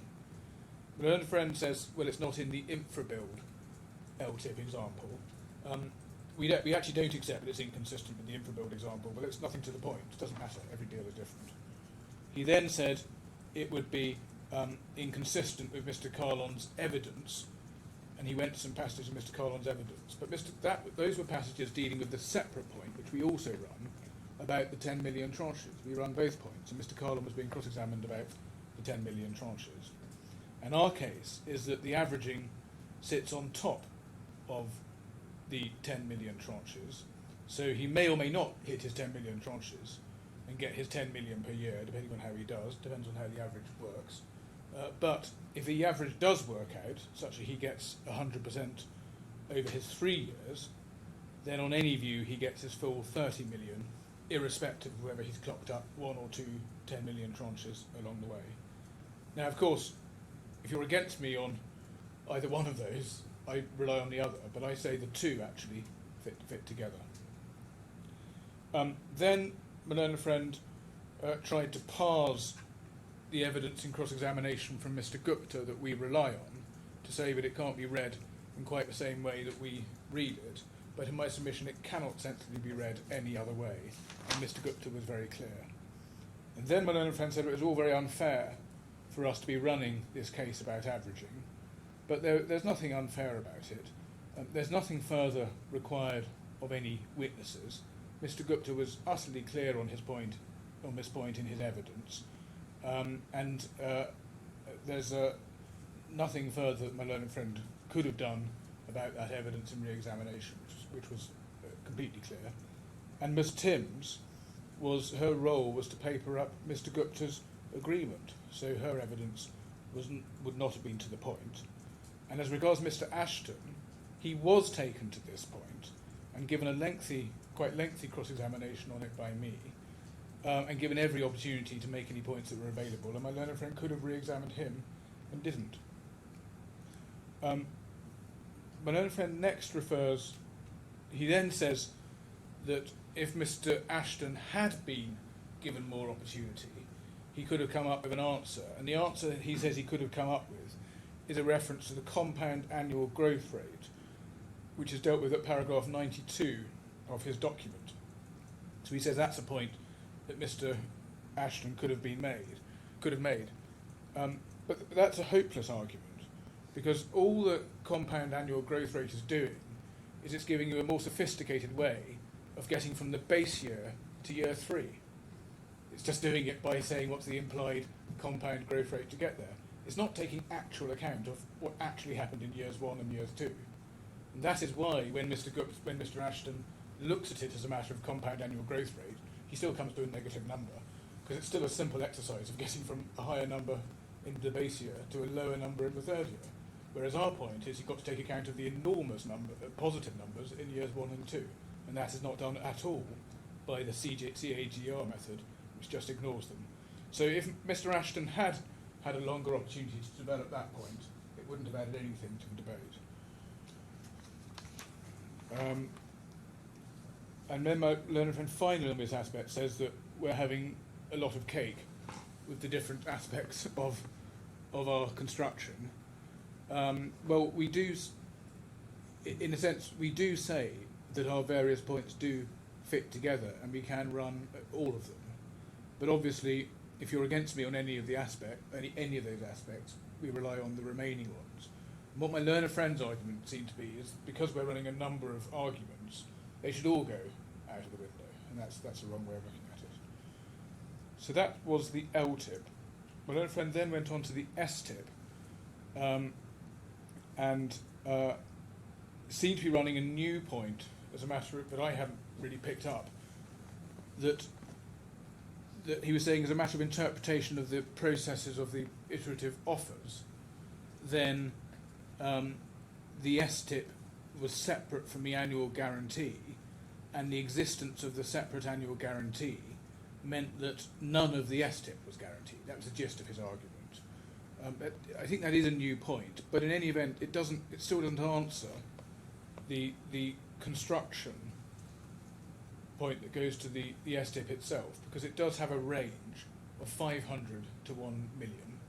It's not TBA, and my learned friend didn't really identify any reason for saying how any amount less than 500 could be awarded, because the range is still 500 to 1 million. Just one factual point to be clear on for when you come to this afterwards. We do accept that we were paid our bonus, the full annual million, for the period to April 2021. So that's the document that you remember from November 2021 when Mr. Gupta says pay him his full bonus. 30 years STIP. That is, yes, that is his STIP, but for the period to April 2021. What we're claiming is the next period, the period for April 2022, that should have been paid and hasn't, and where again his performance was quite obviously stellar, because that's the best year of all in the Ashton table, and he should quite obviously have had another million for that year as well, and he had nothing.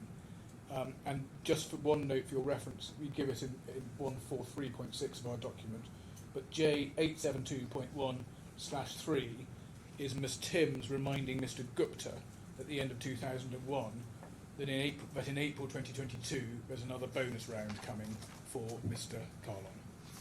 Yeah. Yes. Sorry. Yes. So we claim that one as debt and the one after that as damages, I'm reminded.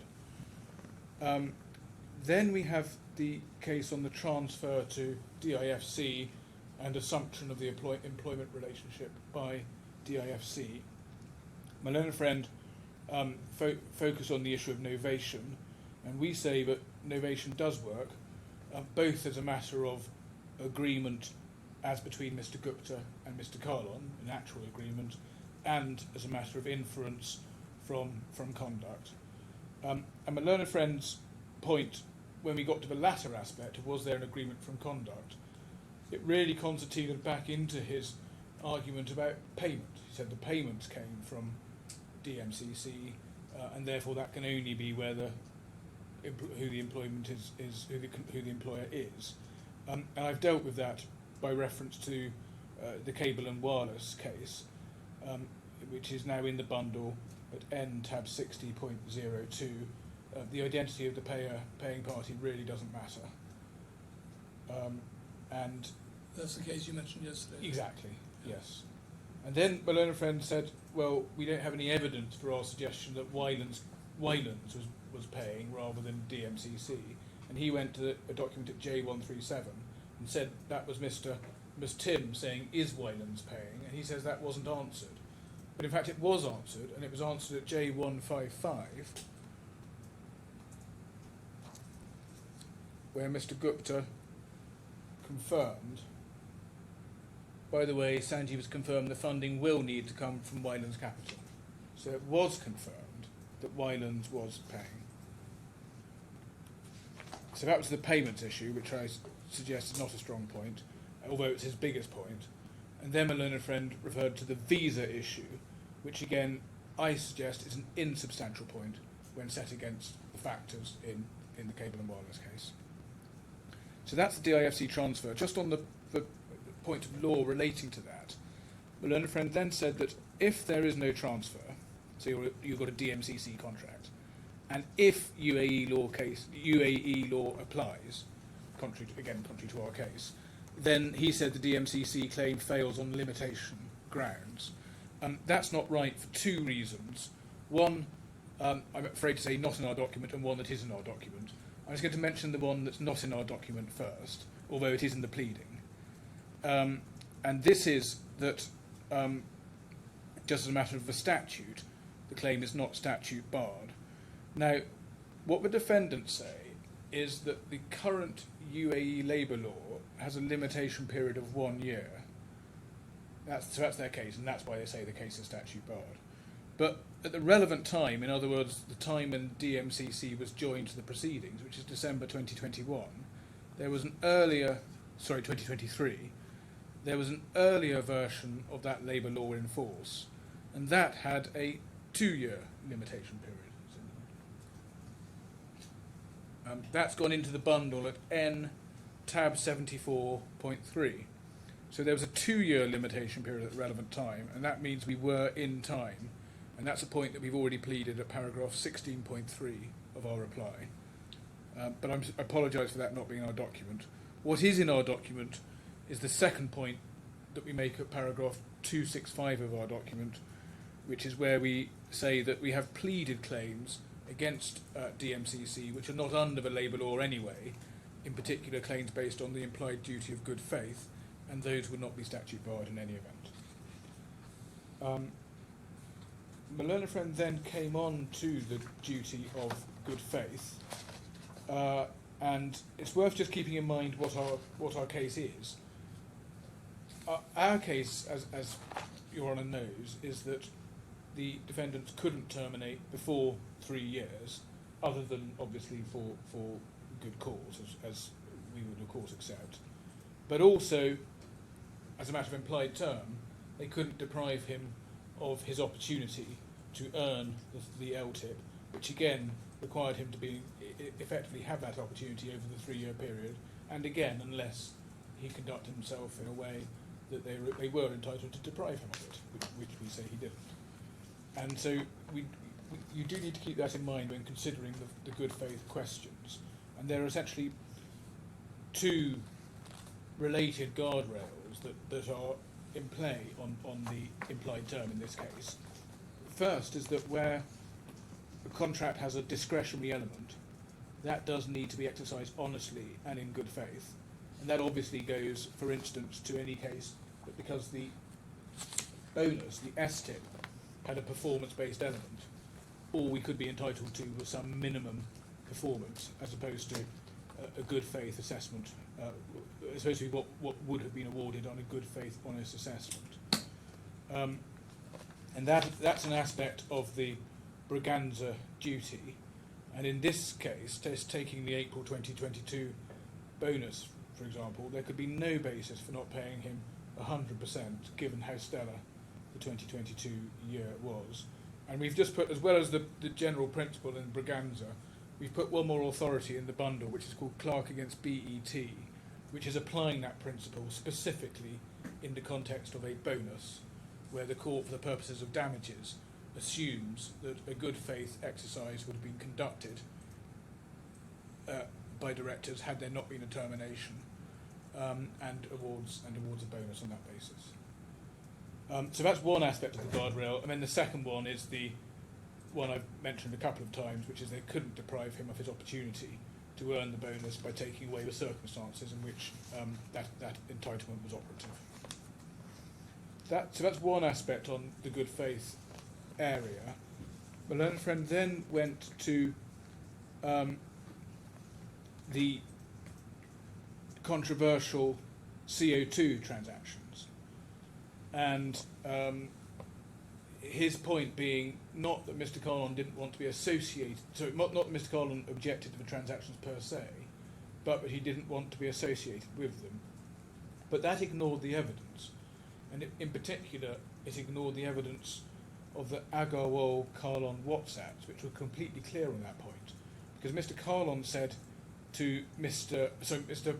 Agarwal said to Mr. Kahlon that he didn't disagree with Mr. Kahlon on CO2, but Sanjeev has different views, and we've given that reference at paragraph 142 of our document.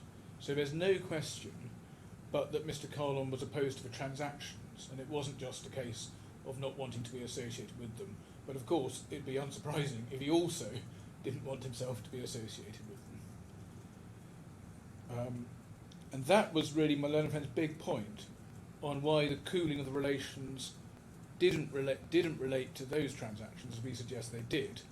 And I should say that point was also difficult to reconcile with Mr. Gupta's evidence at paragraph 27 of his third witness statement, which is that following that October incident, He said it's unworkable for Mr. Kahlon to be at odds with other senior leaders. So Mr. Gupta's own evidence is that this was a material point in as regards their relationship. But my learned friend erected what I suggest as a construct to say that instead any cooling of relations dated back to earlier in August. Now, we don't accept Mr. Treehan's account of the August meeting, but we say it doesn't matter, because it obviously didn't lead to any cooling. There's no distancing between Mr. Kahlon and Mr. Gupta evident in the WhatsApps in August or September, say. What one sees is certainly no cooling, but instead Mr. Gupta's inviting Mr. Kahlon to his join the select few in his birthday party in Mykonos. So it really isn't until the October transaction, the late October transactions, that one sees a frostiness developing in relations. My learned friend then, in this same context of good faith, referred to Mr. Kahlon's management style, and he actually said very little about that, and he breezed right past the fact that Mr. Gupta was clearly approving the toughness of Mr. Kahlon's approach, for instance to Mr. Genest and the like, and he had no difficulty with taking a tough approach that put individuals under pressure and indeed eased them out of the company. And my learned friend then sought to treat as nothing the fact that there was never a disciplinary process against Mr. Kahlon, not one started, not even a warning, and not even a complaint to him that we see in the documents. And we still say that's simply not on. If Mr. Kahlon's conduct was going to be relied on in mislitigation as a ground justifying his termination, it needed to have been raised with him at the time, and it wasn't. Then my learned friend... Excuse me, as a matter of ignorance on my part, is that the requirement to raise it with him, is that a matter of law or a matter of good practice? I think in the context of the arguments both of us are running, in this case it's probably not a strict matter of law. Yes. It was there, no, it's not a strict matter of law, it's a matter of, well, it's a matter of fairness. They had a procedure, they didn't comply with their own procedure, so it's hard to see. Therefore it fits into the duty to act. Exactly. It's hard to see how they could be acting otherwise than in breach when they haven't complied with their own procedure, and he finds himself terminated, unable to earn his LTIP. And of course, if we're right on the 3 years, it goes to breach of that as well, because you're plainly in breach. While he's entitled to be entitled to a 3-year contract, he would be entitled to be dismissed for serious misconduct. But you can't then say there's been serious misconduct in a world where you know about it and haven't even mentioned it to the person. Yes, thank you. And you haven't complied with your own procedures. Next point relates to the 2004-2005 application laws. And we do say, my learned friend's arguments, they are ingenious, but they are completely contrary to, as I say, a massive authority, and they create an absurdity. Because under his new argument, you'd never get to the Article 10 rule within the 2005 contract, because the effect of his waterfall interpretation of the 2004 law is that the Article 10 rule simply doesn't apply. And it's not just the 2005 law as it applies to contracts. That law also deals with property, trusts, a wealth of commercial matters in this jurisdiction. And plainly the 2005 law is there for a purpose. But on my learned friend's construction of the 2004 law, all the application provisions of that law are just bypassed. So it is an absurdity. And we say the wealth of case law applying the correct law, the 2005 law, is plainly right. And we do say that the suggestion that it wasn't argued in Mr. Justice Black's case because it wasn't a good point is not a persuasive. It simply was not run. The argument was not run in that case. It wasn't considered. In our submission, it should have been.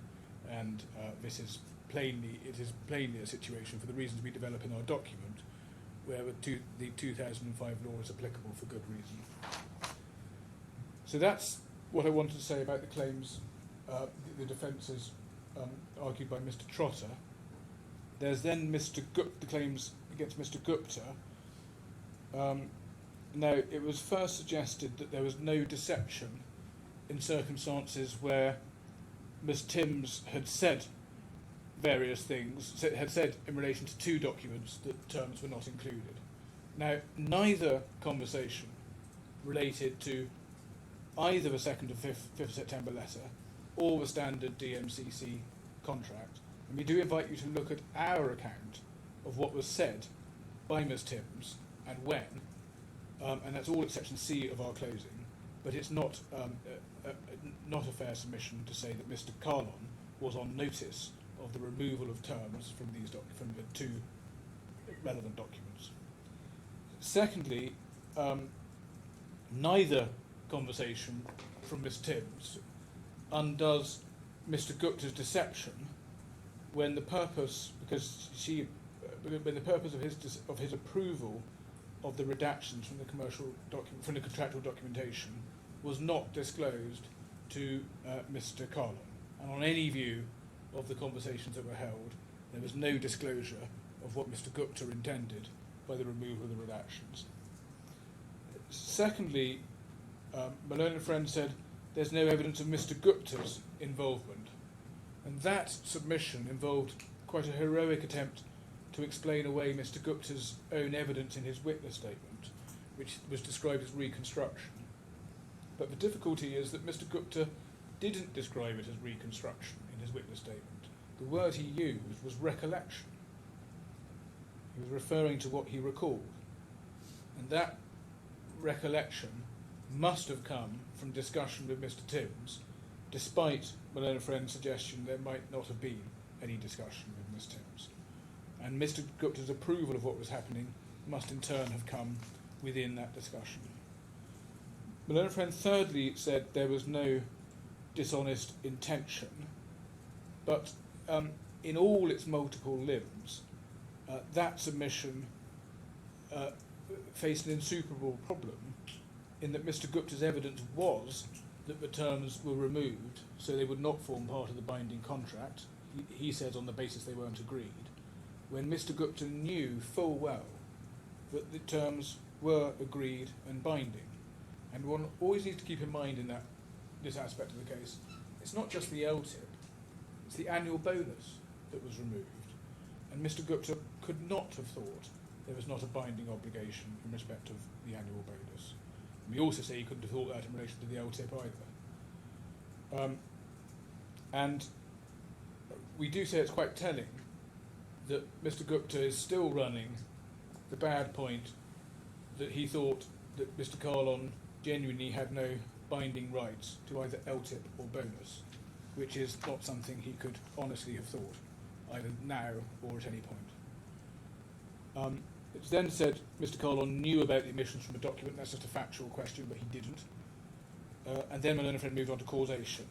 And just on causation, he says that the termination case wasn't put to Mr. Gupta by me, but that misunderstands our case. Our case is that the existence of these documents, without their 3-year term, couldn't have been relied on by the companies.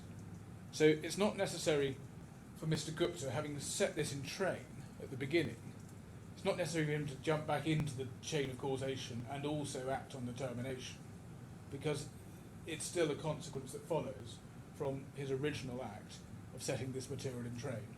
So Malone Friend just misunderstands what's necessary of a chain of causation in order for us to run this case. And on our case, in a counterfactual world, any contract needed to recognise the full terms of the deal, and recognising the full terms of a deal, including the LTIP and indeed the 3-year component, the companies could not have terminated as they did, at least without paying him in lieu of notice, including the LTIP, which they never did. And that case of causation is not affected by whether or not, or the exact role that Mr. Gupta did or did not play in the terminating process. Malone and Friend then referred to the other part of our causation, our damages case, which he described as litigation reliance, and he sought to distance Mr. Gupta from a litigation, and that in my submissions also hopeless. Mr. Gupta signed a statement of truth on the amended defence. He accepted responsibility for the conduct of litigation, and our document refers to that at paragraph 284.2. And then my learned friend finally went on to legal aspects, which, in fairness to him, he dealt with at a high level, and he said it was all in his document, and again, it's all in our document as well, and I'm not going to try and come back to that. Yes. Right, I've just been told I gave you a wrong reference on the Tim's message about the April 2022 bonus. I should have said J872.1, page 4. So, Your Honour, that was what I wanted to cover. Can I just mention one point? Yes. We've been given these two very big documents today. I haven't read them, and no one's read them because I've been listening and then trying to make some reply submissions. We obviously have no right of reply, and I wouldn't intend to ask for one, but we will have to read them. If there is something that jumps out as being either a wrong reference or a new point that has never been raised before and it slipped in there, I very much doubt this will arise. But if on reading it there's something we feel we have to mention, I'm not even asking liberty, all I'm just flagging is that we may have to ask for liberty in due course just to raise something that appears in one of these documents. Yes, but I suppose that's a risk with all of you, but may I ask that before approaching the court, you discuss it with each other, Yes, and only if there's something genuinely which hasn't, of course. which is A, important, and B, hasn't been Yes, canvassed before. yes, of course. And because I mean they've had the advantage of seeing our document, but it hasn't worked. I don't suppose they necessarily spent all night reading it. No, they probably wanted to get some sleep. Your Honour, that's everything from Thank you my very end. much. Well, that concludes the hearing. I can't promise to give you a judgment very quickly, but there's many more issues than first meet the eye. So thank you all for your help, and I'll give you a judgment when I can. Oh, sorry, last thing. Are these going into electric versions going on the file? Yes, they are. And did an index find its way to you? Yes, it did. Thank you. If you could all put electronic versions of your submissions on the file. Thank you very much. All rise.